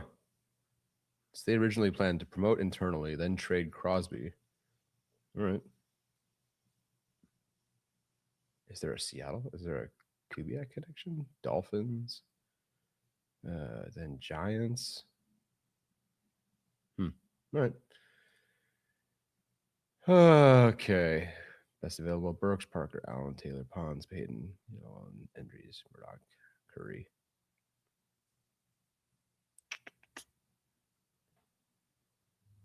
We're being watched from an Indian restaurant. Great. Let us Nice. know where you're watching from, everybody. I think everyone's kind of eating now, I feel like. Got to be eating something. I know Insdorf was in here saying he just got off the plane. Welcome back to the States. He had the free cookie and pretzels. The poor guy didn't eat at all from the start of the draft until the entire rest of the night on Thursday. Had chicken and rice on Friday, and he's flying today, and I think that's his meal today. So, man, I do need to diet as well, and maybe that's what I got to do. Just don't eat. Yeah, there you go. Good caloric deficit. Zero is a deficit. Hit the caloric deficit by just being on a plane 24/7. Perfect. Cyrus Allen to the Chiefs. That's a very Chiefs receiver. What's kind of his? He was a combine snub, but he is like that same sort of like smaller, faster type guy. Like we're just addicted to not having an X. He's 5'11", 183. He ran like a 4.5. But another like burner slot sort of guy, just like get the ball in his hands and then let him run around. Yeah. Okay. Some returner stuff. Okay, cool. Cyrus Allen it is. Did it feel nice to not, well, I guess you were really busy, but did it feel nice to not have to do so many write-ups for all these prospects? It was nice. I think there's sometimes where like you're doing the write-ups and like there's only so many ways to say certain things about players, and so like which is like, kind of the point. Like they should read a little bit like repetitively and comparatively so that you can like put two of them next to one another and kind of compare and contrast that way. Yeah. But it does make it a little bit tiring to write sometimes because like, like in an NFL building with a scouting staff, like you're only doing that for your region or you're only doing that for, like your couple positions or whatever. But when you're doing it as a draft analyst, you got to do it for every region, every position, every player. And so like, if you try to get to like 150, 200 reports, like there's a pretty good chance that you get to a point where it's just like, okay, like how many times can I say like this guy is an adequate athlete and like he'll be fine, but like he might have to kick to guard, like whatever. So getting out of that like repetition a little bit was a little bit nice, but yeah, definitely wish a little bit that I had some like more like easier to reference notes. Right now I'm kind of like I'm kind of relying on memory and then like going to Dan Brugler's guide and scrolling through to jog my memory a little bit about what I saw. Yeah, this is the first year I cheated. So I did like let's say 3 or 4 games. And there's notes and timestamps and all that for all of them. Then I kind of grade and got it from there. And I just took it all and put it in ChatGPT and said, give me 2 paragraphs. And I just let it tell me. It just like as a more of a recall than like a use. Like I don't write anything because I don't Right. use Yeah, but for- just to have as like a Yeah. reference. Yeah, Yeah. yeah, yeah. That's been For kind of sure. helpful for me. And then the B stuff for linemen, definitely Thorn stuff. Yeah. So are they gonna does Gavino ask you to grade the draft, or is that him? I think overall grade he usually does that because I'm on UDFA duty. So like when they announce the UDFA class, I have an article every year that I write like analyzing all 15 or 17 or whatever UDFAs that they sign. So Yeah. they'll probably do the overall grade. I Yeah, think. yeah. Do you know how he's thinking, how he's feeling about the draft? I know that he was not like the biggest fan of the first couple picks also. I know he really wanted Abney because he's an ASU guy. Oh yeah. But we both had Dalton Johnson mocked to the other Arizona safety who ended up going to the Raiders. So but I don't know. I haven't checked in with him as much Yeah. today about how he feels about what they've done like so far today. Yeah, seemed like a big Basantis guy. Not necessarily at 22, but he liked him. So I don't know. Yeah. I've checked in a minute. Running back selected. Yeah, like the RB5 is still available for Brugler, right? It's 1, 2, 3, 4. Yeah. So Allen from Penn State. Brutal. What a bad group. Yeah. Yeah, I'm happy that Jonah got picked in this not very good group because it definitely seems like they're making some of these guys sit for quite a while before they come off the board. So glad that my guy got picked a little bit early, even if it was to Denver, which is gonna be Yeah. brutal. I'm sure that one hurt to write up. Yeah, it was tough. And like one of my best friends who went to college with me is a Broncos fan too. And so obviously he's stoked, but Yeah. but yeah, that was a tough one to get. And then but I'm sure most other UW fans have sort of the same thing with Carver Willis and Ephesians Price out going to the Niners. So, Oh yeah. it's That's kind of true. been a Yeah. rivalry filled draft for the UW guys. Yeah. Um, I'm just happy Willis didn't go 395th or whatever. Yeah. Felt like a decent range for him. Any fits for certain teams you like or hate so far, or hate because it's good, but you hate the team? I hate that the Chiefs took Jaden Kennedy. Jaden Kennedy was my favorite player in the draft. Dang.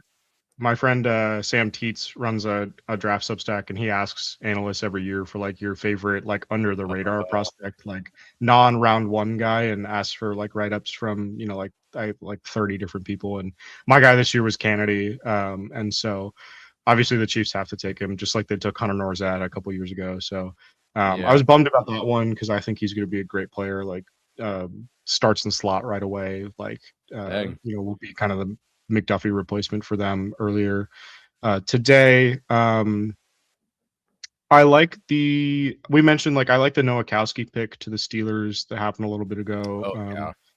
Keyshawn Elliott to the Bears was another one that I liked. I don't know that we talked about that one too much, but I really liked Keyshawn Elliott. I thought that he could have gone a little bit earlier than the 5th. So the Bears picking up there, I thought was nice to kind of like help replace Tremaine Edmonds a little bit. Max Bredesen of the Vikings is very funny because he's just going to like be the CJ Ham replacement immediately after CJ Ham retired.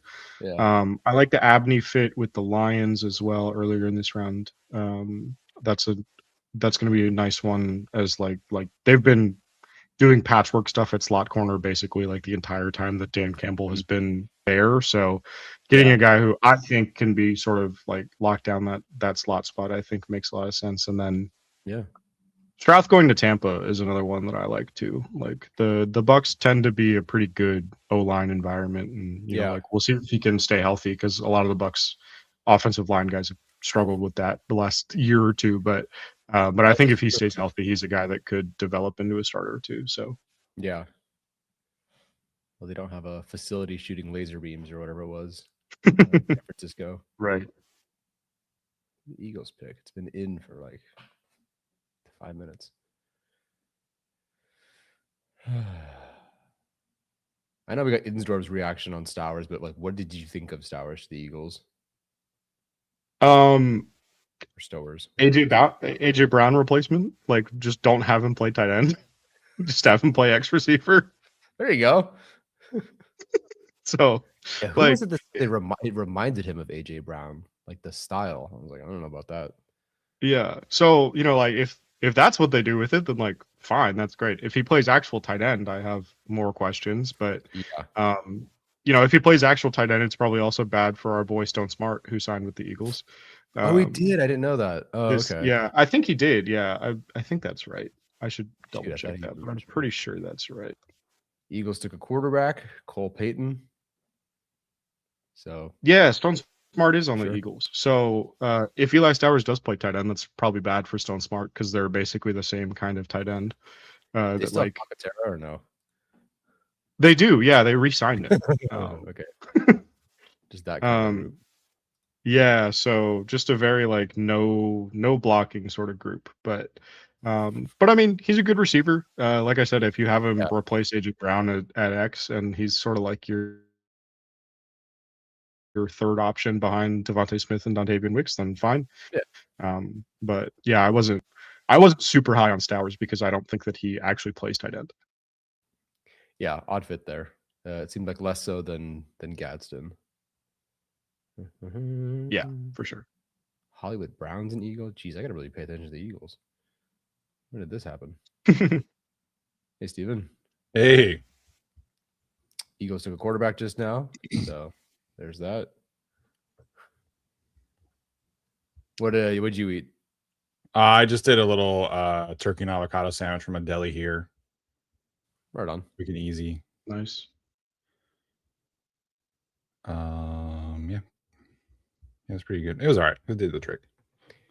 It's going slow, man. Like you left, I think, at 171. We still haven't heard 179. Yeah. They're supposed to only get like 4 minutes for these ones.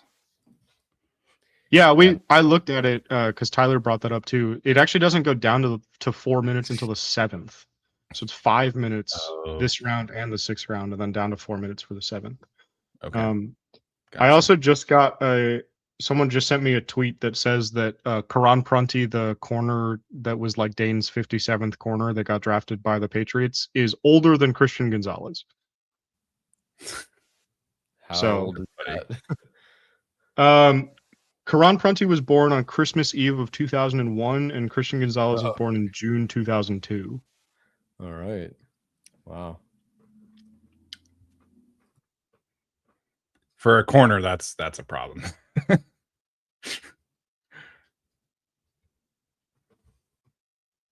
Yeah, so that is a 24-year-old rookie at corner. Yeah, that's not good. That's not a second contract player. Alex says Hurts in trouble after drafting Cole Payton. Todd McShay loved that guy. Yeah, I do wonder if if Peyton might get a little bit of burn as just a pure running option at quarterback and take some of the hits off of Hurts that way.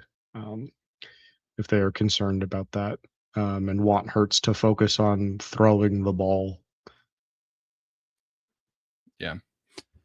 Trevor B says that for what it's worth, Steve Smith's comp for Thompson is Tyreek. That seems very high end, but yes, sick. Very high end. I mean, from the perspective of smaller guy, fast, sure. But Tyreek was also like a running back, wasn't he? First? Oh, I don't know. Or maybe I'm making that That's up. a good question. That sounds vaguely familiar. I think that might be true, but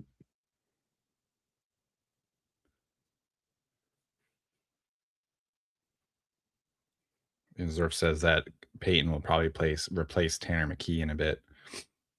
Yeah, McKee probably gets some. I'm surprised the Eagles going to get some kind of draft compensation for him to go potentially start for a team this year.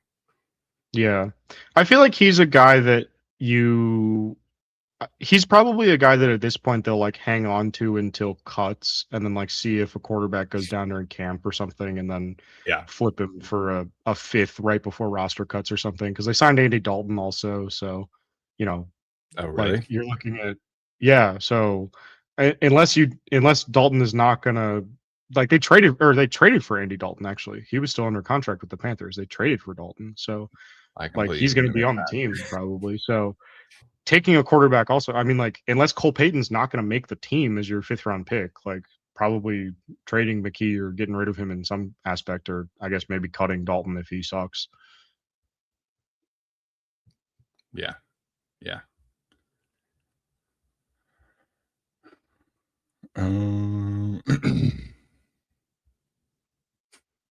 Trevor B also says Bentley at 202 per circle. That'd be fun. I'm down.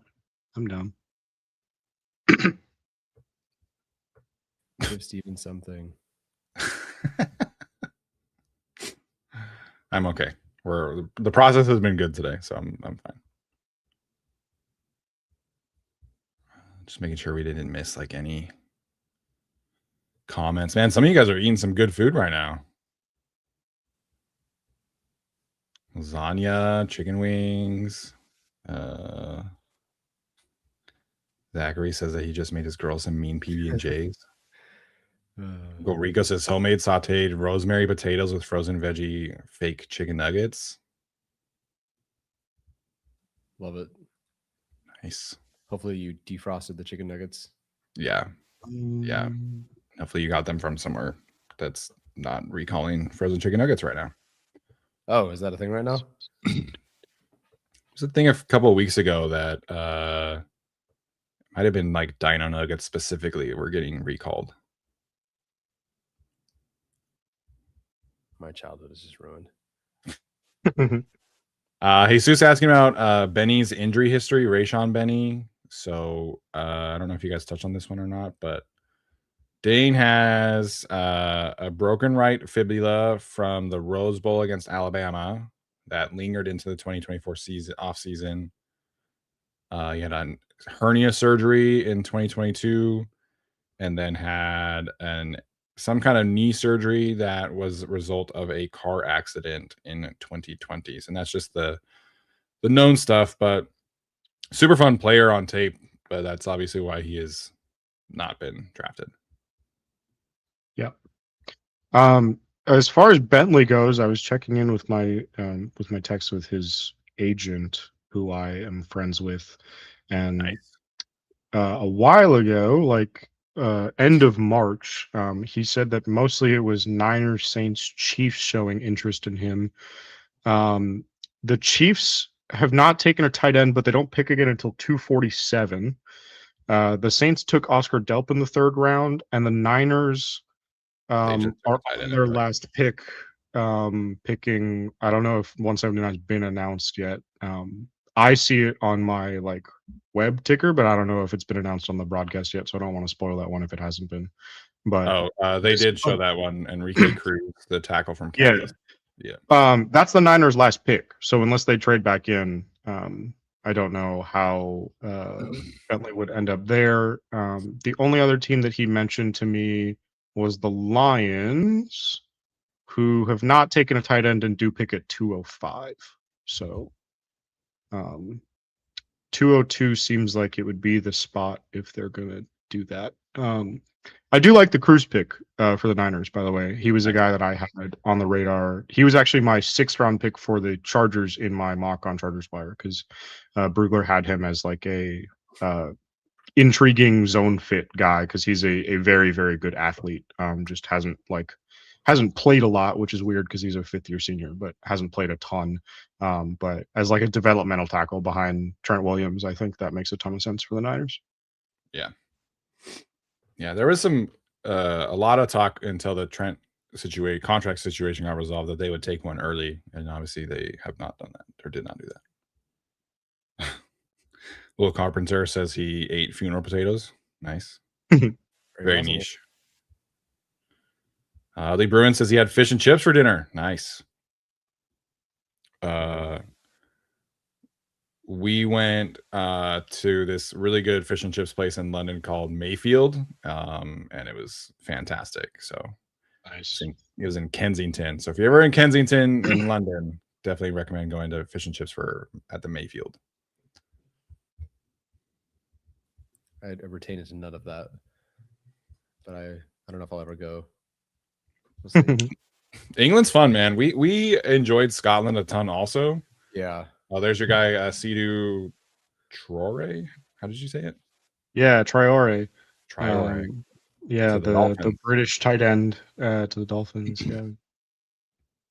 Speaking of fish and chips, Nice. Yeah, there you go. very Yeah. well done, everyone. Yeah, definitely recommend if you're on the fence about going to the UK. Scotland is incredible. Oh, he's like walking on the stage. That's cool. Oh, has he just been sitting there for? Once what's his face? Barron Sorrell from the that got drafted by the Packers. He just sort of like showed up at the draft and they let him into the green room and let him walk on day 3. But since that happened, they like invite a handful of guys for day 3. Like I know Heidenreich is there today because he is from like Western Pennsylvania. And there's a couple of other guys like I think my Steelers reporter friend said that Justin Jefferson, who got picked by the Browns earlier, didn't get invited, but he did just like drive down and to hang out and then ended up getting picked. So they are leaning into that a little bit more of like they'll get some guys to come out for day 3 and walk the stage and stuff now. So that's cool. That's cool. Tom Matthews says I should have done Wales when I was over there. Yeah, I mean we only had 10 days, and so you try and fit in as much as you can when you're across the pond. But yeah, Wales seems pretty cool too. Do you have any more, or does Brooke have any checklist ones before 30? So Chicago was a part of her list. You know, we didn't get to do everything we wanted to do in Chicago because one day it was like pouring rain and thundery. And tickets to Hamilton when we were there were like $300, so we didn't really want to do that. So yeah, we did most of what she wanted to do there, and I had been to Chicago when I was a kid, but it had been a minute, so it was fun. Chicago is a really fun city. If you guys have not been, definitely recommend. You know, it was a little like cold and rainy when we were there for some of it, so you know, maybe wait later into like April, May-ish, but yeah, fun city, great food. I'm not even a big baseball fan, and the Cubs game was super fun. Like we had a great time going to that. And, you know, I got Brooke to go up on top of one of the buildings where you have like the super high lookout point, and she's really scared of heights. And so we did the sky deck, and we got to go like out on the floor. So that was fun. Sweet. Yeah, Chicago's cool. But whenever we can travel internationally again, I really want to go back and do like Spain and Italy and stuff like that. yeah, Italy is awesome. I went to Italy when I was a teenager. It was great. Someone in the chat mentioned that they hope that Brian Parker is still on the board when they pick, which reminds me that Brian Parker hasn't been picked yet, which is a little crazy to me. But yes, I hope he is too, because at this point we're 20 picks away, and it doesn't seem like anybody is particularly interested in picking him. Yeah. And the next pick is the first pick of the 6th round. Dude, I texted my wife 10 minutes ago, like, hey, we're at 180 and the Chargers don't pick until 202, and we're still waiting for 181. What is happening? There's no way this is 5 minutes. This feels like it's taking forever. The round 5 has taken a long time. So there must have been like a ton of comp picks, but this took a long time. Well, Steven, we were talking about while you were getting your food that like the 5th round, they've also just been announcing the 5th round picks so slowly. Like the picks have come in like at kind of the same rate, but like right after the Chargers pick, like we got all those picks like bang bang bang like right away, and then like we hit like 165, 170, and it just like completely halted, and now it's like 10 minutes between every pick like popping up on screen. Yeah. Ellie Bruin says Italy is his favorite European country to visit. Gotta love Ryanair. €15.99 flights from Wow. England to Italy. That's crazy. Do they make you like parachute out of the plane? Or like, how does that work? Yeah. No, Europeans like they it's crazy that they can just hop on a 90-minute flight and you go to like a million different countries. It's crazy. Yeah. Here, a 90-minute flight for us is like Seattle, Salt Lake City, Yeah, barely gets me to San Vegas. Diego. Yeah. Yeah. Zane Durant to the Bills. That checks out. Yeah. That's a Bills defensive tackle. Yeah. Yeah. If we Undersized 3 techs all over the room. Yeah. That's all that they do. Yeah. Oh my gosh, you got a Undersized return 3 flight techs to and Rome for Dion 10 Walker. euros. Yeah. Oh my gosh. That's That sounds crazy. incredible. So my family is in Salt Lake City, obviously, and Delta is the only direct flight from Fresno to Salt Lake City. So we can do we can do Southwest, which takes us to like Vegas and then Salt Lake, but it's like an 8-hour trip usually or whatever. Yeah. And so because there's only the one direct flight, we're always paying like $400 each for the one Yeah. flight. That's crazy. It's crazy to me. Top 5 channel asking about Heber City. Yes, I know Heber City. Yeah, it's like 20-30 minutes outside of Park City. So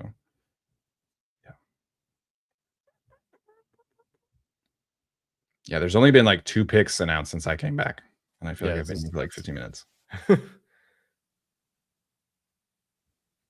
it's taking so long that I'm gonna go shower because I got a baby shower after this. This is taking 10 minutes per pick, so I might as well just get ready. You'll So probably I'll be be right able to shower and come back, and it'll be like 185. Yeah. See you at 185 to 6, guys. Let's say you all All can right. make this now. How long does it Sounds take? good. Just shower Sounds and get good. ready. See you guys. Yeah. Tom says if we're doing more of Europe, definitely recommend Croatia. Seriously underrated. Yeah, Croatia is on the list. Yeah. The Browns just took Taylon Green for what it's worth. Oh boy. They got so many quarterbacks. Yeah, there's way more quarterbacks going before I thought.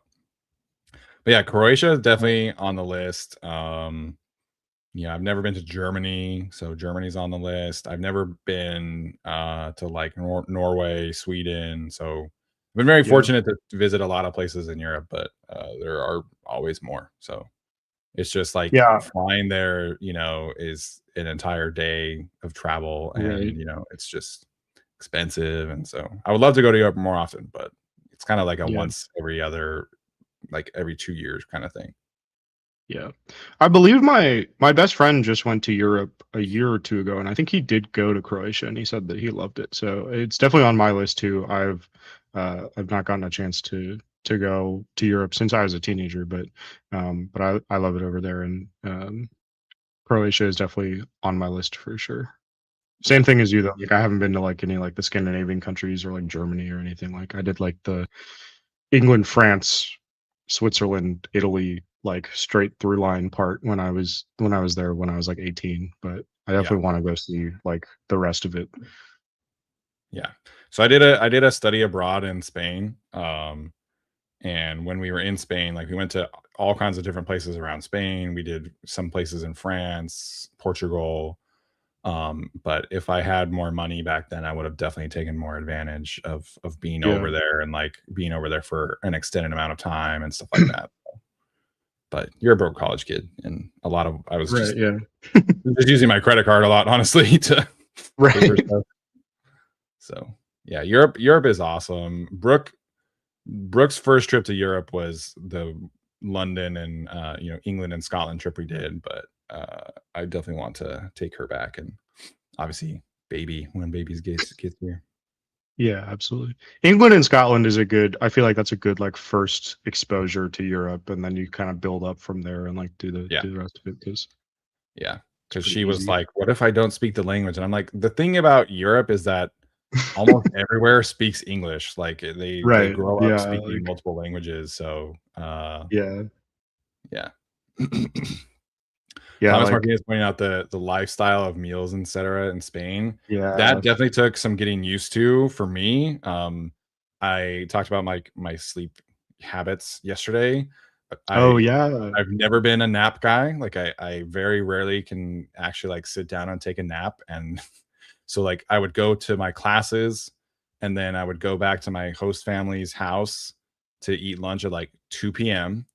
And then you have like an hour, 2 hour nap, and then you eat dinner at like 8:39. And I would always get to like 6 p.m. and I'm just like, I'm starving, but nowhere's open.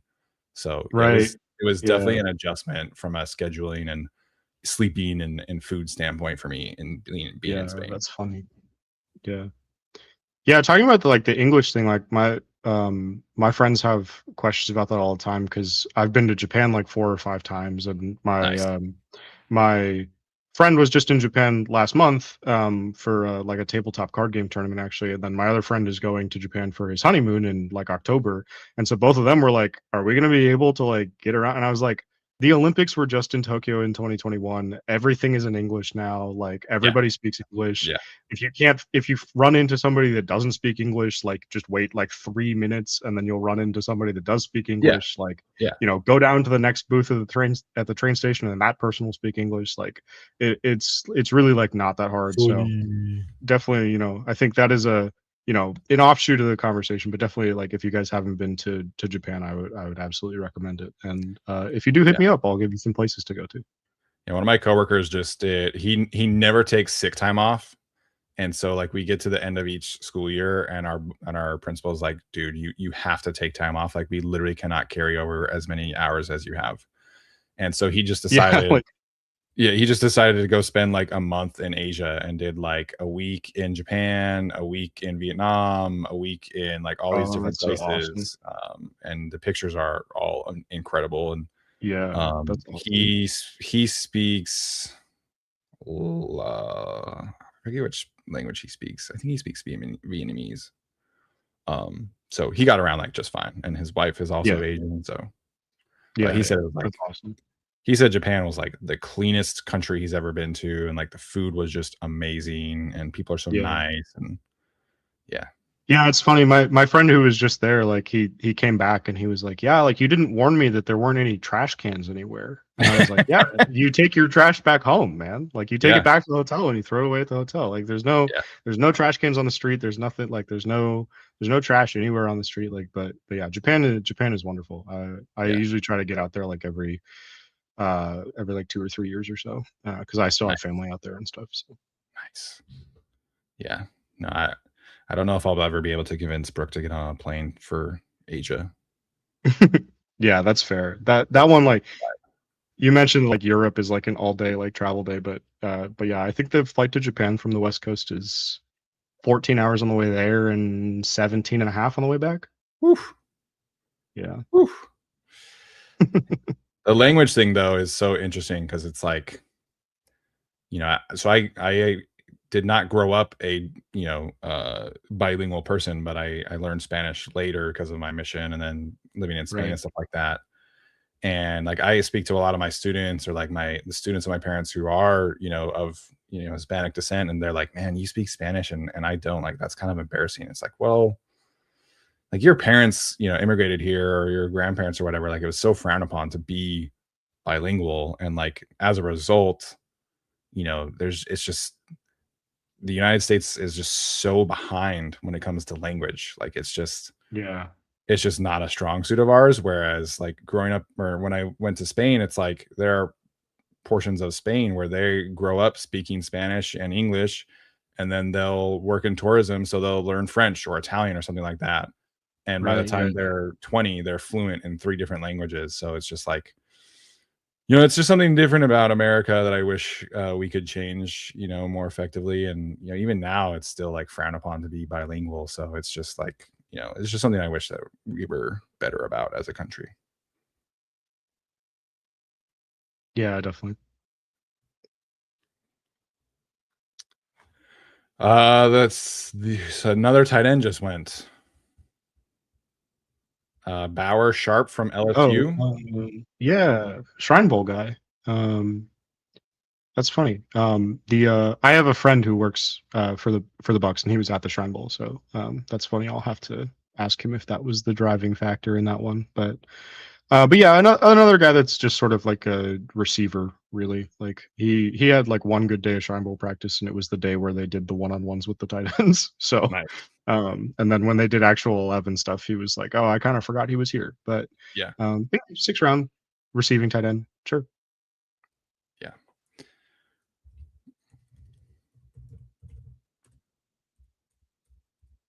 Yeah, Thomas Martinez says he can't believe the NFL is doing a game in Australia with that flight time, especially like a regular season game. If they were doing a preseason game, it's like whatever. But man, they're gonna play. So they're gonna play on Thursday, like America time, and then Friday Australia time. Yeah. Like that's a quick turnaround from flying to Australia to play a game the next week. Like when they first started talking about doing Australia, I was like, oh, if they do like like week 0 of the preseason kind of thing, I think that's that's fine. But like flight wise and rest and recovery is crazy, man. Yeah, I'm surprised that they are doing Australia before they went to, like, if they had gone to 18 games and every team got 2 bye weeks now, and like, they did like you have a bye week before and then we're sending you to Australia and then you have the bye week after, then like I would maybe understand that, but like it just seems like it's like such a travel burden for those two teams. So, I mean, I guess we'll see how that game goes from like a execution standpoint, and then also like how those two teams play when they come back. But maybe it's maybe the NFL has figured it out and they've cured jet lag. But I have my doubts based on some of the stuff I heard about like the Brazil even the Brazil game, which is only like a not as far of a flight, and it's only a 4-hour time difference from the West Coast. LA to Rio, or not Rio, Sao Paulo was like 8 hours, 9 hours.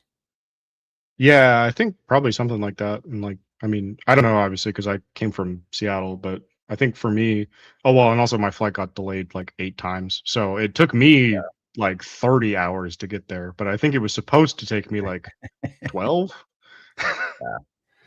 Yeah, my general experience with like long flights is that flying there is never the issue because like you just land and you're like doing stuff, and then like if you just follow the same schedule wherever you are, like you're generally okay.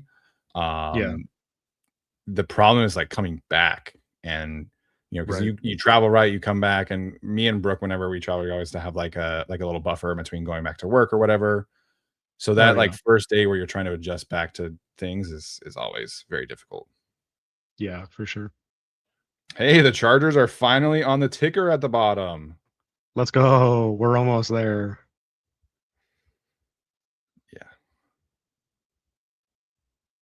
Tom asking about doing Salt Lake City. His girlfriend and I did a lot of Utah this year on a trip over to America and absolutely loved it.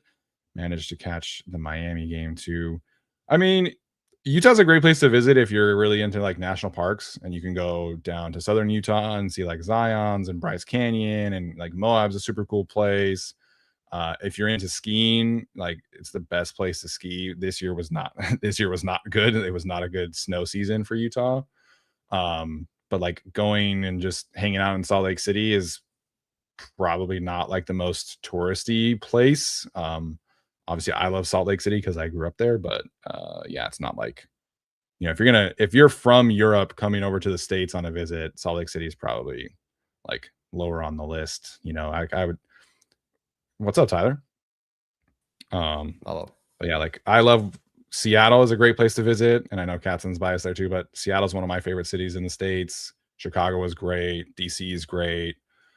Southern California, like obviously don't go to like downtown LA, but Southern California has a lot of fun places to visit too. So there, if you're flying from Europe, like Salt Lake City is cool, but I wouldn't be like, put it on top of your list kind of thing. What did I jump into? Just kind of talking about traveling and stuff like that. And, Katzen goes to Japan every few years and all that stuff. Sweet. We're Mr. also Carl at pick says- 188. Tyler. Yeah, so the Chargers are on the ticker, Tyler. Oh, look at that. I can't believe that was even 6-ish picks or whatever it was. Amazing. So catching you up, Tyler. Arkansas quarterback Taylon Green went to the Browns. Carson Sharar, linebacker from Iowa, went to the Cardinals. Jackie Marshall, defensive tackle from Baylor, went to the Titans. Tight end Bauer Sharp from LSU to the Bucks. Defensive tackle Bobby Jamison Travis from Auburn to the Giants. And then Katron Allen, the running back from Penn State, just went to the Commanders. Cool. Not that you know any of those names, but Hey, no. You're right, but you know. James wants to know what we think the Chargers will do for scheduled release content video and what matchup we would like to see for week 1. Put McDaniel vaping again. It's got to be some kind of like animated. Did they do Minecraft last year? They did Sims, didn't they? Or no, it was Minecraft. Yeah. Sims and Minecraft were the last 2 years, but I don't remember which order it was in. Yeah, I think last year was Minecraft. So this year, what's popular-ish? I mean, I don't know. Madison Beer's favorite video game, Fortnite. They could do like a Madison Beer song. That'd be actually really funny. That would be funny. K-pop very popular right now, obviously. Super smart of the creators to do that like Netflix crossover. Yeah. Oh yeah. I think that movie is still in the top 10 on Netflix, if I am not mistaken. It's got to easily be. One of my friends who has like a 4-year-old daughter says that they have watched that movie probably like 100 times. That tracks. Yeah. My kids will get like 3 max. My Brooks brother just showed Mighty Ducks to his 2.5-year-old, and he like loved it. So it's been fun. Like they watched Space Jam a while ago, and he really liked that one. So yeah, it's been fun like watching all the movies from my childhood again. Prepared for my kids to eventually hate some things that I love, whatever that ends up being. Yeah.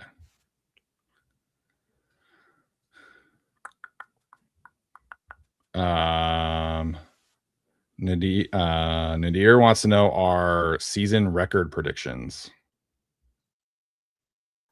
I can't say this draft has actually moved it a ton for me in either direction. No. So, look at the schedule again. But I'm still like of the 11-5, 12 or 11-6, 12-5 kind of vibe. Yeah. Same. Yeah, I think that's about where I would put them too. But we feel so much better about this season than last year. Kind of thing. Mark says they could do like GTA style. Yeah. Is that coming out this year?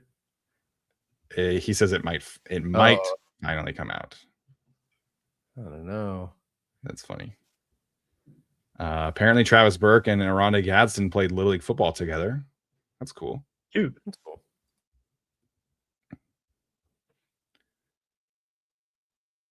The Jets just took Inez Cooper, the guard from Miami.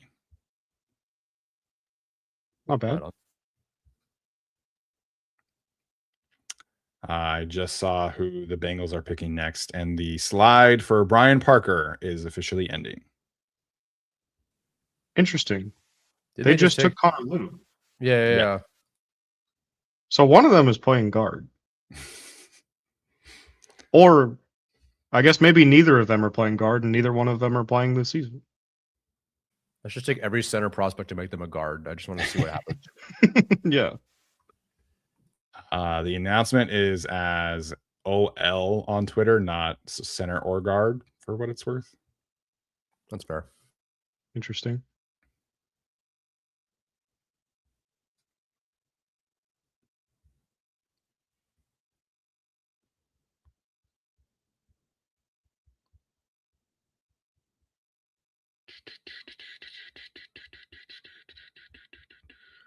Looks like Travis Burke is doing his press conference. It's just his head is out of frame. He's so tall. That's cool though. Love to see connections come together. You know, Keaton Mitchell and like Dalvin Tomlinson know each other from way back when. So Yeah, I think the connection is that Dalvin Tomlinson was taught by Keaton Mitchell's mom in high school. yeah, something like that. Because Keaton's mom Uh, like tweeted it out, and then he Yeah, responded, yeah. chill. And so yeah, so I think it was like Dalvin Tomlinson played at the high school that Keaton Mitchell's mom taught at. And so there was a picture of high school Dalvin Tomlinson with like an 8-year-old Keaton Mitchell hanging out. And that's why Keaton Mitchell was like, chill out. Like, but yeah, that's it's always cool when connections like that happen. I know like with the Ravens, like Zion Young played high school football with Nate Wiggins also. So it's always cool to have some of those like full circle stuff.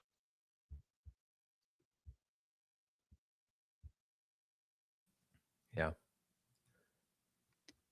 Am I the only one who reads Justin Herbert's like future predictions about being a quarterback, and I just rip him for his grammar and spelling? It's like, come on, he was a kid. I guess so. Handwriting, underrated skill that has not been translated to this current generation of students. Nope.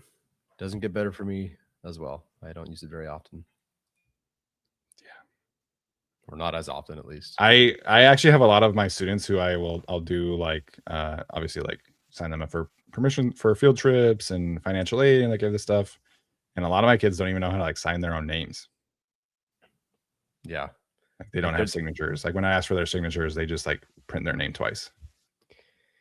Yeah, I think I don't know. When did I actually need a signature? Like 16, 15 and a half, permits and jobs and such. Yeah. Once you got your license, that's when you Yeah. start signing for stuff, I feel like.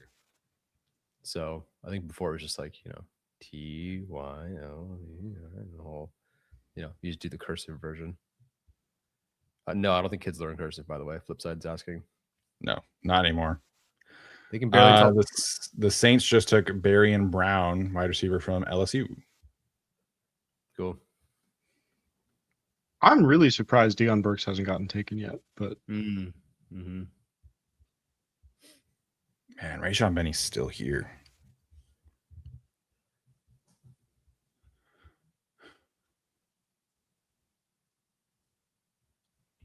Katzen, did you like Malik Benson from Oregon very much?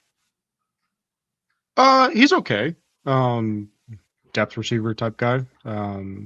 Oregon just has so many receivers, both last season and like just always, that like it's kind of like sometimes it's kind of hard for like one of those guys to like really stand out as like a true difference maker type guy, because they just throw it, like their system is just like they throw it to like 18 different people. So like it's kind of hard to like get the same level of production numbers. But yeah, I mean like at this point of the draft, like I wouldn't mind him going. Like I think this is a fine range for him. Yeah.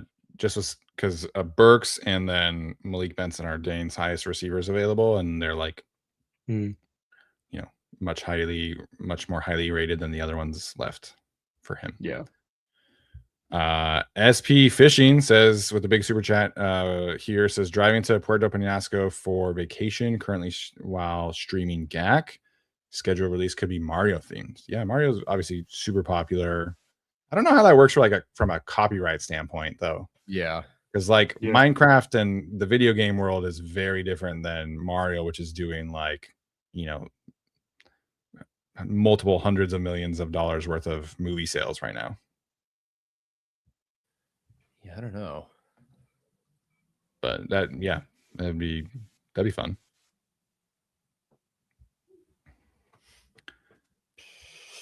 I wonder if they do branch out into some other stuff besides like anime, video game stuff. Think of more recent stuff. But Stranger Things is too far behind at this point.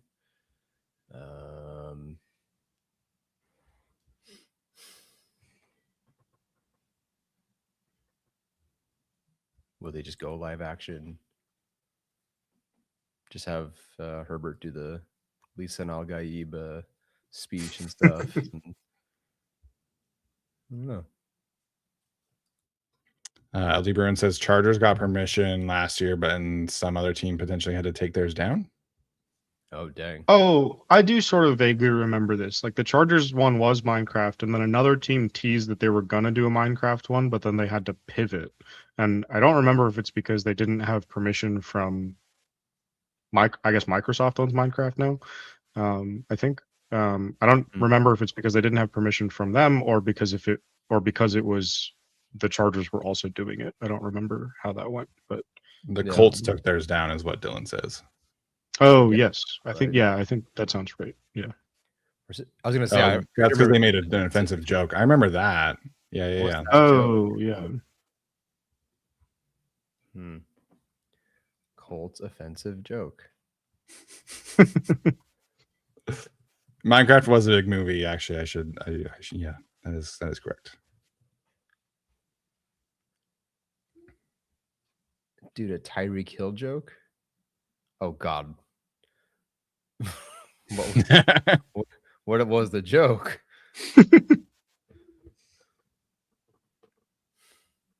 Oh, someone's saying they had a joke in there about Tyreek Hill getting arrested. That's right. They like put somebody in handcuffs or something like that. Yeah. I mean, I don't know. What did the Chargers have that one year with their Bears quarterback and like something about, milk jugs and such? Oh, the Trubisky one. Yeah.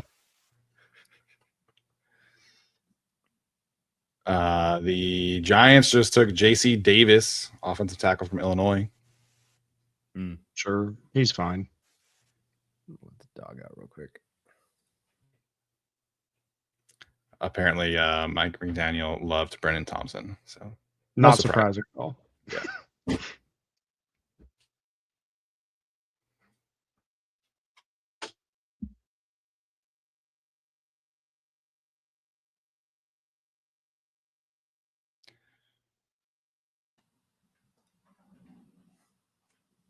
Apparently, Mike McDaniel said, "If you find a way to get Brenen Thompson, I will take my shirt off." Is this true?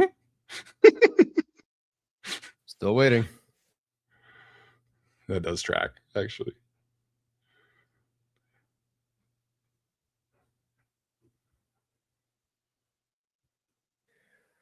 $193. Getting closer. Wow, he did say that.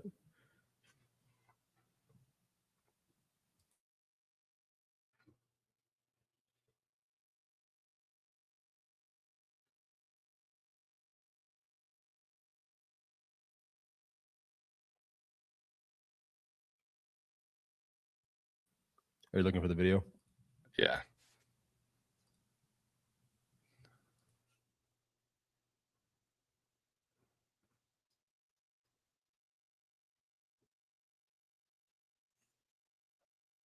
Oh, he told Brennan to take his shirt off and go party.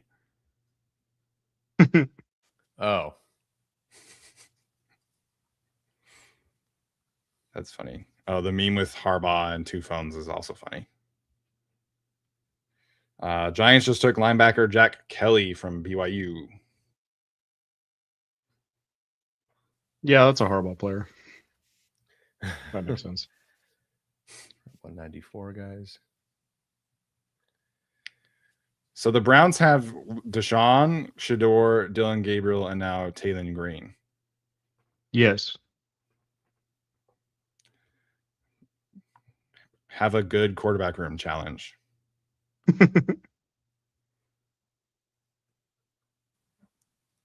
That's so bad. Maybe.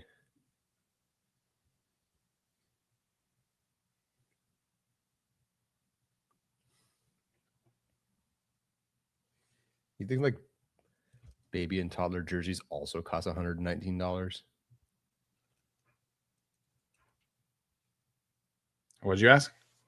Oh, they were just showing a bunch of kids on TV, and I'm like, oh, I want to get my kid a jersey one day. But then, like, do you think the toddler jerseys all cost the same amount as the regular old jersey? Are you Googling this like I probably should have 30 seconds ago? Yeah, but that's okay. Thank you. I feel like they got to be a little bit cheaper, right? It's just like less Yeah. material. Yeah. You'd think. Baby shoes, I Would don't think. think really. I guess it depends. Louis Vuitton baby shoes, a Louis Vuitton baby shoe. No. They're still $100, $75. Jeez. Clearance is $50. Okay, nice. I can get my future son a Justin Herbert romper for $60. No, Nice. thank you. That's $100 for a kid's jersey is insane. That's crazy. That's pretty nuts. All right, guys. If Jake Slaughter was in Lord of the Rings, what kingdom would he be from? Wow, what a niche question just for us. I mean, he's a trench. Like he's not an elf. He No, looks kind of dwarvish, but he's not. Like, but he's 6'5". right. Like, process of elimination. He's just a troll. Like I don't know. What's the south of Lord of the Rings? Probably like Rohan. No, it's more like if you're talking like it's more like Rune. So it's more like your Haradrim and those guys. Which no, not that one. So wizard, I could buy that, I guess. He's closest to dwarf, but the size doesn't make sense. But No. The Raiders just took Malik Benson, by the way. Good for him. Mr. Charles says he's an Oliphant. fair. Settle for Balrog. Okay, we're still on this. Moving on. Yeah, I wish Amazon never would have bought that universe. Season 3 coming out this year, though. Can't wait to hate watch that one. Yeah. And could work. Like Treebeard has the kind of facial hair, maybe. There's actually a kind of bigger bellied one in the movie. All right, Ent it is. Ent it is. There is a bigger bellied Ent, yeah. Thomas Martinez says to hit up Ross and Burlington Cost Factory for kids' jerseys. Yeah, Burlington Coat Factory was I didn't know about jerseys though. That's good to know.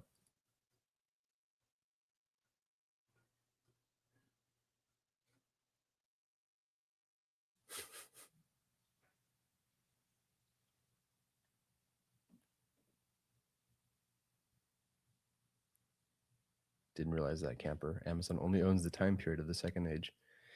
I don't know, but I guess they're making a full movie about the chapters between this and that. I don't know. I hate it, what they're doing. I feel like there are so many cool stories they could have pulled from. Like, do we need more Gollum? Like, No, we don't. Yeah. And they recast Aragorn. Yeah, I thought they were recasting like everybody. Yeah, some people are back, some people aren't. Some people Okay. from The Hobbit are back. So I don't know. Interesting. Yeah. Who would be a Lord of the Rings character? 6 picks away, you guys. So close. Almost there. And then 10 picks away from their last pick.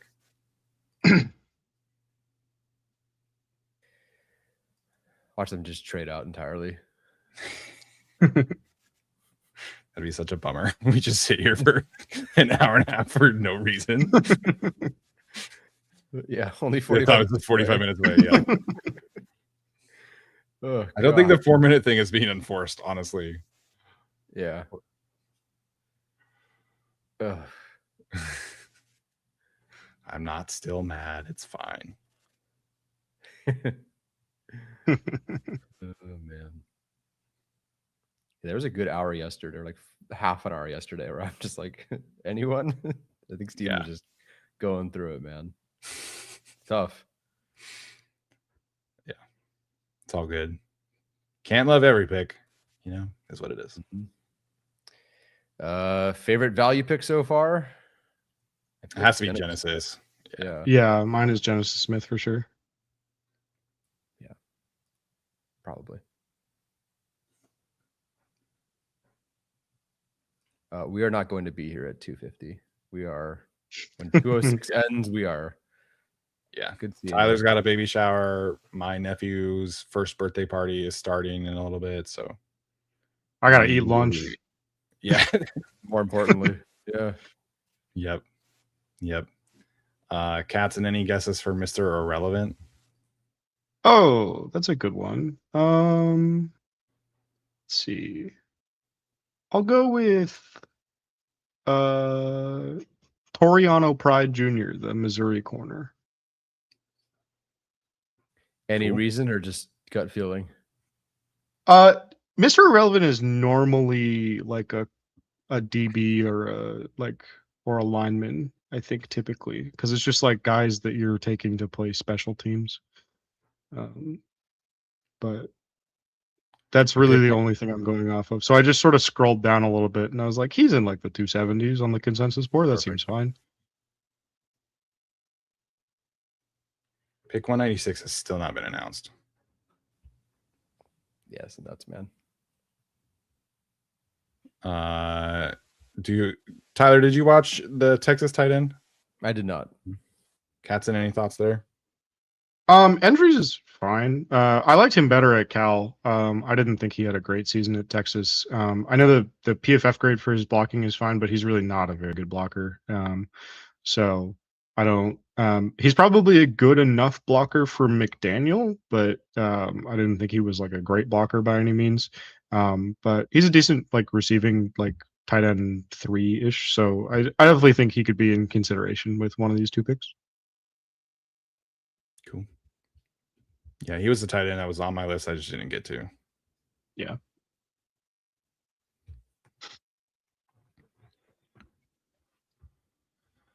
So in terms of tight ends, Andrews is available. Dallin Bentley's available. I would be shocked if they took Michael Trigg. Daquan Wright is available. Carson Ryan from BYU is available. That's probably DJ Rogers from TCU. That's kind of the range that Dane has for these guys. Thomas Martinez says that I think this is Wyoming corner. TJ Hall? Iowa. TJ Hall will sell his soul to play the run. Sold. Yeah. I know. I think James was a little bit higher on TJ Hall than consensus too. I think that was another guy that he liked. So yeah. And Butter's asking if Joe Alt would be the number one prospect if he was in this draft. Absolutely, by like a country mile. Yeah. He probably would be number one ahead of Mendoza in this draft, like pick wise. Yeah, I would think so.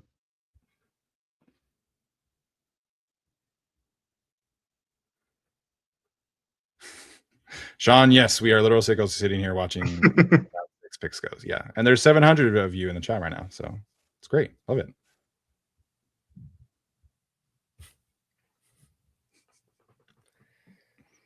All right. Finally, the Patriots pick at 196 is announced as Demetrius Cronover from Texas A&M, the right tackle. Yeah, he's pretty good. He's like fine depth. Maybe he ends up developing into a guy that you can start somewhere, but probably like a career swing guy. Our guy Bobby in the chat says hello from Japan. Just catching up on the draft. Sounds like it could be worse. Yeah, it could be worse. I thought it's been solid. Yeah. Today's been good. Yeah, today has been good. Yeah.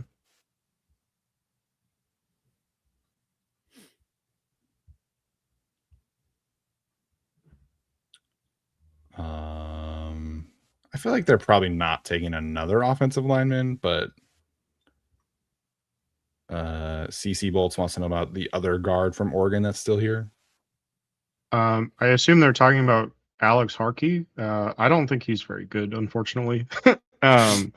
So he probably be a UDFA. If you're talking about Isaiah World, who played tackle for Oregon last season but has a torn ACL, I would be surprised if the Chargers took him. but I suppose he could come off the board in the next little bit here. But yeah, both of those guys I think are a little bit. I would be surprised if Harkey gets drafted. World could get drafted, but I also wouldn't be surprised if he went undrafted just because of the injury. Oh, nice. My coworker Daniel Rocha in the chat, who's a Niners fan. Appreciate you tuning in, my guy. The Rams just took CJ Daniels, wide receiver from Miami. Sure. Good for my Priors one day. The Rams have had a super weird draft. Yeah, it's an understatement. Who are they taking after Simpson? They took a tight end, right? They took Kakmarek? Yeah, they took Max Clare. The other dude. Yeah.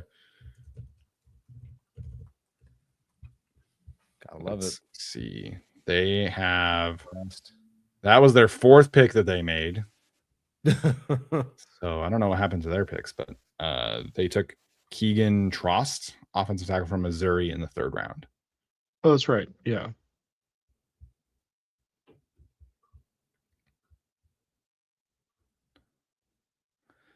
All right, so the Vikings just traded up here and are taking running back DeMond Claiborne from Wake Forest. Cool. He is fast. That's good. Yeah. That's about it. That's all I got. He's fast. He did run a 4.37, they say on here. Nice job, Seattle. Pick is already in. There we go. God, love them. That's why they're the champs. That's so funny. Help I'm Stuck stepbrother wants to know how we feel about Logan Jones. He went like in the 2nd round, like super early. Yeah, he went 57th to the Bears. Which checks out, you know. I loved watching him, so he was a fun one. He is older, obviously, but he was a ton of fun to watch for me.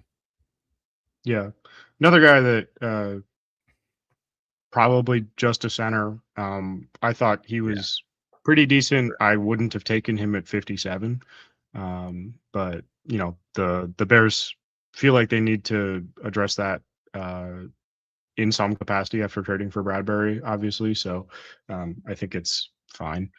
But yeah, he's a good player. You know, center is always weird.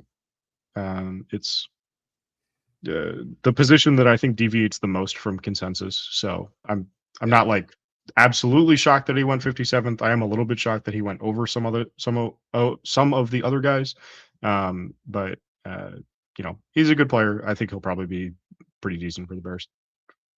Yeah, my experience with the centers, you know, because that was one of the positions I first watched, you know, just with all of the need for the Chargers, right? And so at the time that I started, like Connor Liu was at that time pretty consensus center 1. So I started with him and I liked him, but definitely had some concerns, but I liked the film there. And then there was, you know, the Slaughter stuff. Then there was Sam Heck. So I watched those 2 guys next. And at that time, Logan Jones was still like a 4th, 5th round kind of player. And so when I watched him, I was like, I really like this guy. Like, he's a ton of fun. So him being 57 is probably a little crazy. But you know, like you said, center it's such a scheme reliant and dependent position that when you feel like you have the guy you want, you take them whenever. And sometimes that's Logan Jones at 57, and sometimes that means Creed Humphrey falls to 62 or whatever it was.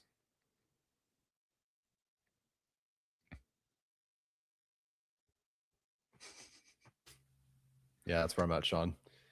Yeah, if they trade back, we're I'll get the draft enough. I don't even care. They trade out of these picks. The Dolphins just picked DJ Campbell, the guard from Texas. He was okay. Sure. It was not my favorite guy. Yeah.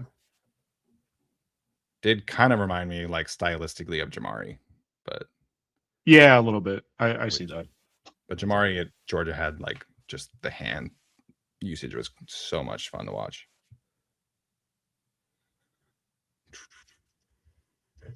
We're on the clock.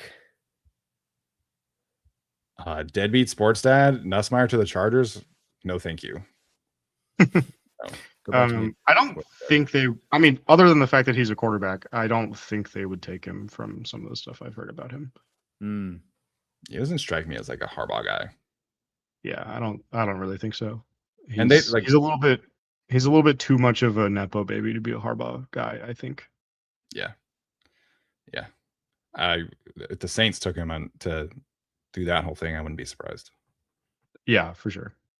But like DJ Uyunglele, like as QB3, that's fine. If they want to do an undrafted free agent for, have a fourth arm in camp, like that's whatever. But drafting a quarterback would just be so pointless. Like you're just throwing a pick away at that point. Yeah, pretty much. Justin says we need an app. Yes. But the three of us all have to leave after this.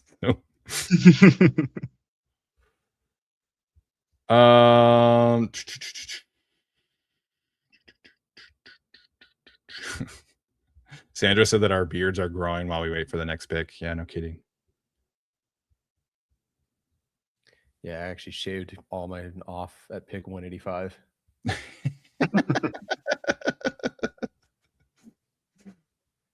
Okay, the Packers pick is in. Damani Jackson from Alabama, cornerback. He's a Packers type corner for sure. He's got the measurables. But one of the guys that we talked about is a potential corner for the Chargers, so notable in that respect. Like I mentioned earlier, he's from San Diego, so best of luck to him. Oceanside is like 15 minutes from where I grew up, so nice. Hope he does well. All right, so the Chargers are on the clock here at pick 202.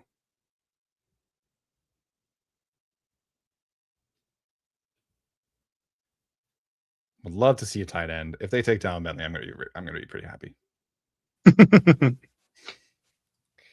I did. I tried to text my friend who represents Dolan to see what the latest on him was, but he has not responded to me. I assume he's very busy. So, do you have any hints, Tyler? No, actually, I know I'm not getting any for the rest of the way. Plus, I'm good on hints at this point. Okay.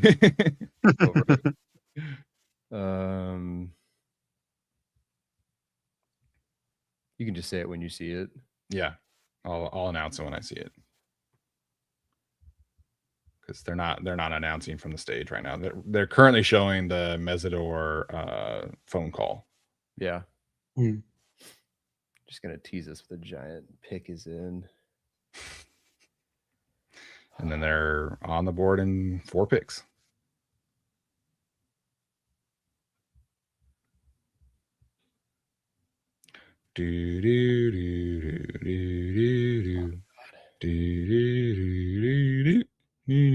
Somebody said I should play Jeopardy music earlier, so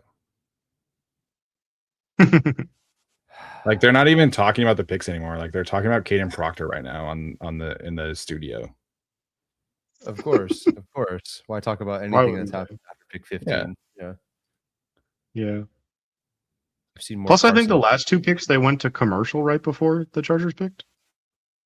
Yeah, I'm pretty sure. So the last one, I think it was like they came back from commercial and then it was just like flashed across the screen. Yeah. The last the Barrett pick, they came back from commercial and they're like, oh, while they were gone, while we were gone, they picked Nick Barrett, and I was like, thanks. Yeah, that's great. Oh, nice of them to remind us we haven't won the AFC West. No, I was just gonna say that. Good to know. Oh, I just saw it. If you guys have it, or I can announce it. I don't, but go for it. Go for it. So they have taken Logan Taylor. Nice. As a guard from Boston College. Oh, so it's another guard. All right. More linemen. Okay. Sounds good. All right. That's so that another guard. I mentioned him in the Harbaugh guys episode. Nice. Perfect. Yeah. Perfect. So Nice. that is probably bad news for Branson Taylor, Yeah, I would that's- guess. Yes. As is, it felt like it was bad news, but that's just See you, buddy. Has not been announced on Twitter yet.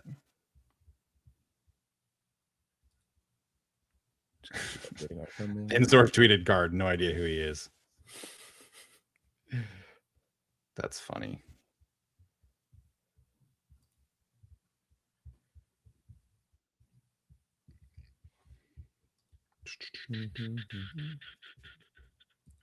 He's kind of more of like a gap scheme guy, I felt like.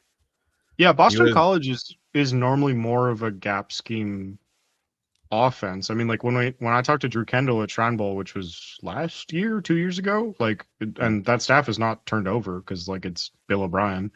Right. They're a little bit more of a gap scheme offense. So yeah, but he's somebody just like versatility. He has a bunch of different starts at every position except for center, basically. So he's got a whole lot of starts at left tackle. From Virginia, he was 9 starts left tackle, 1 start right tackle, 13 starts at left tackle for Boston College in 2023, 11 starts at left guard for Boston College 2024, 8 starts at right guard this year for Boston College, 3 at left tackle, 1 at right tackle. So he's got a lot of position flex, and he is used to that. But his, I think the biggest thing for him that I didn't like was just the flexibility and the anchor and like the core strength ish. But I liked his run blocking ability, like how quickly he got to, the pulling aspect of their particular game plan. His punch and ability to drive as a run blocker was pretty fun. Dane says in his report that he carries himself like an alpha on and off the field, just shows up every day with the same mentality. He's voted a captain, and one of the NFL scouts in here said that he will be one of the most mature guys in the locker room the moment he's drafted. So a lot of positive character reports for the 3 offensive linemen that the Chargers took. So this is good.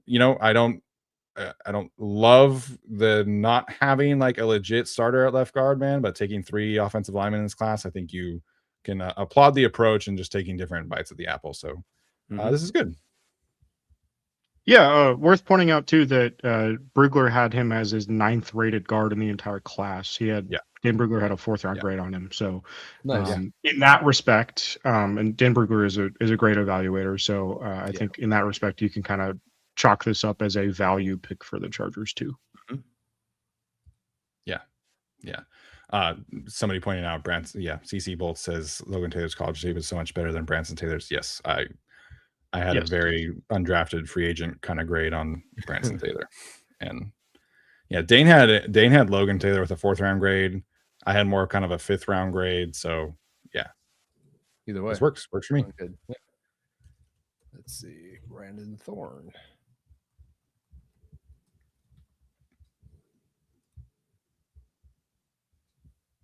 And another Canadian for those who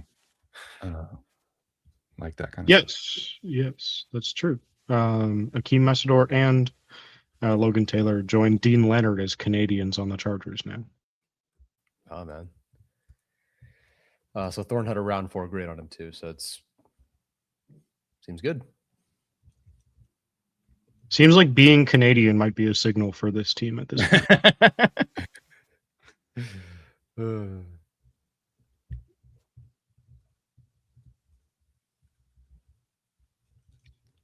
But yeah, I think I would probably look at this in terms of like role that they're going to fill most as like the Jamari Sawyer replacement. Just in terms of like he can play tackle if you really need him to. He's probably going to play more guard. Will probably be your swing lineman. Maybe he ends up being the first guy off the bench depending on how the starting 5 shakes out. But I think it's clearly they had a plan for how they wanted to build some depth on the offensive line and attack it a little bit more. So, I can't be too mad at the process there. And like we said, like most people that are better at evaluating offensive line than me or certainly some other people on the internet had him as more of like a 4th or 5th round player. So I think getting him at 202 seems like fine process to me. Totally. Yeah. All right, pick is in for the Lions at 205. So the Chargers are back on the clock quickly. That was good. Oh no, I got to write this article faster. So CJ Williams, the wide receiver from Stanford, went to the Jaguars after the Chargers, and then Lewis Bond from Boston College, wide receiver, went to the Texans at 204. CJ Williams got drafted. Wow. And then the Lions just took Skylar Gill-Howard, the defensive lineman from Texas Tech. I liked him a decent bit. He got hurt midway through the year, but I liked him as kind of like a Poona Ford-esque, like shorter, stubbier. Yeah, I liked him also. 0 to maybe 3 as a stretch kind of tech. McDaniel's quote in the Chargers tweet: "If you're not fired up, you're dead." That's awesome.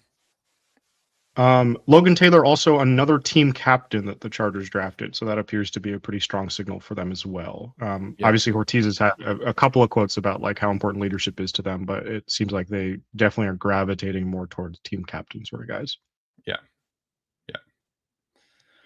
All right, guys, this is the Chargers' last pick, unless they trade down.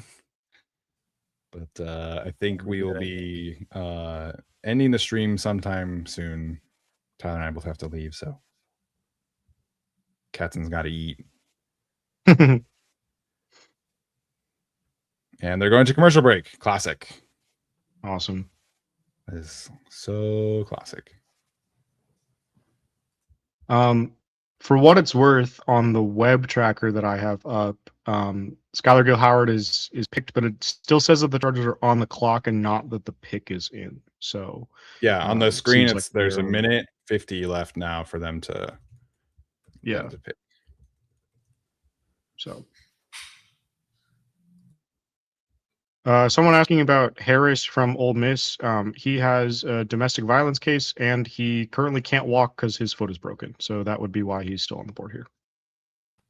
I did not know about the health thing. Yeah. He did not test at Ole Miss's pro day. And the note from the scout in attendance that was doing the data entry was that he was not able to stand for measurements also. So it sounds like he was like probably on like a scooter, kind of the same way that Caleb Banks was at Florida's pro day, like probably on the scooter. Not supposed to put any weight on the foot, probably in a boot. So all right, minute left, folks. So close. Help I'm Stuck stepbrother did come back and say that he was asking about Logan Taylor. So good foresight by you, I guess, you know. I didn't think they would take another offensive lineman, but they did. All right, there's 40 seconds left. The pick is still not in.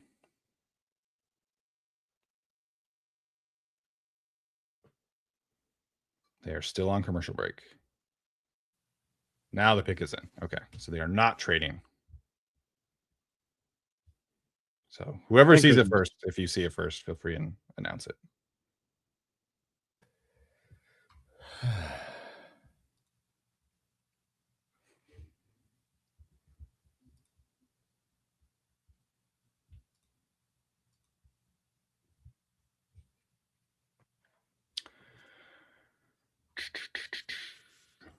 They're currently showing a UFL commercial. Nice. Tight end or edge rusher? You think they would take another edge rusher? That's my special team, sure. True.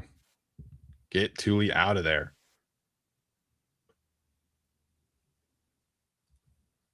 Complimentary. Yes. Do not want my best edge rusher playing special teams anymore, please. Well, when he's making $30 million a year, he's got to earn his keep. That's right. $30 million special teamer. Let's go. Come on, guys. Okay, we're back from commercial or whatever that was. Okay, I have it. It is another offensive lineman. It's Alex Harkey from Oregon, who I mentioned. Wow. I would be surprised if he got drafted, but here he is. All right. So interesting. I guess that's probably bad news for Coyote Awashika. Where's he keep? How many Oh, guards? he's being announced as a tackle for what it's worth. Oh, huh. I mean, he played tackle in college. Yeah. Sure. Interesting. Hollywood Hark is what the Chargers just tweeted out.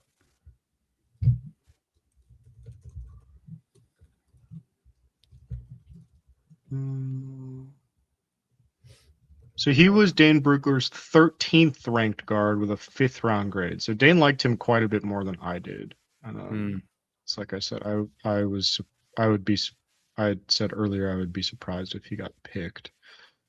But let's see.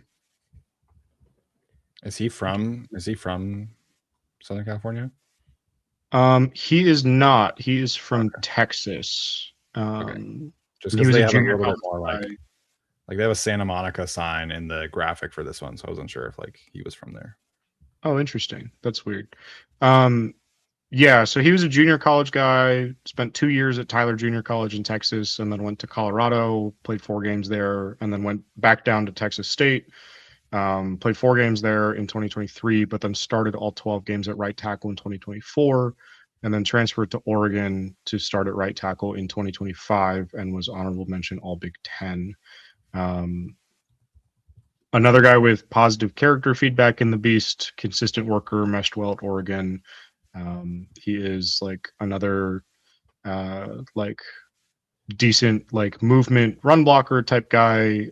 He was a 260-pound tight end in high school, so he's Brugler has a note there that he's worked very hard to develop mass.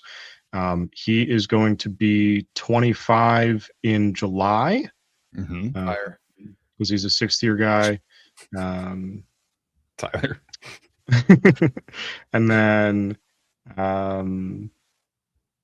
yeah, so Brugler notes adequate play strength, tenacious play personality, which will serve him well for a move inside, has the tools to fight for a roster spot at guard and continue developing. So Yeah. So at the combine, his arm length was 31 inches and 3/4. So he is definitely not a tackle in the NFL.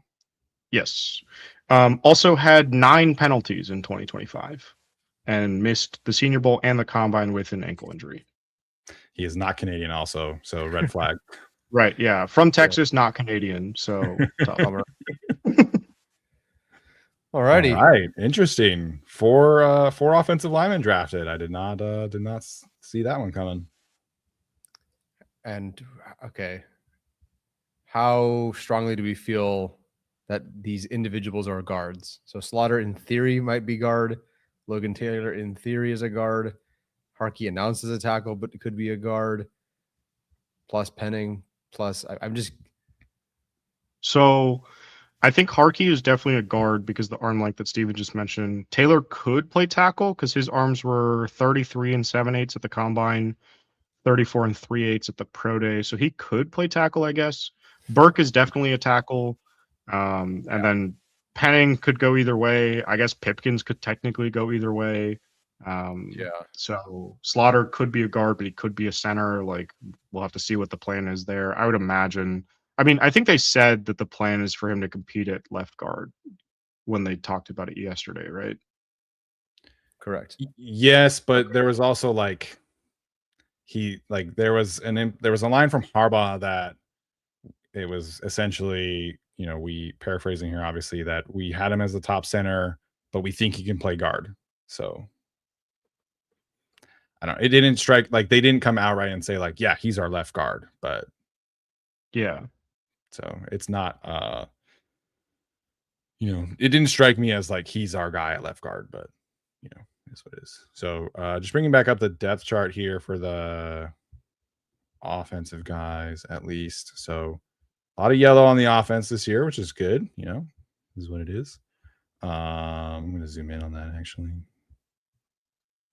But they have 11 guys on the offensive line that could all challenge for roster spots, I think. So Branson Taylor, unfortunately, probably not super in their plans, but you have a lot of volume options here if you want to, look at one of these guards. So I am genuinely curious to see how that goes. Like Cole Strange is probably entrenched at right guard, but then you have Penning, Awashika, Slaughter, Logan Taylor, Alex Harkey, who could all potentially, challenge for that spot. I mean, 6th-round pick, we'll see, for the 2 guys, but that's 11 guys. And last year, like, they had 8 that I felt good about heading into training camp, and I was like, yeah, like preseason offensive line is probably going to suck, but this year, they have some good depth, so at least the preseason offensive line won't be as bad. Yeah. No, by pure passion, I like it. Yeah, at the very least, this hopefully can end the Ben Cleveland delusion. So I think that it's overall a positive. You and Thomas Martinez are on the same page there in the chat. Yeah. Yeah, but I mean, placing expectations on 6th-round offensive linemen is not like, it's not something I really want to do, but taking some chances here on some of these guys is fine, Yeah. I mean, I can't fault the approach of just like, let's just throw darts at it, and one of these guys should theoretically be good. Yeah. Which, yeah, good stuff.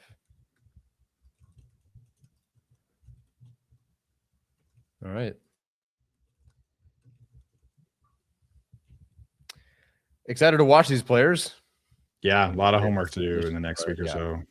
Yes, a lot of homework to do, definitely.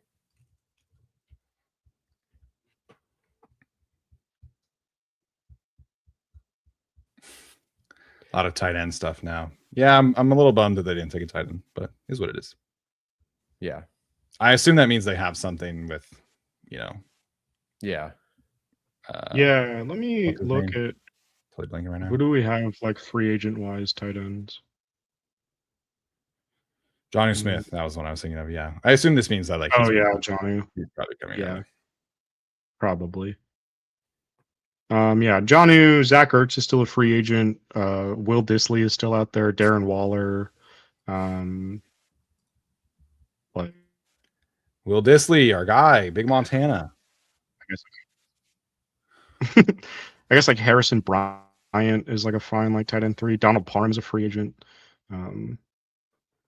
But yeah, like probably I would guess it's probably Jonnu, like, and but which like is fine. Johnny was been a productive player for Mike McDaniel before, so if that's what it is, then that's what it is.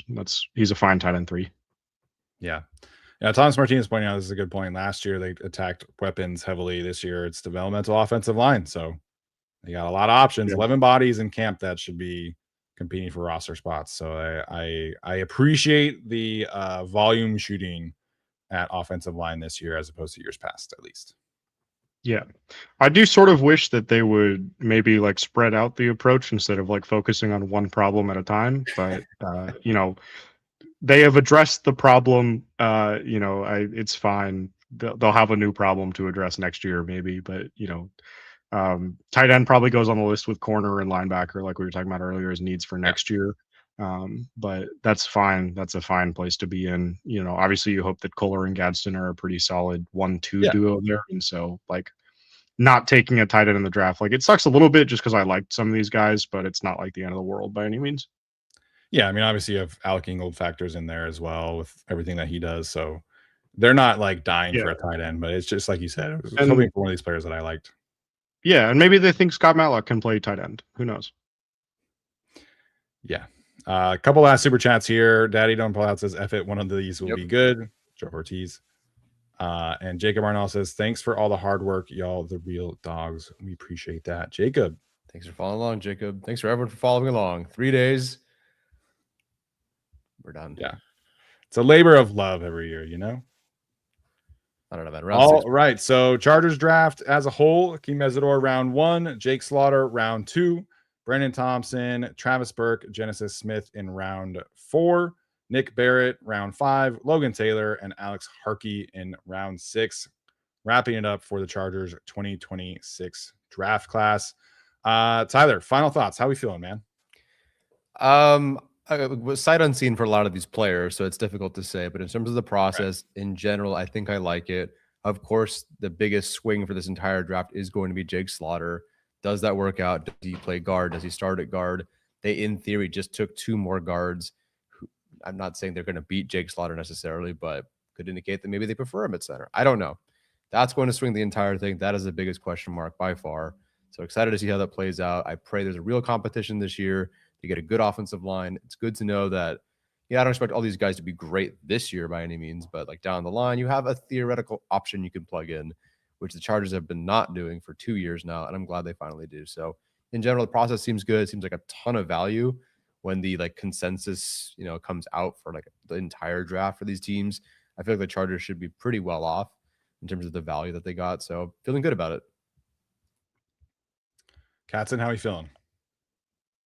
Feeling pretty good. I think that the approach to the first half of today, I think I maybe liked a little bit better than the approach to the second half. But like we talked about, the throwing darts at offensive linemen and just like assuming that one of them will end up being a decent enough player, I think is hard to fault from a process standpoint.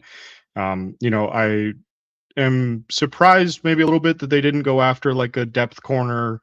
Maybe a little bit surprised that they didn't take a tight end, but I think overall, obviously, like Tyler said, the big swing point is going to be the Slaughter pick. If he can play guard, is he going to play guard? Is he just going to be the backup center? Like what happens there?